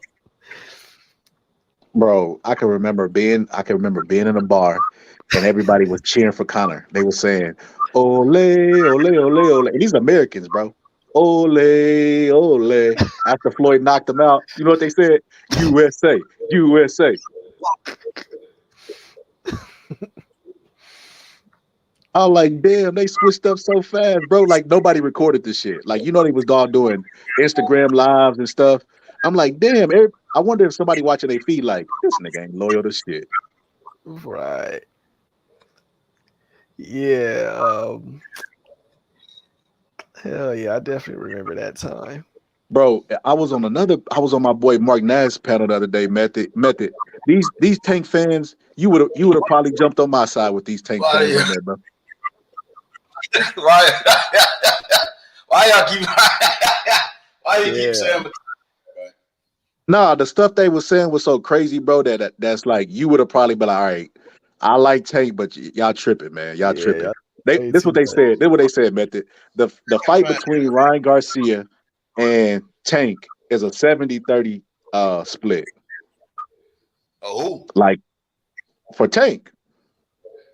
I don't give a damn about that. Damn, man, I don't give a damn about that damn split. No, not purses. Percentage to win. Oh, it's like a upper 30, 40, probably like 40, 60, 40.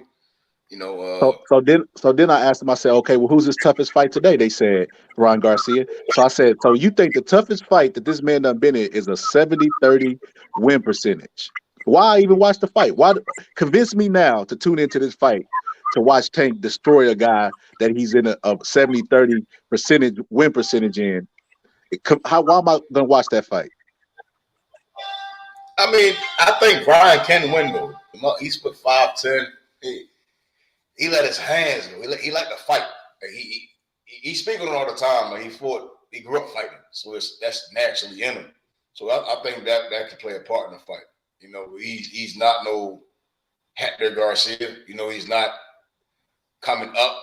He's coming down a little bit. I don't really think the weight cut is going to hurt him much.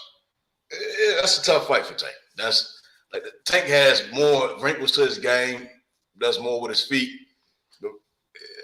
I saw some things in that Rolly fight that Rolly did to nullify Tank early on.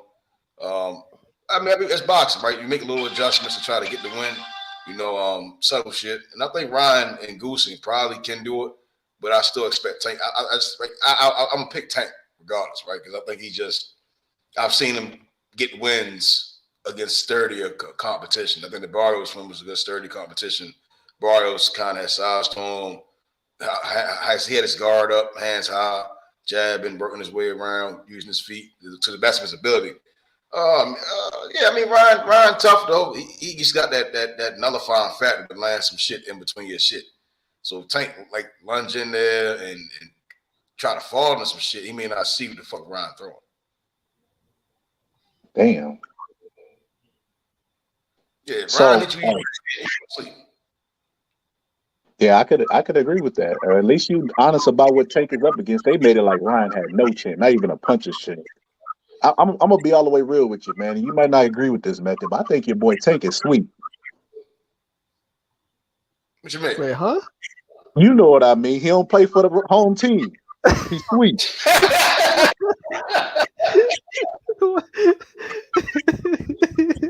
Somebody told me that before. Like, man, that nigga. I'm like, man, get out of here. You hating. They were like, bro, pay attention to his mannerisms. I seen the nigga in an interview, bro. He had his socks off and he crossed his legs and he was looking up at the interview. I was like, oh man. And then I seen that picture with him and L.A.B on. I was like, oh man, they might be telling the truth. Oh shit. I don't know. He might got a little pumpkin pie in him, man. Yo, funny as shit. But regardless of that, man, he is a hard puncher. I want to see. I told him this. They said, what could Tank do to like get on my radar like as a good fighter? I was like, shit, undisputed wouldn't hurt. And I was like, if he knocked Ryan Garcia out, I give him his credit. I was like, bro, you're not talking to like a basic fan. A basic fan is gonna ride what they got no matter what. To the point where like, if they a Ryan Garcia fan and Ryan Garcia get knocked out, they'll be like, man, that nigga Ryan Garcia had bronchitis when he was 5. That's why he was knocked out. It won't be nothing logical. Me, I'm gonna be like, shit, Tank proved himself. No, I mean, I think if he does get past Ryan, I still need to see the Shakur fight. I gotta see Tank and Shakur. To be all the way honest with you, if these guys ever get the balls to fight each other, the elite at 135, or they just keep moving up progressively together, and they eventually fight each other, we're gonna see them miss and match their wins like Roberto Durant and them did. Like, you know what I mean? The triangle theory won't work. One might be one on one day and lose to the other on the next day. I think that's what we're gonna see out of them 4. Well, I mean, Durant party a lot, man. I mean, that's kind of like how what I think about Floyd is kind of like what Durant could have been, right? If he took the sport, if he took care of his body, like B-Hop said, if he took care of his body more and his mental, you know what I mean? I think he'd have been far greater than what he was. I mean, he's already great. I think he could have been greater. Man, you tripping, bro. Okay. Floyd fought less than he did, and he moved up less weight classes than he did.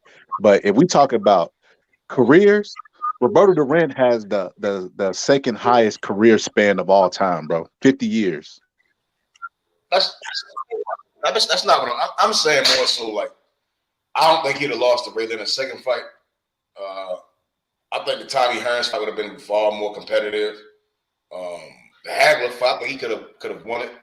I mean, it's just he showed up for Hagler, but you can still see like there was some slippage going on, and the motherfucker kind of. I mean, the Hearns. Look at after the Hearns fight, the motherfucker just went on. And Hearns ain't even really knocked him out like gone the whole 10 minutes. He got right back up.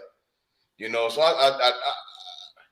I think that partying and bullshitting just kind of got those wins or those fights away from him. I think if he'd have, that's why he's Floyd. If he'd have been running, if he wanted to party and party with the bitches and do the shit he wanted to do, if he just would have worked a little harder, I think he could have definitely came out on top of some of the matches. I disagree with you. I think except for everyone but the Ray Leonard, and that's because he got him right after the fight happened, got an immediate rematch. But any other time, I think fighters are like I know you've seen The Last Dance with Dennis Rodman and how Michael Jordan was talking about Dennis Rodman needed that. He needed that release to go party, but he still was a hard worker. But that made they gave him longevity to his career because he wasn't caged. You got fighters that are like that, like Mayorga. Mayorga smoked cigarettes and drank beer, bro. But like it never really fucked with his performance because I feel like because the game is so much mental, if you believe something will work for you, it'll work for you. And if you think it'll work against you, it'll work against you. Like they've been trying to convince fighters for years not to have sex before they fight or the week of the fight or shit like that. And some fighters believe it, but there's other fighters who like, man, I'm a fuck. And they go out and have good performances. So the game is so much mental. It'll only fuck with you if you believe it's gonna fuck with you. And it won't if it won't, because like I said, Floyd Mayweather's career didn't span as long as Roberto Duran's, and he jumped up more weight classes and fought more fights than Floyd Mayweather. Yeah, I mean James Toney went from middleweight to weight, but speech slurred, right? A lot of sparring, but I mean, I get the Dennis Rodman analogy, right? Partying was his way of what's what I'm looking for? It was a way for Like a him to release. Yeah, yeah, release. but that's basketball. Boxing, you gotta stay clean with you. Strong mind, strong body. What you put in your body matters. You gotta be able to restore and heal the body heal. The Duran that I saw in the Hearns fight wasn't the Duran that I saw in the Hagler fight. Even the Duran I saw in the Hagler fight just wasn't the same as the Davey Moore fight, right? It's the reactions were the way he was just reacting. It's not to take anything away from Hagler, right? Because Hagler definitely got off first and controlled the inside and worked when he needed to work. But I think Duran, from fights that I've watched, was sharper than what he presented in those two bouts. It could have been a league competition. I mean, you're talking about one of the GOATs in Hagler, so it could have been that. Hagler's better than Moore. It could have been he was a smaller guy moving up, so maybe the weight played a factor in the outcome of the fight, or him putting on the weight could have took off his reaction time. Who knows? Like I don't know. I just think Roberto Durant partied and did all that shit, but I don't think it affected him. Like the placebo, a lot of people say it, but the placebo was just they gave people sugar pills, told them it was medicine, and they got better. So the power of the mind is really like in effect. So like I said, I just believe if you think it'll affect you, it will. If you don't, it won't. Would you drink in the midst of a training camp, or would you be? I mean, like, do you think? All right, in your opinion, do you think that's successful? Because you'd be successful getting drunk prior to a training camp. No. I mean, we've seen Salvador Sanchez used to drink a lot, But do you think that's successful? No. Okay. But I said if you believe it don't, it won't. Like, so if I drink during the camp, I know I'm not supposed to do that shit. I might go out and have a bad performance. But I remember reading books about like people in the back in the day, they was going like 99 rounds method. 99 rounds. And them motherfuckers, like if you look at like John L. Sullivan's routine, he would get massages before his fights and he would drink alcohol because he said it loosens your muscles. Yeah, I mean, I was like a motherfucker saying, "Hey, I took a line of cocaine right before this fight, and I ain't feel shit." Yeah, I bet you didn't. Shit, you ain't never see the cartoons when they bring the Saint Bernard out when they give them the liquor, and then they get back the fuck up. Yeah, I mean, it does have that effect, but it don't take away from what the fuck going on in that ring. Now, I'm just saying he believed it wouldn't affect him. So I mean that's why he was quote unquote the toughest son of a bitch in the bar or some shit he used to say. Yeah, I get it. But yeah, I mean that's a different era. That's a different era. Yeah, I mean I think a lot of them guys again they were closer to the original science of boxing. Most people back in the day in that time knew how to fight, defend themselves, protect what they had. Different champ. Those champions were different. It was just one champ compared to like fighters of the day. You see what I'm saying? Yeah, the eras are different as well. I wouldn't agree with that 70s, 80s. Well, yeah, 70s, 80s drinking and shit. Yeah, that wasn't good. we was talking about this stuff earlier, but it's a whole different preparation to a fight when, like you said, you preparing to go like 45 rounds and stuff. It's just a whole different preparation. And yeah, you can't just take a fighter from the 80s or any recent eras and just throw them in there. No, it's a huge difference. Yeah, you gonna get the shit beat out of you. Yeah, Hey, shit.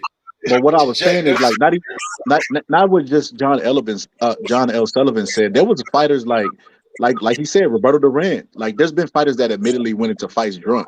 The Raging Bull. Like there's a lot of fighters that went into fights drunk and shit. They didn't have a bad outcome. I'm just saying, like I think a lot of people will say like if you ask them the percentage of mental in boxing, they would say high, but not as high as I think it really is.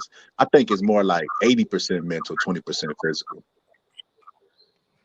either or, right? I mean, but that's still majority. Majority of it is mental, right? So I mean, you don't drink and drive. You don't drink and operate machinery. You don't want to take pills and drink and operate machinery. The body is the best. Is your machine. You see what I'm saying? That's the machine you own. So you mean if you wouldn't get drunk, take pills, and drive a car, why would you drink, take pills, and then get into a fight? You get what I'm Hold saying? up. Hold up. I get it. I see what you're doing. I just want to say, hey, Errol Spence, don't associate me with this nigga Method.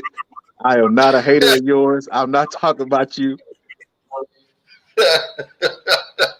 Hey man, it ain't even directed at Errol. It's just that's more a philosophy thing. How I see it. I just think the body is the machine at the same time, and it's the only machine you only get one. You know what I mean? And if your career path is prize fighting and boxing, professional boxing, you know what I mean, you're gonna crash. You know what I mean? He brought up Jake LaMotta, and you said he sipped, right? But do you think he would going back looking at it, do you think sipping out of 6 fights with Ray Robinson would have been intelligent? Was that smart? Was the mental really working? I wouldn't advise any fighters to smoke or drink, but like I said, it's because that's what I believe. Like it would affect me.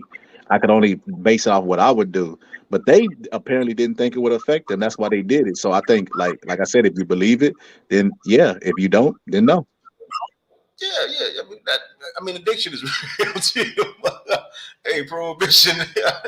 If you put that, the only motherfucker I advise to smoke before fights, during fights, even press conferences, Ricardo Mayorga. Hey, that's impressive to pull off what he did, doing all that shit. You know what's crazy now? I fought a drunk man before, bro, and I ain't even gonna lie to you. Drunk people hard to knock out, bro. I remember he was he wasn't even drunk. He was probably like buzzed, but he still had been drinking a couple.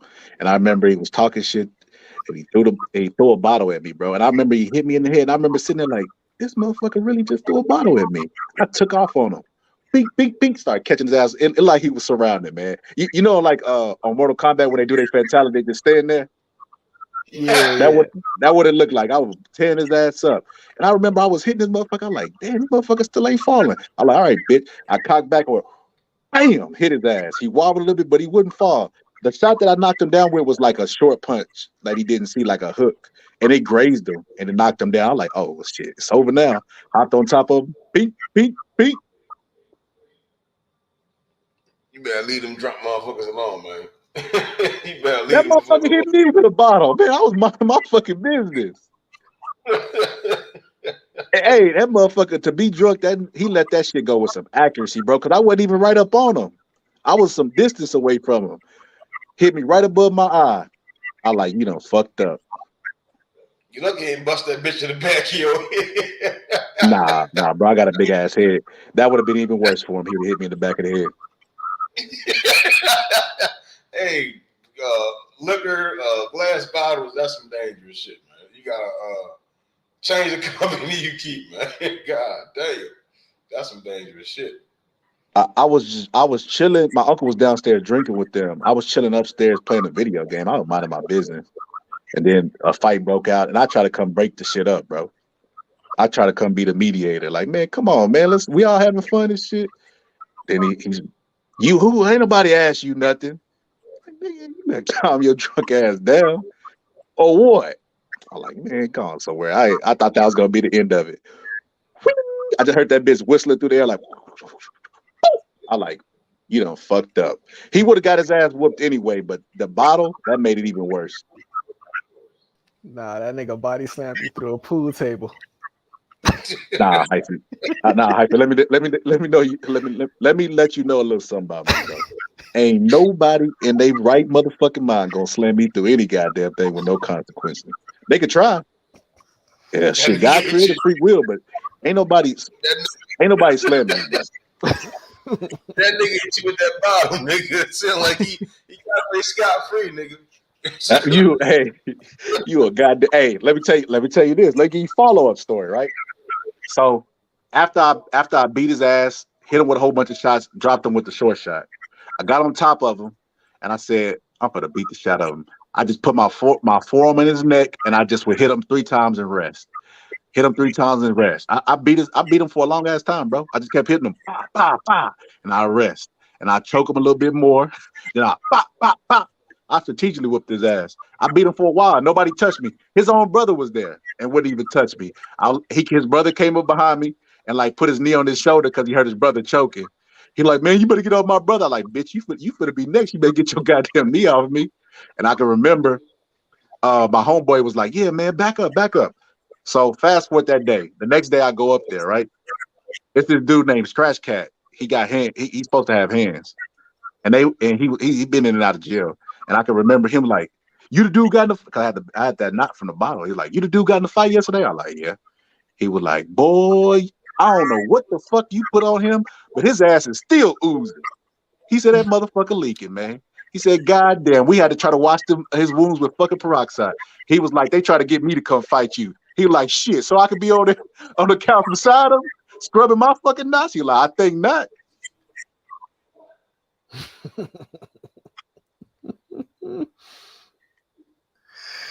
Yeah, That was probably the last street fight. The last street fight I've been in. The rest of it should have been like sparring and where it's a gentleman's agreement. But that was the last street fight I was in, and it wasn't even my fight.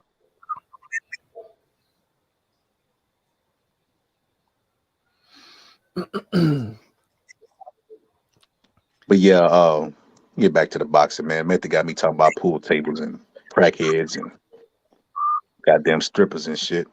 Oh, yeah. Back to the boxing. Oh yeah. Hey, so Method, what you gonna do if Zane knocked fucking the 38-year-old prospect out? Listen. Joe Joyce is gonna stop him late. It's gonna be the first person to stop Zane. Zane is gonna fight valiantly because that's what he does. I mean, he had Rich out there looking soft. Yeah, I mean, it's just slight levels to it, right? Joe Joyce is on the war tab right now. He's on this Genghis Khan shit, right? So he's going to go out there. Zane early on is a bad motherfucker. After that, it's just he ain't been in there with a guy like Joyce who punches start to really fuck you up. You know what I mean? If the corner don't throw that motherfucker in by the 8th, I'm predicting between 8 through 10 that Joyce is really going to be fucking him all the way up. You see him with Dubois, stayed on him, kept hitting him till he cracked. Joseph Park stayed on him until he cracked. I expect the same thing.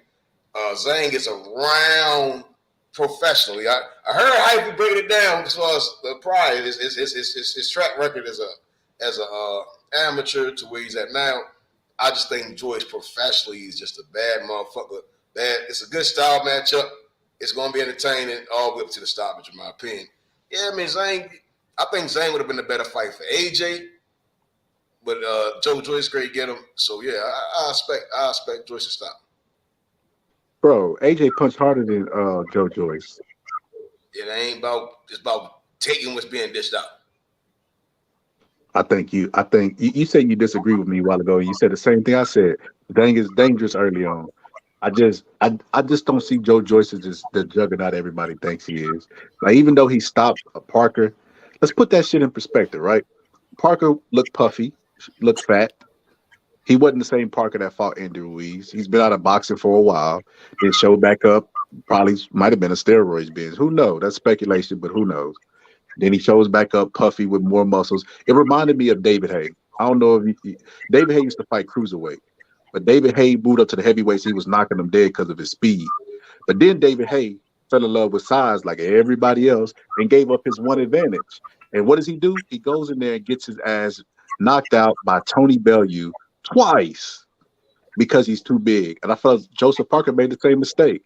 Joseph Parker was a little guy that had fast hands, and he can get a second breath really fast because he didn't have a lot of muscle mass, and he gave up his advantages to be a big man, so he got gas fast. And I think he kept Joe Joyce kept putting pressure on him, but he wasn't throwing a lot of punches. He was pushing him up against the ropes with his forearms, leaning all on him, trying to break him down slowly, and then he eventually knocked him out. But I don't see him doing that to Jang. Jang is a big guy also. Like he could possibly knock Jang down, but I don't see him finishing Jang. But he might. Who knows? I'm not sold on the Juggernaut. I feel like people fall in love with people's nicknames. He is not eating punches, bro. I seen Joe Joyce get hit with a right hand by Parker, and he stopped coming in. He stayed at a distance. He respected his power. Yeah, I mean, yeah. Damn, what did you say? What was the name? Shit. What was the name you just mentioned? David Haye. David Haye. I mean, Value beat that motherfucker not because I want to say it's because he swing wild as shit. That motherfucker just get swinging for the fences, and all Bellew had to do is take a step back and let him use his aggression against him. You know, I mean, He wasn't like that though when he was a cruiserweight. He was fast. He was more top. It's like he thought he was a big guy. He started fighting like a big guy, like I'm the stronger, bigger guy. I don't know. I think he felt like he third. Hey, I was just thinking about David Haye today, like all that shit that motherfucker was talking, just for him to come up with that big toe shit. You talking about against Klitschko? Yeah, man. I said, No, man. I would have kept that shit to myself. If I broke my toe during the fight, I wouldn't even say shit, bro. That motherfucker showed up to the press conference with a shirt holding Klitschko's head. All this shit, bro. Got in a fight and ran like a motherfucker, which is so crazy, bro, because I feel like if he would have actually fought with some balls, he could have gave Klitschko all kind of hell, bro. Vladimir Klitschko was a hard puncher, bro, but he wasn't all that great at receiving it. When he's on the receiving end, bro, he kind of his nuts would shrivel up in his stomach. He panics. Yeah, like when what's Lamont Brewster? Or is it Layman Brewster? Layman Brewster. Layman. When Layman Brewster put that pressure on him, he couldn't handle it, bro. He quit. It said his water was spiked.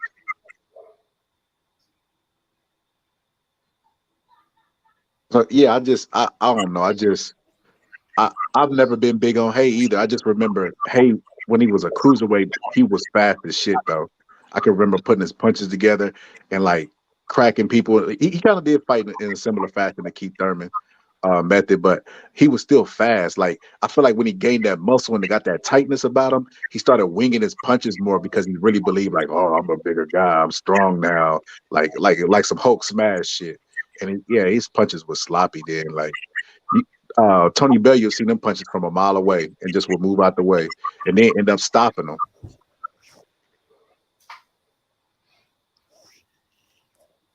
Which goes to my point, Method. Size don't mean shit.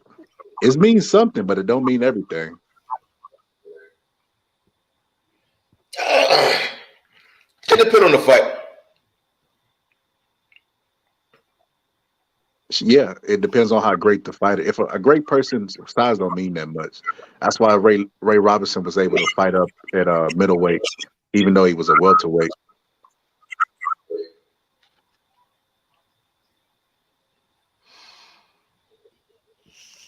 Yeah, fucking David Haye, man. That boy, yeah, he was talking all type of shit before he even made his heavyweight debut.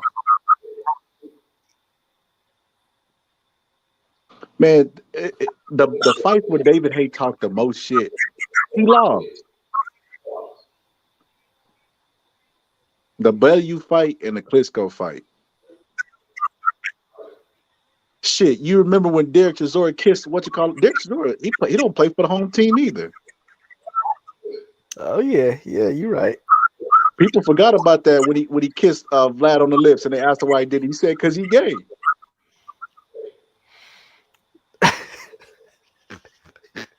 Hey, he didn't even hesitate, bro. He said it like with no question. I'm like, damn, the reporter just let that shit slide. That's sexual harassment, bro. This nigga said, "Hey, that's hey, 21st century heavyweights."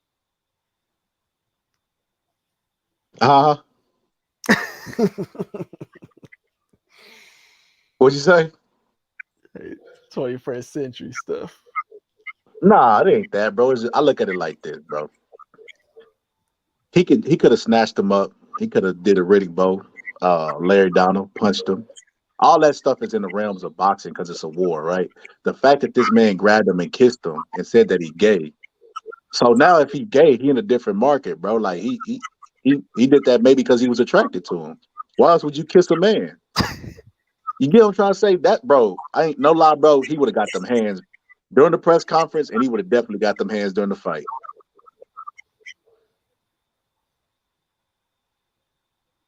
Man, I need to go back and revisit that whole little era because I remember who was I? Okay, I know David Hay. Remember he pulled out of the Vitali fight like a week before the fight.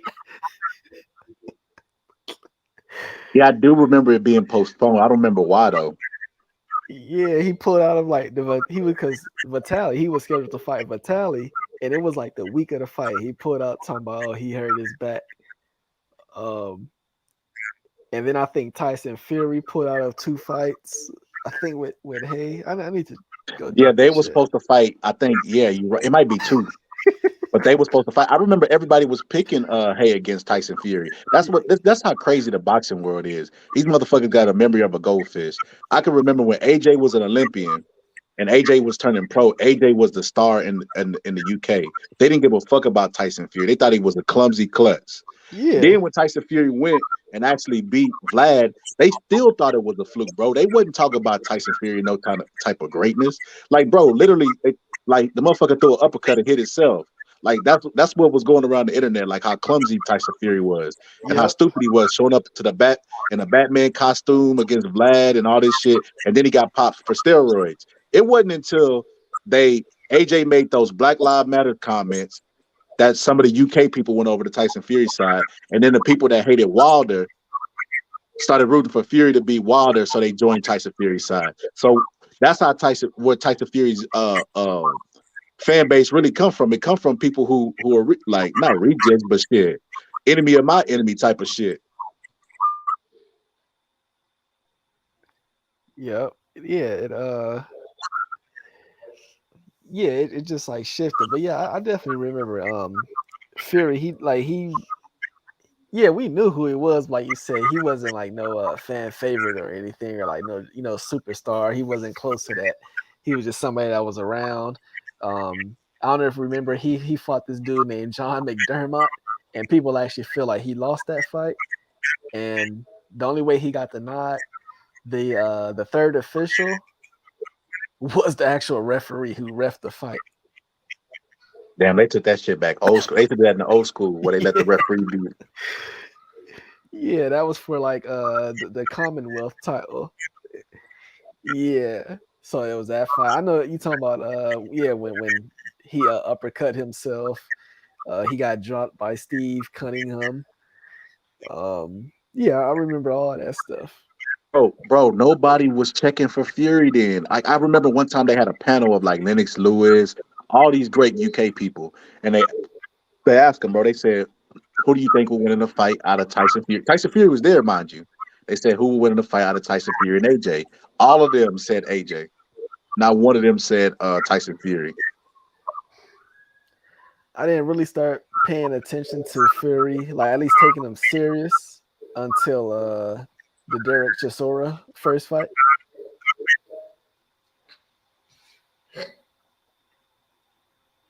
Yeah, I didn't start paying attention to Fury until shit. Fury was about to fight Deontay Wilder. Oh damn. I seen him around, but I always thought he was like I said, like a klutz. Like I agree with everybody else. Like I don't think this guy is serious about body. Even when he retired, bro. How do you make the biggest accomplishment of your life in your prime and then retire? Yeah, that definitely rubbed a lot of people the wrong way, and I honestly didn't believe that he was going to retire, but when I seen that he got stripped for the belt, that's when I was like, oh fuck, this is something serious. And then I remember, some time had went by, like over a year, and then you see Tyson Fury is, they call it stone. He's over like 20 stone, over 400 pounds and shit. And I was like, yo, there's no way my man's could lose that weight. I said, yo, he's done. His That's voice, why, remember his voice? His voice changed after that shit. He didn't used to have that raspy ass voice. bros, them roids, bro. Hey, you know why? Partly, I bet somebody online that Tyson Fury would not fight Usyk, bro. And they was like so sure that Tyson Fury would fight Usyk.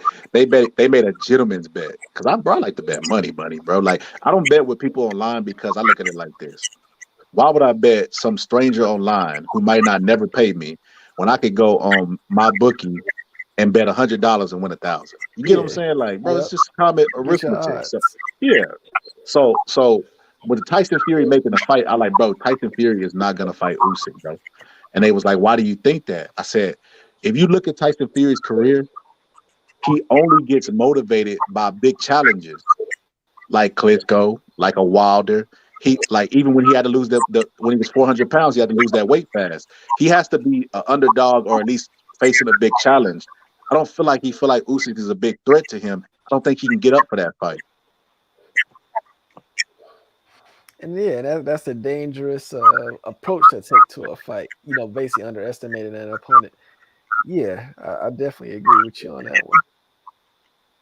And just the other day, they released some news that said that the negotiations like it's falling out between Usyk and Fury. I'm like, well, I told him I'm gonna get my $5 from him too, bro. Yeah, I seen that also. I heard about that as well.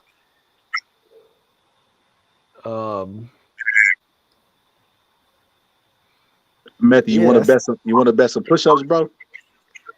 What's good? What's good, blood boss? What's good, retro?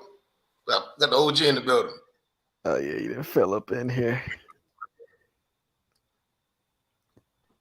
Matthew, let's put some push-ups on the match, bro. What fight? On the Zhang fight. Come on, man. He going. Hey, just show up, man. That's all you gotta do is show up. Don't run at the what's it, Joe Joyce knock him up, man. 8 through 10, Joe Joyce. I don't run from shit, bro. I ain't Miss Cleo. Like I can only take I take everything I could about a fighter and their mental aspect and I put it and try to predict the fight. I ain't 100%. I'm pretty high though. I'm just keep it all the way real. My percentage higher than yours, Bethany. You thought a boo boo Andre was gonna lose the fight. No,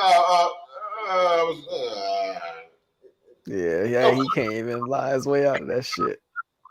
Man, let me tell you about my nigga Bethany. He said I should change my name, Hyphy. Let me tell you about this nigga, bro. We watching a fight on X's channel. It's me, him, and Q, right? And we flipping back and forth because it's Devin Haney versus Cambosis, and then we got Plant versus Darrell.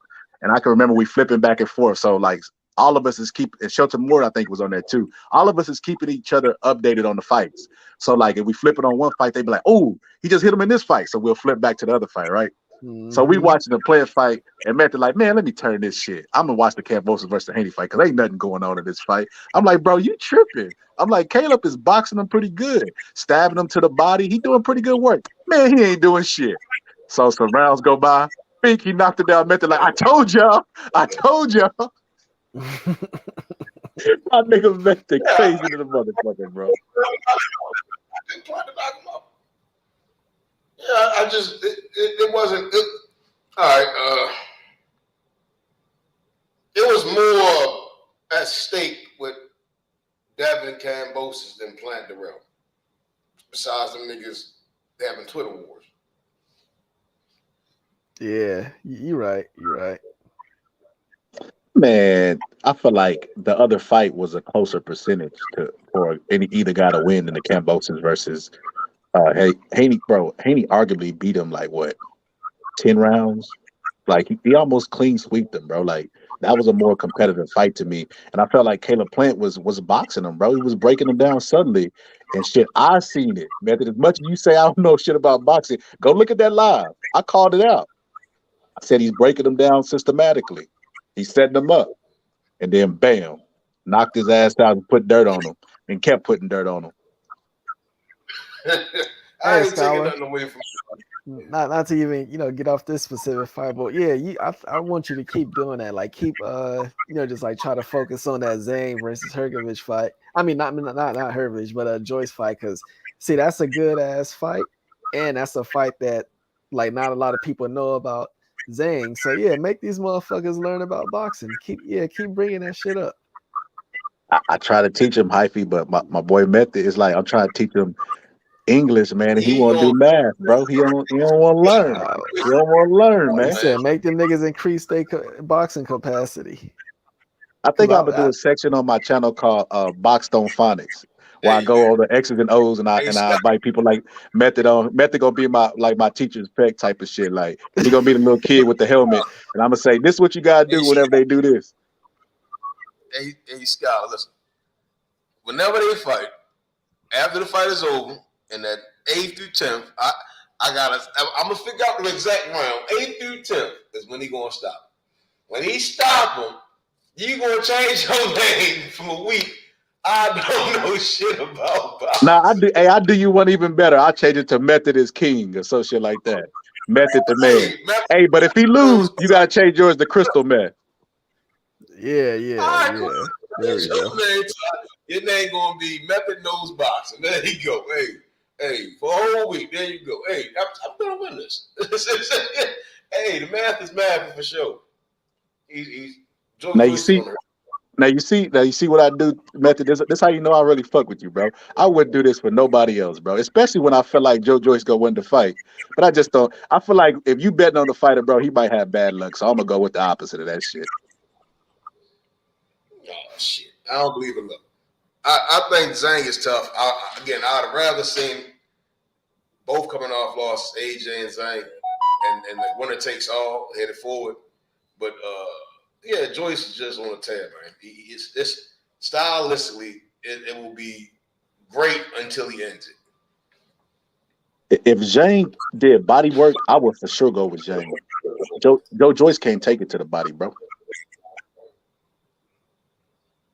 You know, most fighters that could take it to the head can't take it to the body, and vice versa. Like it's just a weird thing in science and the science of boxing. But most people who could take it to the body can't take it to the head. And I think Joe Joyce can't take it to the body. I remember watching him versus Brian Jennings, and Brian Jennings hurt him with a body shot, bro. And Brian Jennings ain't no fucking puncher. Like as a matter of fact, Brian Jennings is the opposite of that. Like he would have had more success if he would have had at least, you know what I mean, slightly above average heavyweight power. His record would have been a lot better.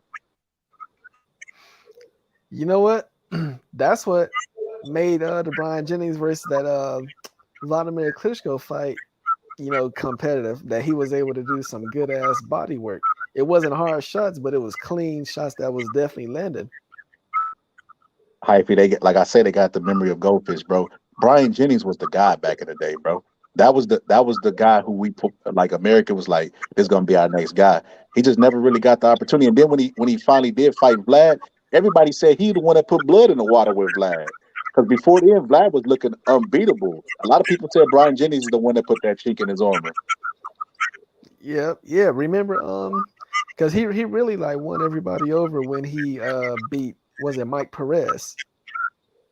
Yep. Yeah, that was a good ass fight too. That was a down to the wire fight. It was just like whoever wanted it more, whoever had more heart. That was a good ass fight. Then he fought Ortiz while he was on steroids. Yeah, that shit didn't go too well for him. But Ortiz got the better of him. Hey, but you remember when Wilder was supposed to fight what's that guy's name? Povetkin. And then Nevada came out because he had WBC and it was a mandatory VADA and he popped dirty, right? Yep. Imagine if Brian Jennings would have had the backing that Deontay Wilder had, and Luis Ortiz would have got popped dirty.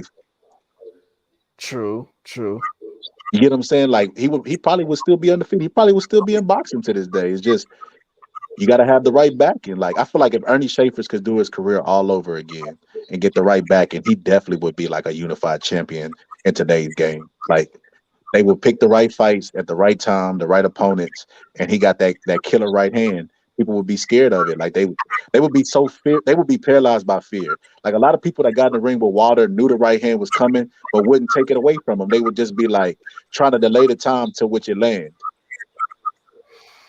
Yeah, I felt like that was one thing that always scared me with Brian Jennings when it like just leaving had him coming up. He, you know what I'm saying, he was with Top Rank, so he had a good team behind him and stuff. But I was just always scared that the size of the heavyweights that was dominating, I was scared that he wouldn't be able to get with him due to that because I mean you could tell Brian Jennings he wasn't a big puncher.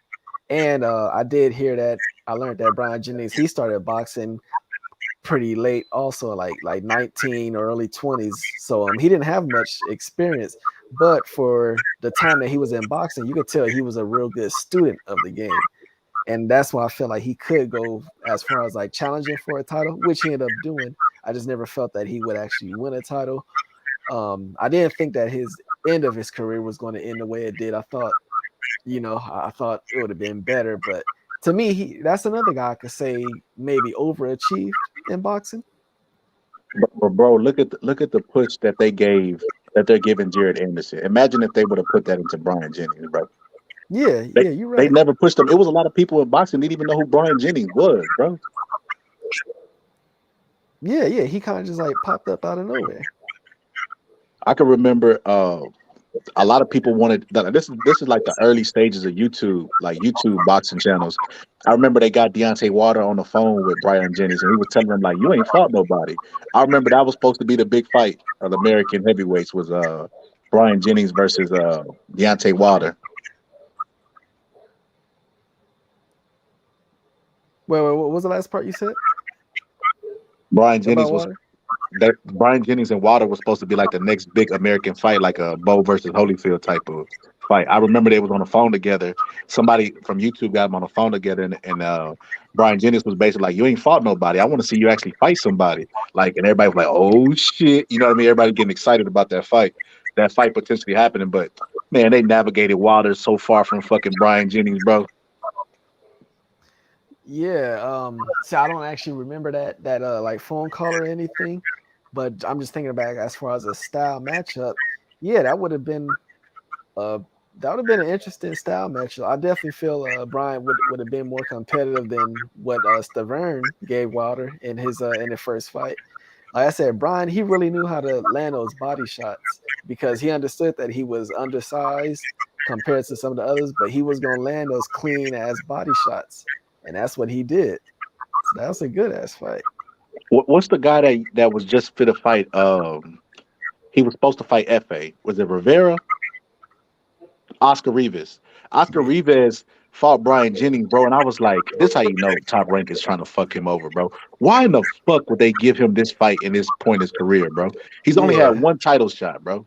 Why wouldn't you try to get him another title shot like they're trying to do for Andrew Ruiz and how promoters do for their champions, bro?" That's when I felt that they just kind of like was done with him. Pretty much after the what's his name, the Ortiz fight, right? Yeah, I think so too. I think they never really pushed all their chips into Brian Jennings, and when he lost that fight, they was like, "Nah, he's damaged goods. He's no good. We'll use him as a gatekeeper." Bro, he's fighting Joe Joyce, bro. They threw him in there to be a test for Joe Joyce, like not to beat Joe Joyce, just to be like a stepping stone. I'm like, damn, they didn't reduce my man Brian Jennings to this in the sport of boxing. Like, damn. Yeah, see, because I remember the Luis Ortiz fight that came right after the Waldemar Klitschko fight. Now, the Ortiz fight it was for an interim title, so I could see that's why it was considered. But to me, if you trying to build a guy up and he just came off a loss, you don't throw him in there with no fucking Luis Ortiz.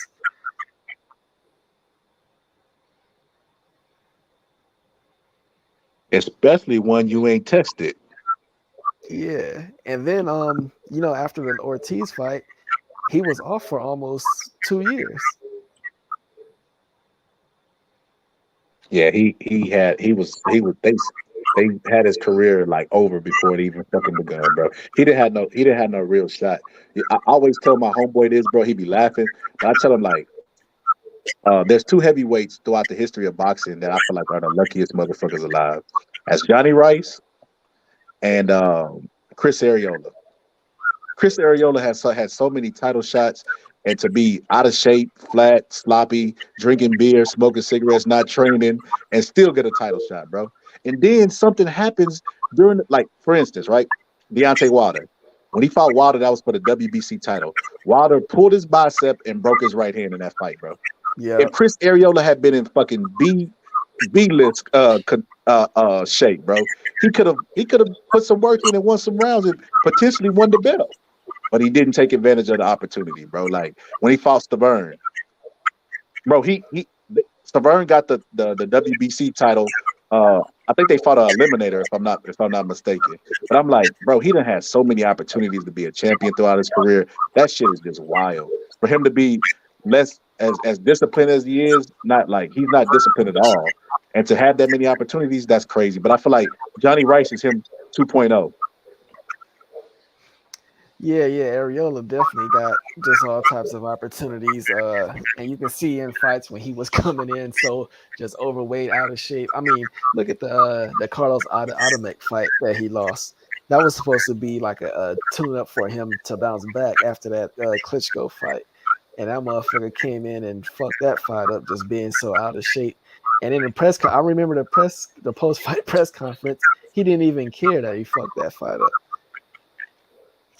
So yeah, he was just gifted with a lot of opportunities that, like you said, a fighter like a Brian Jennings wasn't gifted with. Bro, it's a dude online. He my homeboy. His name is Real Talk Boxer. I don't know if you know about him. But I might have came across. he's from Texas, man. Me and him be chatting up, talk about boxing all the time on Instagram. Oh, okay, Well, okay. one time he did a video, bro.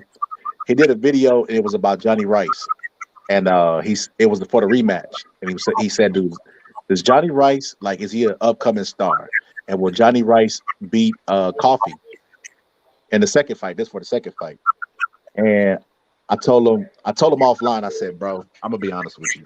Johnny Rice is another Andy Ruiz, bro. He gonna balloon up in weight. He gonna feel like he peaked. I said, Michael Coffey's gonna lose his fight though. I said, because Michael Coffey is famous for being a sparring partner, bro. He ain't famous for no significant wins or fights. He just famous for being a sparring partner, bro. Like when did we start giving people credit for being a sparring partner of champions that ain't did nothing in the ring? Bro, Larry Holmes left and became champion, bro.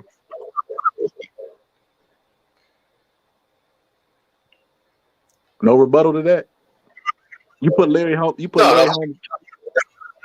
So you think Larry Holmes and Michael Coffey's on the same level, bro? If you look at Larry Holmes in a sparring session, bro, you would say this is a guy that's special. If you looked at Michael Coffey, would you say that was a guy that was special, bro? No, I'm saying Larry Holmes worked hard. Okay, I'm just telling you, Larry Holmes was not only sparring him, bro. He sparred Joe Frazier. Like Larry Holmes was, and he was giving these champions business in sparring, bro. And then he left because he didn't want to be known as a sparring partner, and went and made a legacy for himself, bro. Everybody that knows Michael Coffey only knows him for sparring Deontay Wilder. He didn't go beat up Tyson Fury. He didn't go do miraculous things in sparring. He only was attached to one champion, Deontay Wilder. He doesn't deserve credit, and it showed, bro. He got his ass whooped twice by Johnny Rice. It wasn't an upset to me because I felt like Johnny Rice was going to win. In both fights, I picked Johnny Rice. Me and Real Talk Boxer was talking about this. So here's the interesting thing. So after the second fight happened, he did a recap on his channel, and I went to the comment section and I commented. I said, I think Johnny Rice is peaked tonight. I don't think he'll be able to go. I feel like he beat a guy up who was overhyped for being Deontay Wilder's sparring partner, and that's what he was known for. And I feel like he's peaked. I think he's gonna be like, I made it, because I watched his speech after. I ain't gotta work no more, Al Heyman, all this shit. I'm like, this guy's gonna balloon up in weight. He's think he's made it to the top of the mountain, and he's gonna his performance is gonna suffer. And sure enough, I get a notification, and they're like, "You're wrong," and I'm like, "You're wrong. The fuck is this?" I click it. The name say Johnny Rice. I'm like, "Man, get out of here. This ain't no fucking Johnny Rice." So I click on it, and then he got videos on there. It got like a video of him like at a kids foundation or some shit. I'm like, "Oh shit, this is Johnny Rice." So I wrote him. I said, "Look, bro, this ain't nothing personal." I said, "I make my predictions off the history of boxing. Now you might be the exception, but I always base my opinion off the rules. And the rule is Andrew Ruiz, Buster Douglas, all the people who feel like they made it to the top of the mountain or they peaked in their career, it's always downhill for them." And I said they always come in overweight their next fight, and they always never are able to capture that thunder that they captured the first time. And I was like, "But if out of respect for you, I'll remove the comment if you want me to." He said, "Nah, bro, leave it there. That's gonna be motivation for me." And then we see this next fight, he show up out of weight. I'm overweight and out of shape. So I mean, Did he win? huh? Very next fight. Bro, it's the last fight we seen. Did he win? Man, I'm not gonna do this shit with you. Let's do the push-ups right now, bro. Hey, that motherfucker won, didn't it? He a default winner. Hey, he that motherfucker won, man. Man, come on, man. I don't know if you watched The Simpsons method because you a little bit younger, man. Now you at that 90 era. You watched The Simpsons.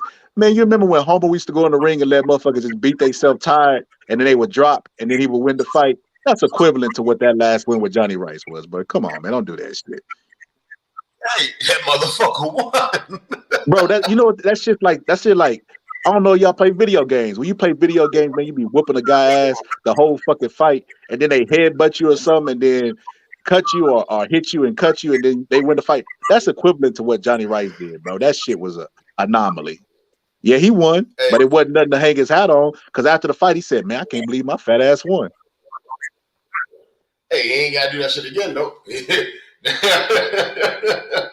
got past that motherfucker. Hey, so there's a will, there's a way. You know what happens with Top Rank? Normally, when there's an upset, they always do immediate rematches. If they do an immediate rematch, he gonna whoop Johnny Rice's ass. I didn't see that. He had a Nah, hard they ain't time. announced it. They ain't announced it. Yeah, because they wouldn't do that shit again because he couldn't touch him. He kept he kept stepping inside. You know, instead of going to the outside and then setting the shit up, he kept going to inside of Johnny's right hand. So what you saying is you don't think Johnny want that smoke again, or you don't think his opponent want the smoke again? I don't think that guy was he from France? Where was he from? Italy. Yeah, I don't think the Italian will go back in there. You crazy as hell, man. He was winning the fight. It was all right, but it wasn't like he was. Man, bro. Shitty performance by him. And Johnny Bro. did what he's supposed to do. Have a good time and get him the fuck up out of there. Bro, Johnny Rice threw probably 5 punches the entire fight, and one of them landed and cut the guy, and he won off that one punch, bro. Like, man, we're not finna do this method. Johnny Rice was getting his ass whooped. I'm saying, what does that say about him? That I'm not impressed with him, bro. I don't think he's all that as a prospect. Yeah, all right, yeah. That's what I'm saying. I think the guy definitely looked like shit, and that led to him getting stopped. You know, he couldn't figure the shit out. He just kept doing the same stupid shit. So I wouldn't say he looked like shit. He just wasn't impressive. Like, he don't have to be as big as he is. He don't have a whole lot of power. Like, he was fighting like an amateur, bro. Like he looked like a splendor version of Vitaly Klitschko or Vladimir Klitschko. Like, the way he held his guard and the way he was. He just wasn't impressive. He wasn't fighting like shit. He did enough to win the fight, in my eyes. Like, see, he tried to around say he wasn't fighting like shit. He looked like shit. So put it like this. Put it like this. Top Rank was trying to get the fight to be stopped by headbutt because they knew that guy would win if it went to the scorecards, and so did Johnny Rice. Everybody in the stadium knew that. So I feel like he was doing enough to outpoint Johnny Rice. He just was not an impressive like heavyweight to me. But like I said, the same reason I don't think he's impressive, I don't think Jared Anderson is impressive for the same reasons. Oh, that's one motherfucker. I'm getting tired of people, praising him so high. Man, Hyphy, you my nigga, man. You probably one of the only people I done heard on YouTube say that shit Yeah. online. Nah, Jalalov gonna put his ass to sleep. To sleep, bro. I agree. Hey, Method, I bet some push-ups on that. We can go to the 100 to 200 push-ups on that shit. On what? Jared Anderson versus Javala. Nah, I ain't. Nah, I'm good. I'm good. Oh, come on, Method. Hey, I went with the odds against you to change my name. Hey, see, Jello, I would have had to be lying, right? Jello is very good at what he does, similar to Bivol. They gauge the distance, get off their shots, got good enough power. Jello got that heavyweight power, right? So you can see that shit takes toll on guys. Jared Anderson can't do that lean back shit. He lean back if he wanted to. He going to sleep. You see what I'm saying? Yeah, that's the Hyper, heavyweight. you see the difference between him and I, bro? I think I He said ain't trying Zhang to is a give you dang. no bets. Nothing. I said Zhang is a dangerous fight, but I picked the Juggernaut to win, right? But because I wanted to make a little friendly bet with Method, I gave this nigga the odds, bro. This nigga won't. He like, no, hell no, I ain't betting on no goddamn Jared Anderson. Oh man, Perez and Anderson, right? That's cool. But Jello, he's just better at what he does as a professional boxer. He uses his reach real well. Has that knockout power. Jared, cool man. He just leans back, man, and Jello, he already expecting that shit. So they have a fight. He already know what he want to do. It's right there for him. He ain't going to work hard to knock him out. If you want to lean back. If you put Javalov or tape of him in, put it next to Vitaly Klitschko, bro. That's who he reminds me of. The way he sets up his backhand, the way he just cuts motherfuckers and they just start snoring. He's around that same height. He's a big guy, long guard. He just reminds me a lot of him. But I think Jared Anderson is gonna go to sleep against Javalev. I'm not that impressed with Jared Anderson. Like I said earlier, Hype. I feel like Jared Anderson fighting Forrest. Top Rank made everybody believe that Forrest had never been knocked out, even though I watched Forrest get knocked out on YouTube by Gerald Washington. Yeah. And Gerald Washington only used one punch. Jared Anderson threw 100 punches, bro. Take any heavyweight in the world, good punch resistance or not. If AJ throws 100 punches against them, they probably won't even have any meat left on the bone, bro. Deontay Wilder, they definitely wouldn't have any meat left on the bone, bro. Any heavyweight puncher throws 100 punches at you, bro, you should be dead. You know what I mean? Especially if they unanswered.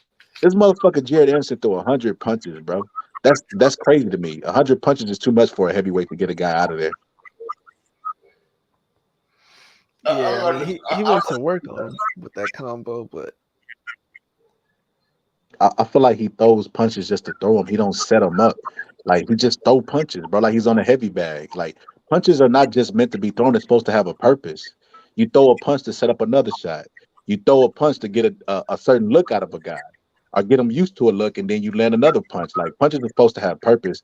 Jared Anderson just recklessly throws punches, does not move his head, and then he makes noises every time he throws. Like, it's a lot of stuff that Jared Anderson does, bro. I don't see what the hype is. I would take all the chips that everybody's putting in Jared Anderson and put the motherfuckers back into Deontay Wilder. Hey, let me tell you what I hate the most about this motherfucker, Jared Anderson. That goddamn stance switching. That nigga gonna get his ass knocked out doing that shit. Bro, people think they haggler, bro. People think they haggler. They think like, okay, look, that's what I'm gonna do. I know I'm fighting a bum. What I'm gonna do is I'm gonna start beating the bum up from this stance, and I'm gonna switch to the other stance, so everybody think I'm a switch hitter. If you get in there with elite competition, the thing about Hagler is he was able to switch against elite competition. Think about Bud. Bud could switch against the elite. Not everybody's a switch hitter. Like I feel like Boots can't do it effectively. Boots look horrible from the southpaw position in his last fight. Like I feel like everybody, I guess they watch tapes of Hagler, or maybe Bud inspired them, and everybody try to be a switch hitter these days. But bro, just do you. Be the best version of you. You don't have to be a switch hitter to be dangerous in the sport of boxing. Yeah, that's just becoming way too common now. But the thing about Jared, his last two fights, he's been knocked out of his southpaw stance. You said Jared Anderson got knocked out. Yeah, like he literally got knocked out of his stance. Like he got hit with some Oh, got you, shit. got you. Yeah, and he had to little stumble, and he had to come back in opposite stance. So I've seen that in his last two fights. Yeah, I agree. I don't think he's an effective switcher. I think he's not an effective switch hitter. I think he's just fell in love with everybody else fell in love with. That fighters want to show versatility, and they don't want fighters to get their number, and they want fighters to think, "Oh my gosh, this guy is so great," and then, "Oh my gosh, he can switch stances. How do I prepare for him?" So they do it more for their opponent than they do it for the opponent inside the ring. They know what's in front of them. They know they're fighting a bum. What really let me take all the chips out of the Jared Anderson stock is that I seen him talk shit online to Frank Sanchez. And Frank Sanchez was like, "Well, what's up? Let's fight." He was like, "Ooh, in 2 more years, or a year from now." He said some shit like that. I was like, "What the bro? Boxing is your profession." And this man challenged you to a boxing match, and you told him basically you're not ready. Well, stop talking shit to him. Ignore him. When he talks shit to you, you put your fucking head down there. Hey, and see, I just told my homeboy this because I know you seen the article where he said somebody feed me that bum Dillian White. I said, so he want to fight bums. He don't want to get in there with no good competition. He want to feast on bums. I see. Hey, and it goes back to what I said earlier, Hyphy. Too much. That's why I made a drop on my channel, Method. You know what one of my drops is? Man, we talking about practice, man. Not a game. We talking about practice. Because I feel like Jared Anderson's only popular because of him supposed to be beating up Tyson Fury and giving him black eye and sparring. That's why everybody pours stock into Jared Anderson. Sparring stories. Like, man, we talking about practice. Yeah, that shit don't mean shit. Bro, there's some fighters who try to go in the sparring and work on their defensive flaws, or you know what I mean? Take it easy. Let me try this. I never tried this in the fight. Let me try this today. So Yeah, unless I think that this modern day shit where niggas think that sparring is a bout with no headgear, like that's why the niggas be getting knocked the fuck out, don't be having no fucking power. They're not really working on certain shit that they gotta work on, you know. And then we got motherfucking trainers that don't know shit about boxing, and these fighters just be lagging all around. Again, that's why I'm more of a fan of the science than and the older school methods of shit. You know, like the motherfucker fucking up. Right, when I watch shit like that, the sparring and shit, and they all out and making all these mistakes and shit, where they training and motherfuckers is just excited watching the fighter fuck up. I'm like, y'all gonna get this nigga killed. You see what I'm saying? Like boxing is real. There ain't no go, ain't no joke, ain't no game. Yeah, this shit's crazy. It's a crazy time we live in boxing. They don't play none of that. There's so many factors that come into play when it comes to sparring. And I'm just naming off some of them. You know, when we see footage come up, I don't know how many rounds this fighter might have sparred with another fighter prior. I don't know if this motherfucker, worked out a lot before he got, started doing this sparring. I don't know what type of shape he is. I don't know which of these two fighters that sparring. I don't know who's closer to a fight date and who just got in camp. It's so many factors that come into play. I'm gonna go back just a little bit old school when it was, just that whole rumor, whatever happens in sparring stays in sparring. It's kept. But, these days the fighters put out information and now you got the trainers that's co-signing information. And shit, I mean, I might be complaining about it, but most of these fans love it because you hear them talking about it. Devin Haney always talking about what happened in sparring. All these motherfuckers do that shit, man. You know the only time I would even consider using sparring as like a piece of the puzzle, like to put it in, if I see like them hit consistently with a punch, by a guy's favorite punch, I'm like, well, if he's able to land it in sparring, damn, he could probably land it in the fight. Like that's the only time I use it, or if a guy got knocked out. Now for all I said about the sparring shit, if you knock a motherfucker out in sparring, that gotta mean something. An elite guy. Mm-hmm.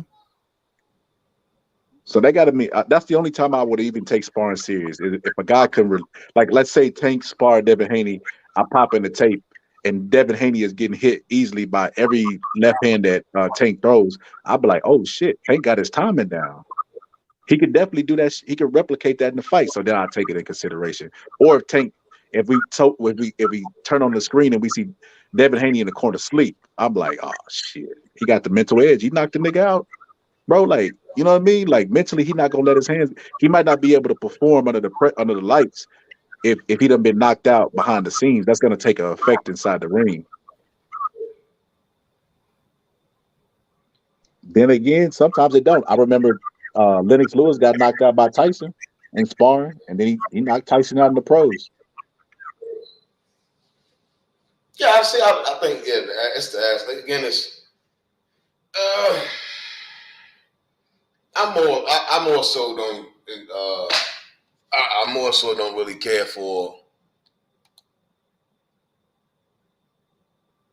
I don't really care for the like how they try to make sparring out as like it's bigger than what it is, right? Like, I think it has its role in training, preparations, recognizing your flaws to turn them into strengths. But when motherfuckers act like, yeah, I just think these motherfuckers take sparring to like it's getting like they act like they look like how they treat sparring is as if they're the fucking sparring partners. Like that's how niggas act with sparring today. You see what I'm saying? Like it's the mega fight. Like these motherfuckers been putting in 200 fights like Ray Robinson or these niggas in this and Mongoose Station, Archie Moore. Like no, like niggas, it's not reflecting into the fights. It's not reflecting into when they under the lights. Like, I'm not seeing what they saying. Like if you going all out on sparring partners and all this other shit, but when you fight, you can't control distance or you can't. Your range ownership is all off. It's just glaring flaws, right? That's the problem I had. But you're sparring and like I say, like James Toney has, right? It's getting competitive, a couple big shots landing, but the way guys treated today is as if like that shit means something. You don't lose nothing. That's that ego shit. They get character fucked up already. That's how I look at it. You see what I'm saying? Like your mental's already fucked up. You should go in the sparring with the mindset of I'm going ahead to notice what the fuck I'm fucking up on, right? And admiring what the guy I'm in the ring is doing at the same time. You see what I'm saying? I think that's just lost some time though. So basically, what you're saying is somebody done made you their sparring partner and whipped your ass. Oh, me? Yeah, because I basically heard a plea for fighters to take it easy on their sparring partners. No, that's no. You'll never me say that. I'm saying I don't see growth in a lot of fighters. Like to look at professional fighters today, right, and then see guys that's champions that don't have no fucking legs, right, or always getting tired, they just pushing punches. Like how is this possible if you're actually sparring properly? How is this possible if you're in the gym, right? That's the flaws that I had, right? And then to turn it to like, yeah, that's where I'm at with it. You see what I'm saying? Like I do commend what I saw with Breadman, what he did with Caleb Plant, stopping this motherfucker every time he got the chance. It's not even a chance, every time. Saying some shit, stop, start over. Stop, start over. Stop, start over. Because that shit is muscle memory, it's repetition. If I'm even in sparring, you want the motherfucker, you want to drill this shit in the motherfucker's head to get it right. Because once you get out there, we seen Plant when he fought Canelo. You ain't getting the right prize when you did get up there with Canelo. What happened? You got slid across the fucking ring because the motherfucker he was with wasn't correcting that shit. They was telling you, yeah, that shit's this is that. Prior sparring, egging the motherfucker on all the time. These are flaws. They tell you it's correct. You see what I'm saying? And that's the problem I have. And that's why I don't really take shit. You know what I mean? Yeah, what you said basically is what I've always agreed with. There's a lot of trainers in boxing, very few teachers, man. A teacher gonna show you how to do it. Main Stewart would get in the ring and show you how to do it.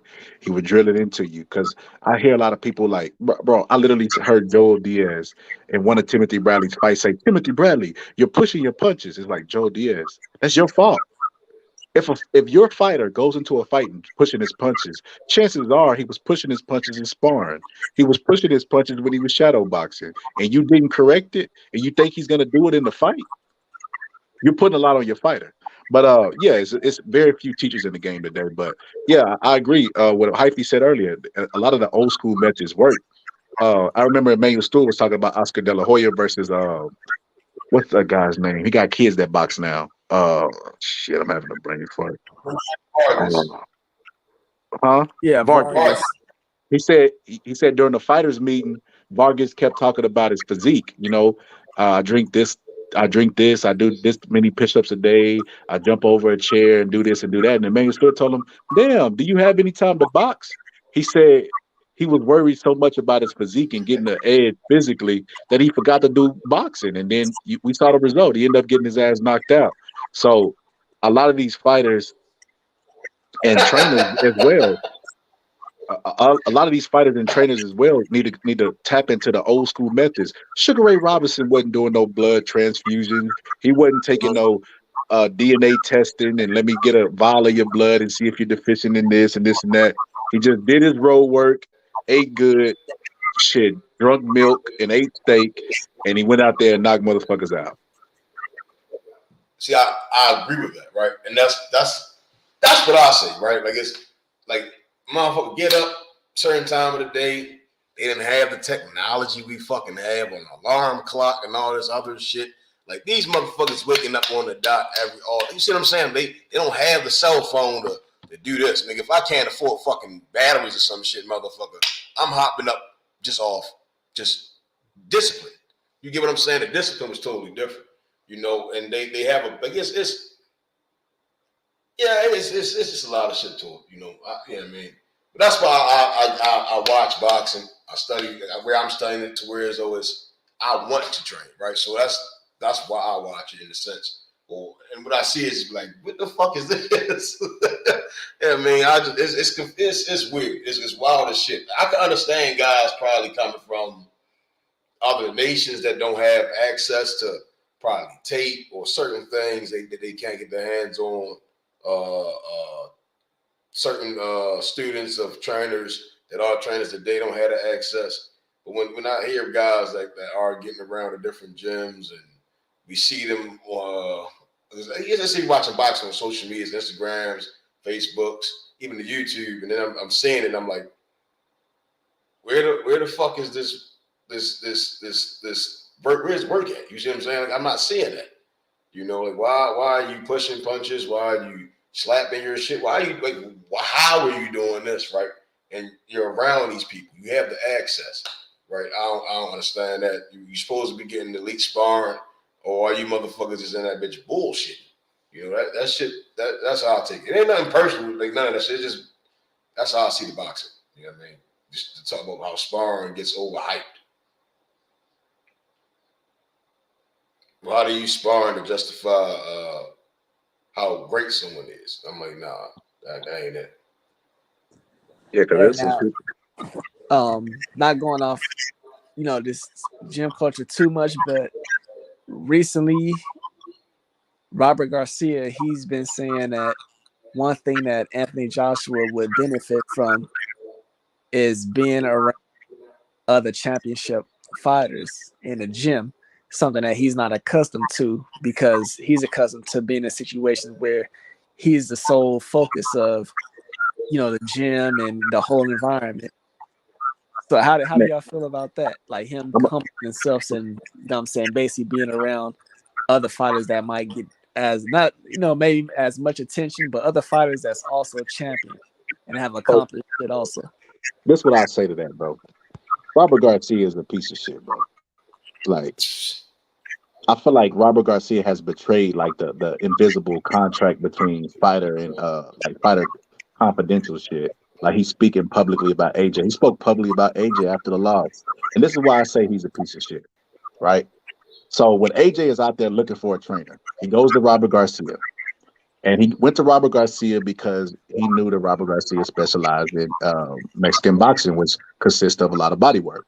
And he knew he needed body work to beat the European fighters who are not used to body shots. European fighters think body shots is illegal. You see how they look at the ref when they get hit with a body shot? But Robert Garcia knew that that was arguably the biggest fight in his entire career, right? Because it's a heavyweight fight. And it's the heavyweight. It ain't just a heavyweight. It's AJ, right? Cash cow. Robert Garcia delegated his responsibilities to another trainer. He let that trainer work the lead in the corner of the night of the fight because he didn't want the responsibility. And it's like, bro, your name is on the front of the building. We're going to blame Robert Garcia for it. It don't matter what AJ looked like. It's going to be attached to Robert Garcia.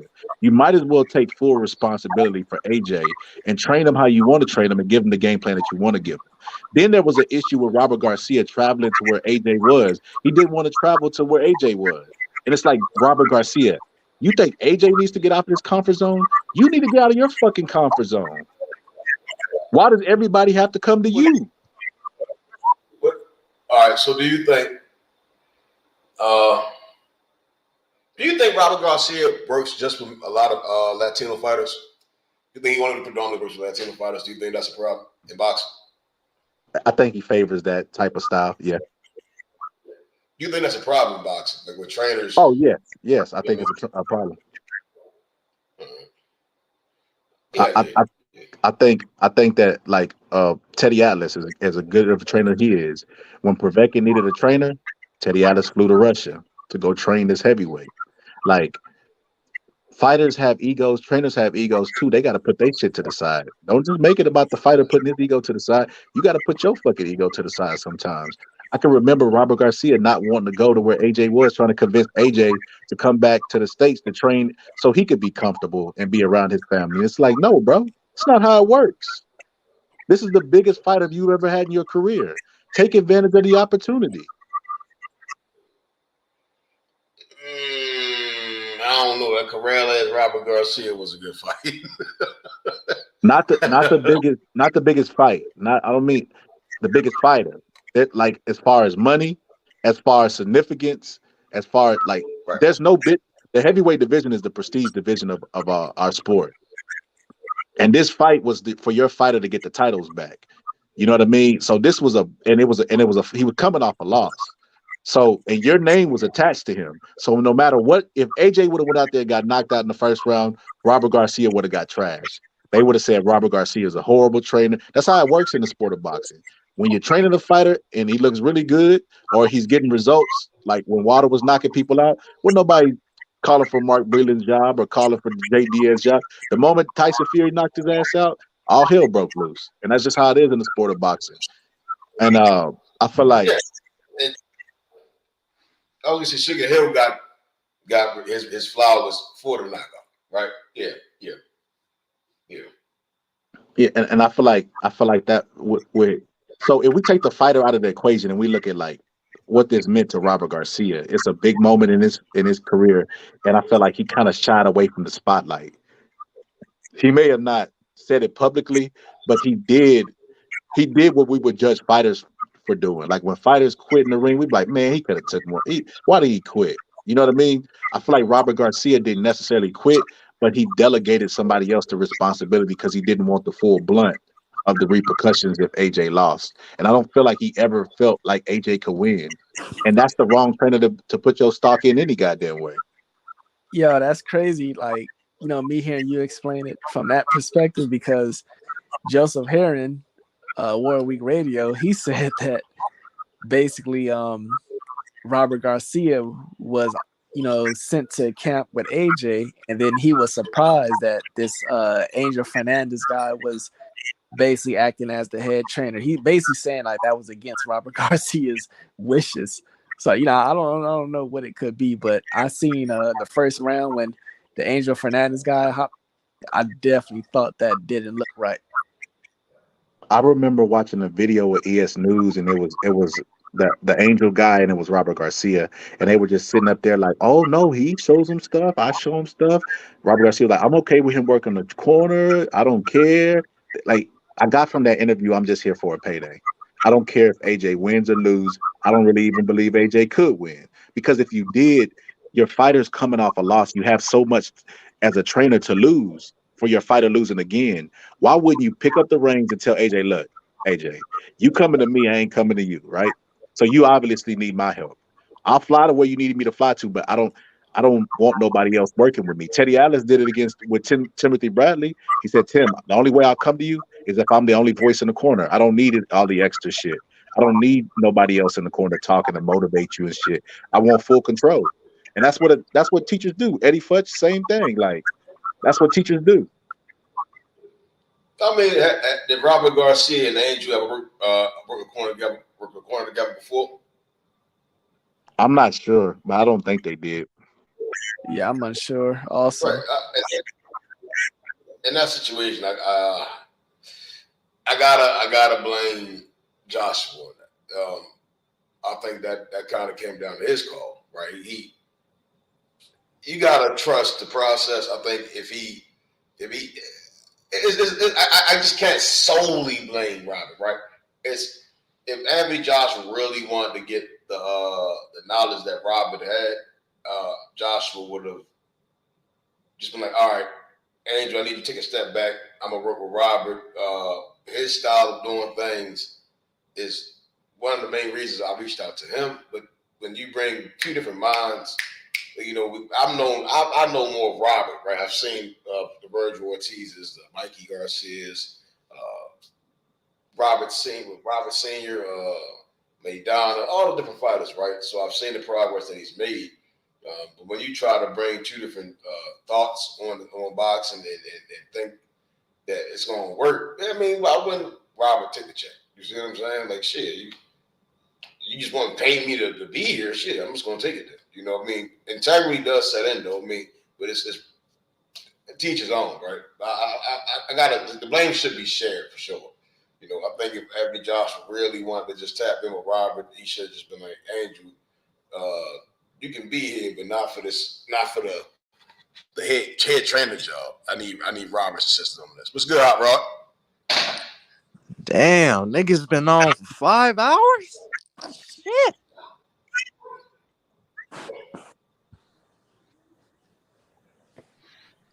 Man, what y'all cooking on, man? Training boxers. You said trainers and boxers? Yeah. Elaborate. Catch me up, man.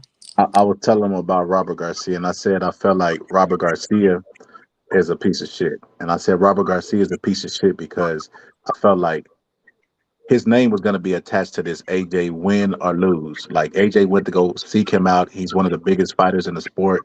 You know, he makes a lot of money for the sport, and it was a championship fight, and it was a big championship fight. And I feel like Robert Garcia shied away from the spotlight, even though his name was going to be attached to it anyway. He let Angel take over the reins and let Angel work the corner. And then after the fight, he did an interview where he said AJ mentally weak. Then he just did another interview the other week and said AJ should come to the States and train. It's like, why does AJ have to move for you to be comfortable? Like Robert Garcia should have told AJ, look, AJ, I'm gonna fly to you. I'm gonna get out of my comfort zone because Robert Garcia doesn't like to travel either. He's talking about AJ not wanting to travel. Robert Garcia don't want to travel. He don't want to leave. He don't want to leave the United States.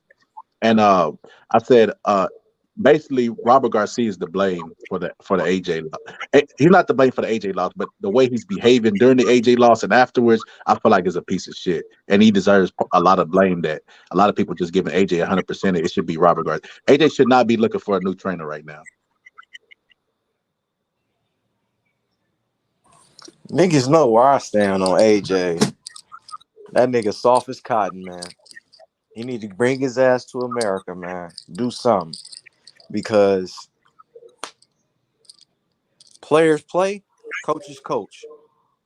Robert Garcia can only tell you so much. It's up to you whether you want to listen or do it or not. Yeah. So the thing about that is, I feel like he was just there to collect the check. I don't think he cared about coaching AJ at all. Like even afterwards, he didn't got paid. He got his check, and he's still talking shit about AJ. I've never seen a trader behave like that. Most trainers, if you bring them in and they'll say nothing, but they'll praise you because you're their fighter and you're how they pay their bills. He's still shitting on AJ. And it's like, damn, bro, if you felt this way about AJ, you felt this way about him while you was working with him, which is cowardice to me. You was just there to collect the check. And as far as AJ, bro, AJ is not soft as shit, bro. You tripping on that.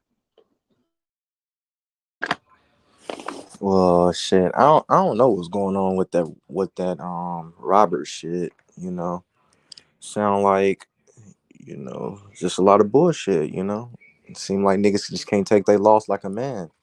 But that's just how I feel about AJ. Even before he fought Usyk, I thought the nigga was soft. It was just something about the nigga. He like a Ryan Garcia, nigga, a pretty boy. Like nigga don't want to get his hands dirty or nothing. You know what I'm saying? Like I don't know, man. I don't know, man. I think you throw Usyk and AJ in the alley. Usyk might kill that nigga. And I'm just being Hell, honest. hell no. So with that, I think Usyk does have mental toughness, but I think AJ has it too. I think it's just levels to it. Ali was a pretty boy. I mean, shit, pretty boy Not to don't that cut don't you mean. off, Scholar, I think you said it perfect. I think it's levels. I think AJ has been more battle tested. Usyk has only had what, like 3 or 4 fights at heavyweight. Like, give him some time. AJ has had way more fights at heavyweight. Give him a time. Give him some more time of them big boys beating the shit out of him, putting them big ass paws on him, and then we'll see. Okay, because I seen AJ get hit by Vladimir Klitschko, bro, and he got right back up. And there was a lot of people that didn't even do that shit when Vlad touched him. When Vlad touched him, they was asleep.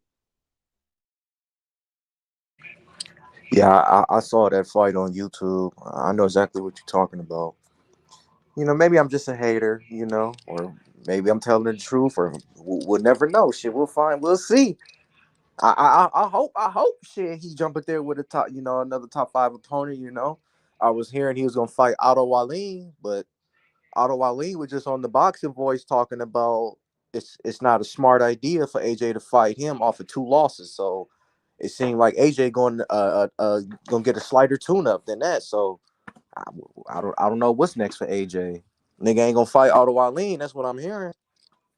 I don't think it's that you a hater or nothing. I think it's that a lot of Americans have biases to Americans, and AJ ain't American. He UK. When I hear people talk about UK fighters, they all say they can't take a punch and they all soft. Like, just keep it real, bro. Like the other day, I heard somebody talking shit about Prince Nassim, talking about how much he was above. Like, hold up, bro. I'm not gonna let you do that. That nigga was good, bro.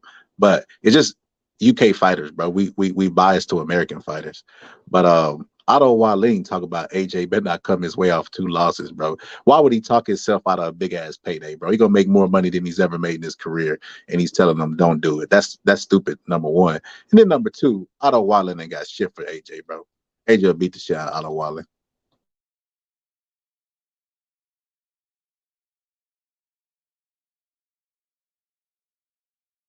Y'all there? That's what I'm saying. Like the shit these niggas be saying, they just be lying out their ass.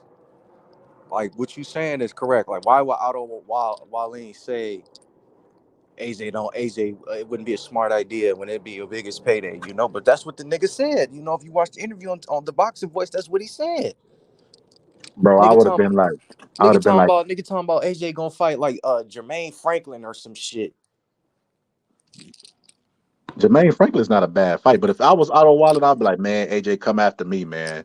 I wasn't looking good in my last performance, bro. You might get me. You might knock me out. Use me as a tune-up. Make that fucking money. Why would you talk yourself out of that fucking big payday? Because ain't nobody, bro, outside of the AJ fight, who the fuck is Otto Wallen gonna fight? Jermaine Franklin? That'll be a good fight, but who, like, strategically, bro, who he gonna make the most money and then get known by people? Because like the only reason that we even know Otto Waller now, bro, is because he cut Tyson Fury. Like that's it. Yeah, and back to your point with the UK and American. I'm an American, but shit, I'm new to boxing. And if you ask me, I fuck with Fury out of all the heavyweights. It's like I'm not a Wilder fan or Andy Ruiz or even I like Big Baby. I ain't gonna lie, I like Big Baby, but I just fuck with Fury, man. It's Fury in the heavyweights for me, man. I can't even lie to you, man. These American, I don't know, like who you think from America gonna come in the box in the next 5 years or even less gonna take over? You like, do y'all really think Big Baby is that? Do y'all really think he's really that? Like who? Nah, we just got to talk about that. Like I don't know, dog. Y'all niggas know more than me. Shit. You know. That's why I be asking y'all niggas, cause it's like, do niggas really think Big Baby Anderson can be the next great heavyweight of America? Hell no. It's like, so if it ain't big, who fuck is gonna be? Daniel Dubois? Like who? Javalev. I think Javalev probably gonna be the next dominant heavyweight. Richard Torres? Like who, bro? Jalilov is the most talented, skillful right now. He's like 28. Yeah, he's the most dangerous. It's hard. It's going to be hard to beat him. You know, when Fury go, Joshua go, Wilder go, Jalilov is going to be a problem. Javalev and AJ ain't that much age disparity between the two. Yeah, but AJ, he Klitschko. All right, who the fuck is Jabalon? Is that a contender or something? Yeah, he's a prospect. Hey, what y'all think about that one dude that won the gold medal? I think he fight for Jalilov. Oh, that's him. That's him. Yeah. That's him. I don't even know the nigga name. Yeah, he the most dangerous. He signed with Joel Diaz. Hey, what's that nigga name, bro? He signed to that one promoter, right? The same promoter Cambosa's got, right? Lou DiBella. Yeah, ain't he signed to Lou DiBella? I'm not sure. I'm not either. I mean, based on what I've seen, he trains with Bivol and Butayev and them, and him and Jalilov and Bivol are very good at keeping the fight where they want the fight to be at. Don't get all they very controlled. You know what I mean? They relax. It's hard to see anybody beating him. You know, he got the reach. The mistakes Anderson makes is bread and butter for Jalilov to knock out right now. You know, he got working a lot of shit. Matthew, I take my bet back, bro. You don't want to give me no action back on another bet.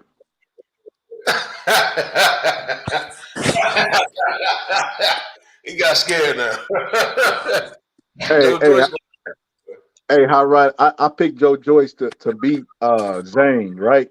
But I told Method I'll bet him. You know what I mean? I bet him. I changed my name to Method Knows Boxing if he win.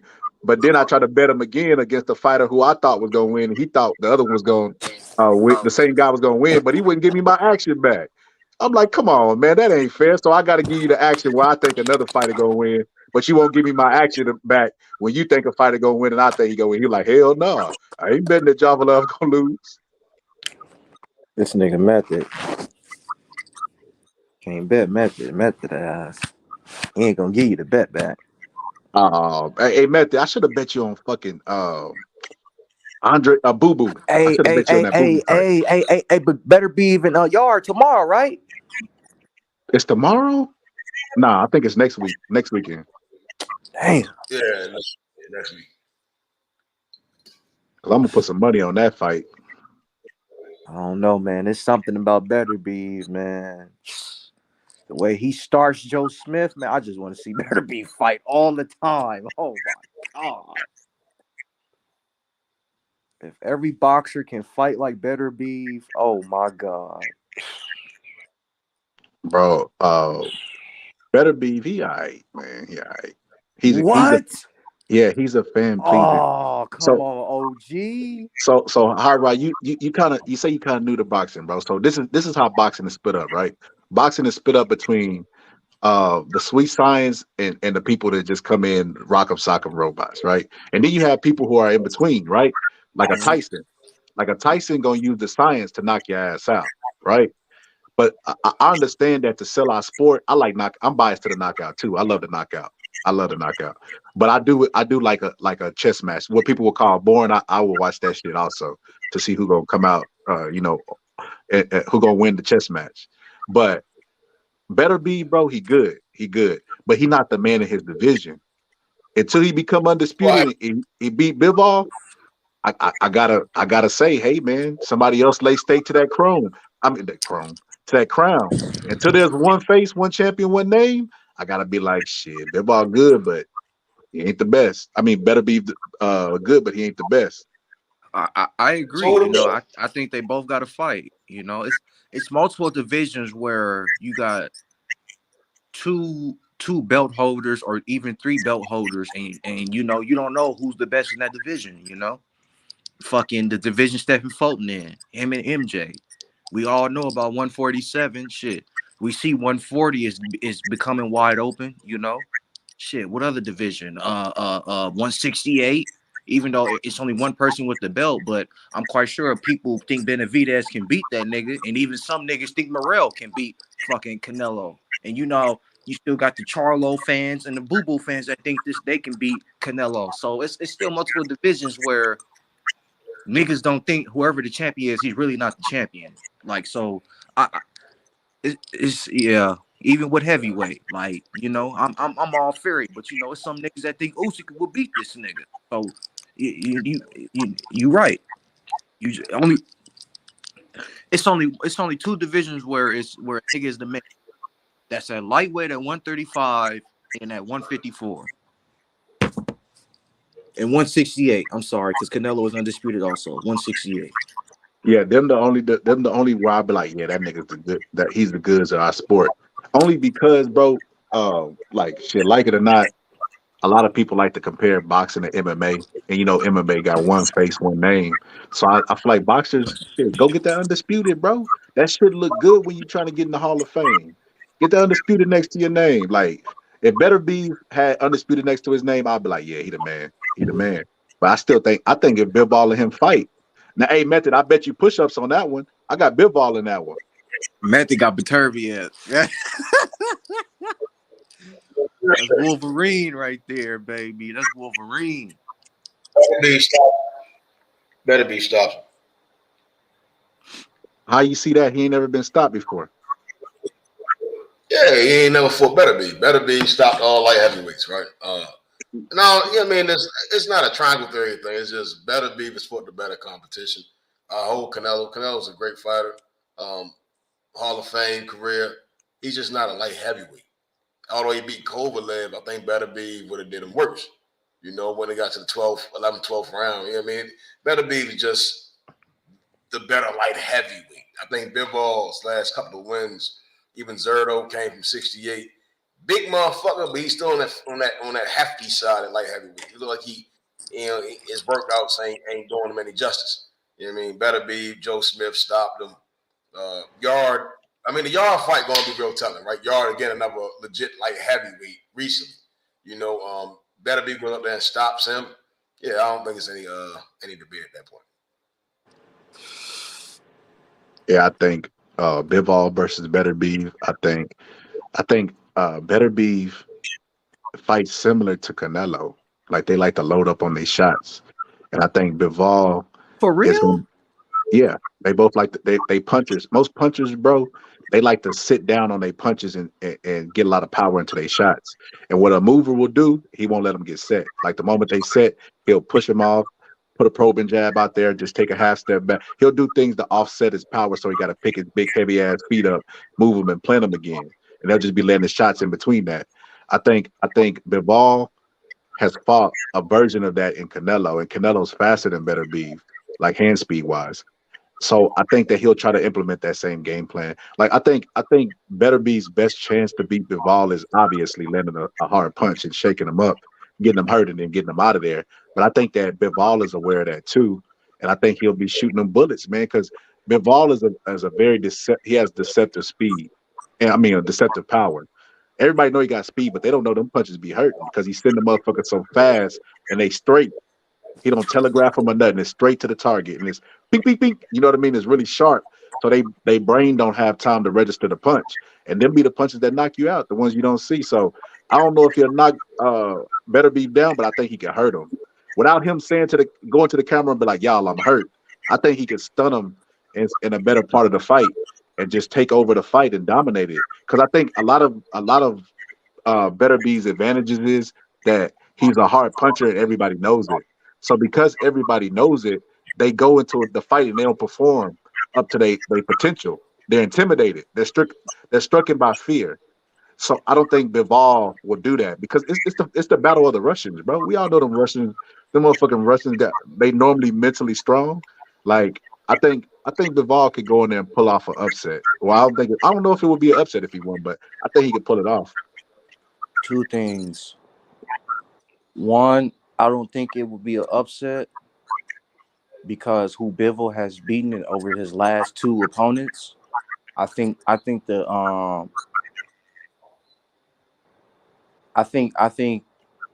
either fighter would be either a slight favorite, and I don't think Better Be fights like Canelo, like loading up. Like maybe I gotta watch more fights, but with that Joe Smith, I saw Better Be on his toes and just throwing. Like he wasn't even like having to stop and plant. Like he was just throwing. Like it was just regular. Like like he was on his toes. Yeah. Canelo kind of got to settle down and let that shit go. Better Be, it's just the thing with the Bivol Canelo shit was more so that I noticed that Bivol is going to ball up and go to the ropes, right? And Better Be, once you go there with Better Be, he's the bigger puncher, the heavier puncher, and he's not going to fucking gas out like Canelo. So it's a total different style matchup. Everyone that Bivol faced was good for his career, but he has never faced that legit other threat in Better Be. I have to favor Better Be, who doesn't get tired. He's game for 12 rounds. He gets stronger as the rounds go on. He's not going to quit. He's not going to put his hands in his pockets. I mean, I think Bivol is going to have some success, but once Better Be starts going, I just see things going downhill for Bivol. Did either fighter? Because I don't think either fighter has over 25 fights or even 20. Nah, they both at like 16, 17, I think. That's what I'm saying, OG. So did either fighter when they was coming up fight the fighters that was contenders and elite already while they were coming up? Nah, there was talks of Bivol fighting Kovalev when he was Kovalev, but that fight never came to fruition. They just now starting to get the fame. But another aspect that I factor in the Bivol fight is Bivol is way younger than Better Be. Better Be was 38 years old, bro.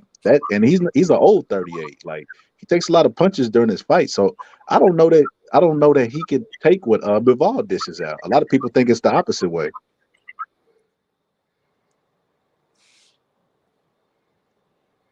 Can't wait to see it, man.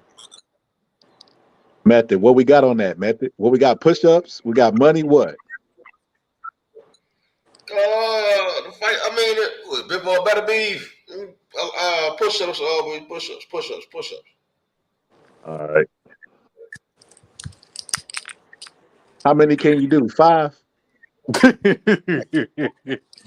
You pushing 80 years old, nigga. You probably, nigga, as soon as you hit the ground, I'm falling and I can't get up there. Nigga, you better get life alert, nigga. Method, I want to see a birth certificate, nigga. Your voice alone is 50, bro. Ain't no way you goddamn under 30, bro. Hey. Nigga, you got smoker's lung if that's the case, nigga. You sound like a goddamn motherfucking boy 50 years old. He talking about he 30. Come on, man. That's crazy.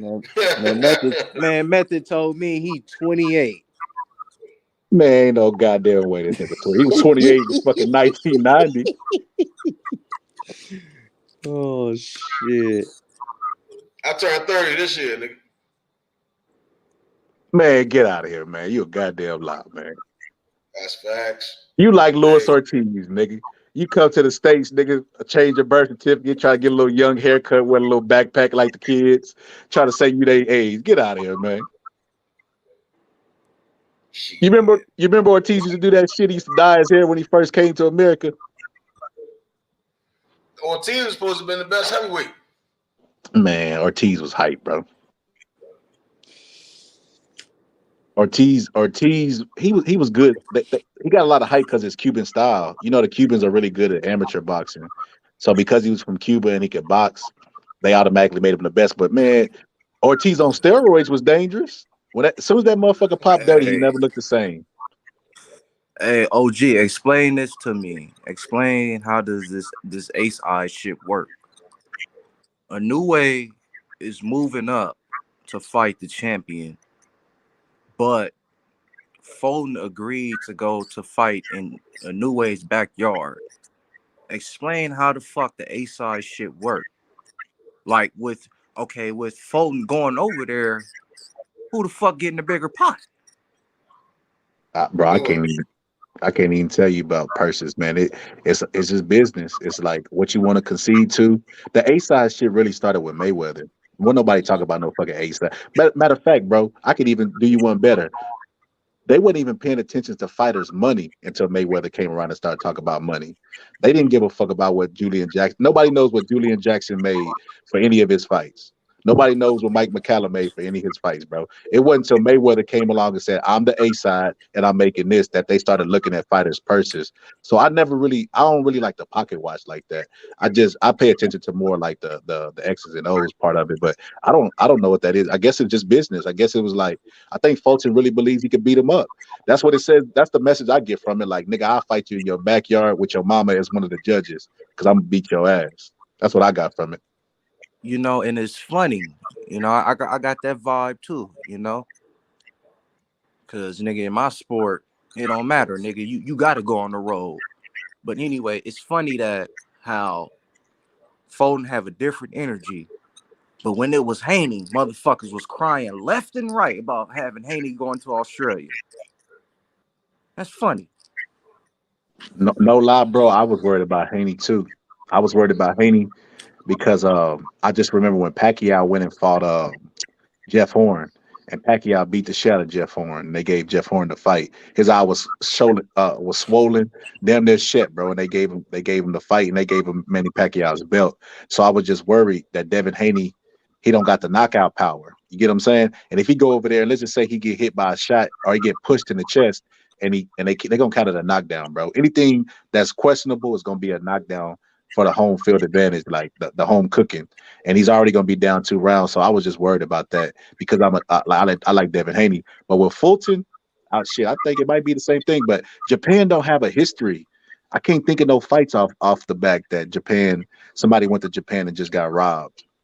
And I think that's probably why the energy is different, because there has been some flake shit in the past in Australia, whereas in Japan, you can't remember the last time it was some fugazi shit that happened. But it's funny too though, OG. Niggas ain't had the same energy for Usyk. This nigga Usyk had to go fight AJ in his backyard. Bro, I thought the complete opposite, bro. I thought Usyk only got the nod the second time because of that war shit, bro. I felt like because they was in AJ's backyard, the fight was really, really more competitive than the first fight. It was a lot of rounds you can give, like swing rounds you can give AJ. I felt like AJ did enough to get a draw in the third fight. But I felt like because of that war shit was going on, he draped that flag over himself after the bout. It's like, and then remember he even said, "I'm gonna stream the fight for free in my country that's going to war." You remember that shit? It's like, bro, there's no way they giving AJ this fight, bro. No way. So you think the whole world care about this war in the UK, and you think they finna let AJ win a decision match against Usyk? Like, nah, bro.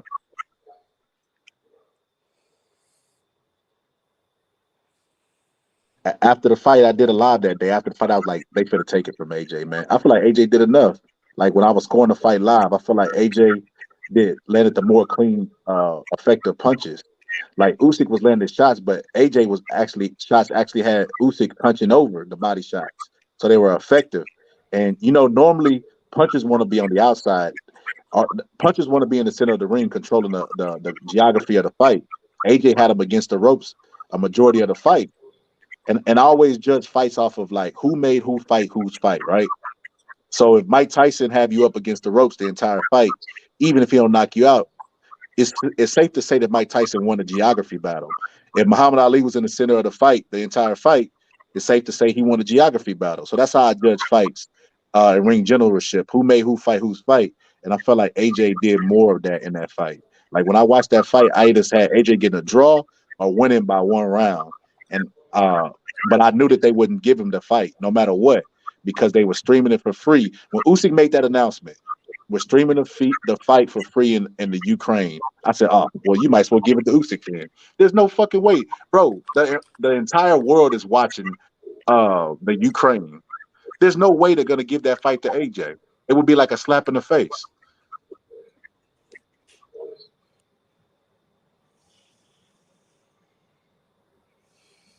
Yeah. Y'all there? Boxing is weird, It's like if you don't dominate your opponent or if you don't get a knockout, you leaving in another human hand. Hey, bro, that's why Emmanuel Stewart, the Kronk style is to knock you out. It's the fight behind a good jab, but it's ultimately to get the knockout because you can't dispute a fucking knockout, bro. You could try. But if a motherfucker sleep, I mean, that's a period on the fight. You know what I mean? You can say what you want to say, but it's a motherfucking period. So that's why a lot of the old school trainers cuss the motto. They train to not get knockouts because they've seen the robberies in the sport. You know what I mean? That's why if you go back and look, there'll be fights where Klitschko would be like cruising, trying to cruise to a victory. If you go look, he fought what's that guy's name? Eddie Chambers. Eddie Chambers versus Vladimir Klitschko. Emmanuel Stewart lost his shit in the corner, bro. He was on Klitschko's ass, but he was trying to tell Klitschko like, and it's funny because Klitschko got mad at him and walked out of the corner, and he followed him to the center of the ring, still talking shit. He was basically trying to tell Klitschko like, if you don't finish him, you're gonna get robbed on the scorecards. I've been around this sport long enough to see this shit happen. Knock the motherfucker out. He ready to be knocked out. And eventually Klitschko knocked him out, I think like the 11th round. But that's why old school trainers would train you to knock the guy out because shit, they done seen some horrible decisions in the sport of boxing.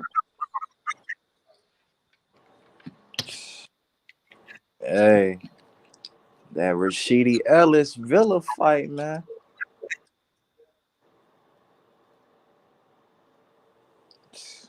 That nigga Method fell asleep. Nigga Ellis ain't got no power.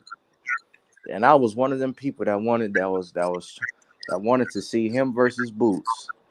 Man, hell no. I think Boots would destroy this kid. I think him and Boots wasted too much energy on each other in the press conference, and they wasn't focused on a fight at hand, and that's what you saw. Like, bro, they show more passion towards each other than they did towards their opponents. Yeah, both of them fighting two different styles. One was fighting a puncher, another one was fighting a mover. Bro, think about how disrespectful it is that they got opponents on the other side, right? On the other side, and they next to each other talking shit about, well, I'm gonna fight you next. I'm gonna fight you next. Assuming that they finna go in there and knock their opponents out or beat their shit out of their opponents. And it's like, bro, what the fuck? You got the wrong mindset. Yeah, that's when you looking ahead, looking over your opponent, thinking you got the win in your pocket already.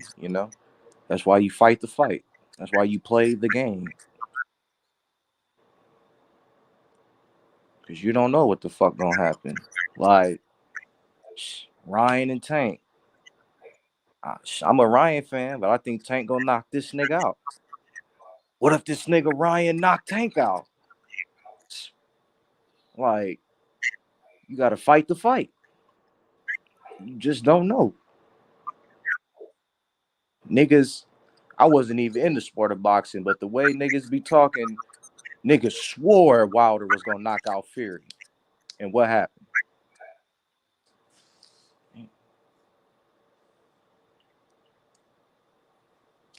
Yeah, I was never one, but I never joined that crowd, bro. As a matter of fact, they used to call a nigga a hater for thinking different than them, bro. I used to always tell them, like, bro, I said, y'all listen to me. Wilder has power. There's no doubt about that. But I see the flaws up until he gets the knockouts. And I don't forget him. I can't forget him. I can't unsee what I saw. And when he gets in a ring with a guy who could take his punch, he's gonna exploit him. Sure enough, that guy was Tyson Fury.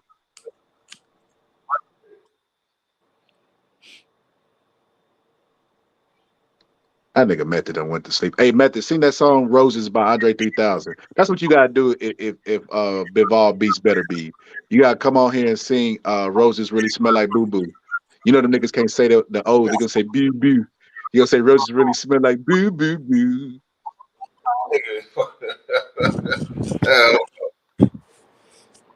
Oh no. Shit. I'm about to I'm about to shut it down. Shit. I worked hard. I'm tired as a bitch. I ain't even gonna lie. Shit. We going back live Sunday. We're gonna be cooking on a couple of topics, other announcements. With Fury and them, they had that Usyk. We're gonna cook back on that Fury Usyk and a couple other things I'm not meant to say, but hell yeah. I appreciate everybody coming through. Shit, anybody want to close statements? They fight, they want to drop the channel. Hey, hey, hey. Smoke weed every day.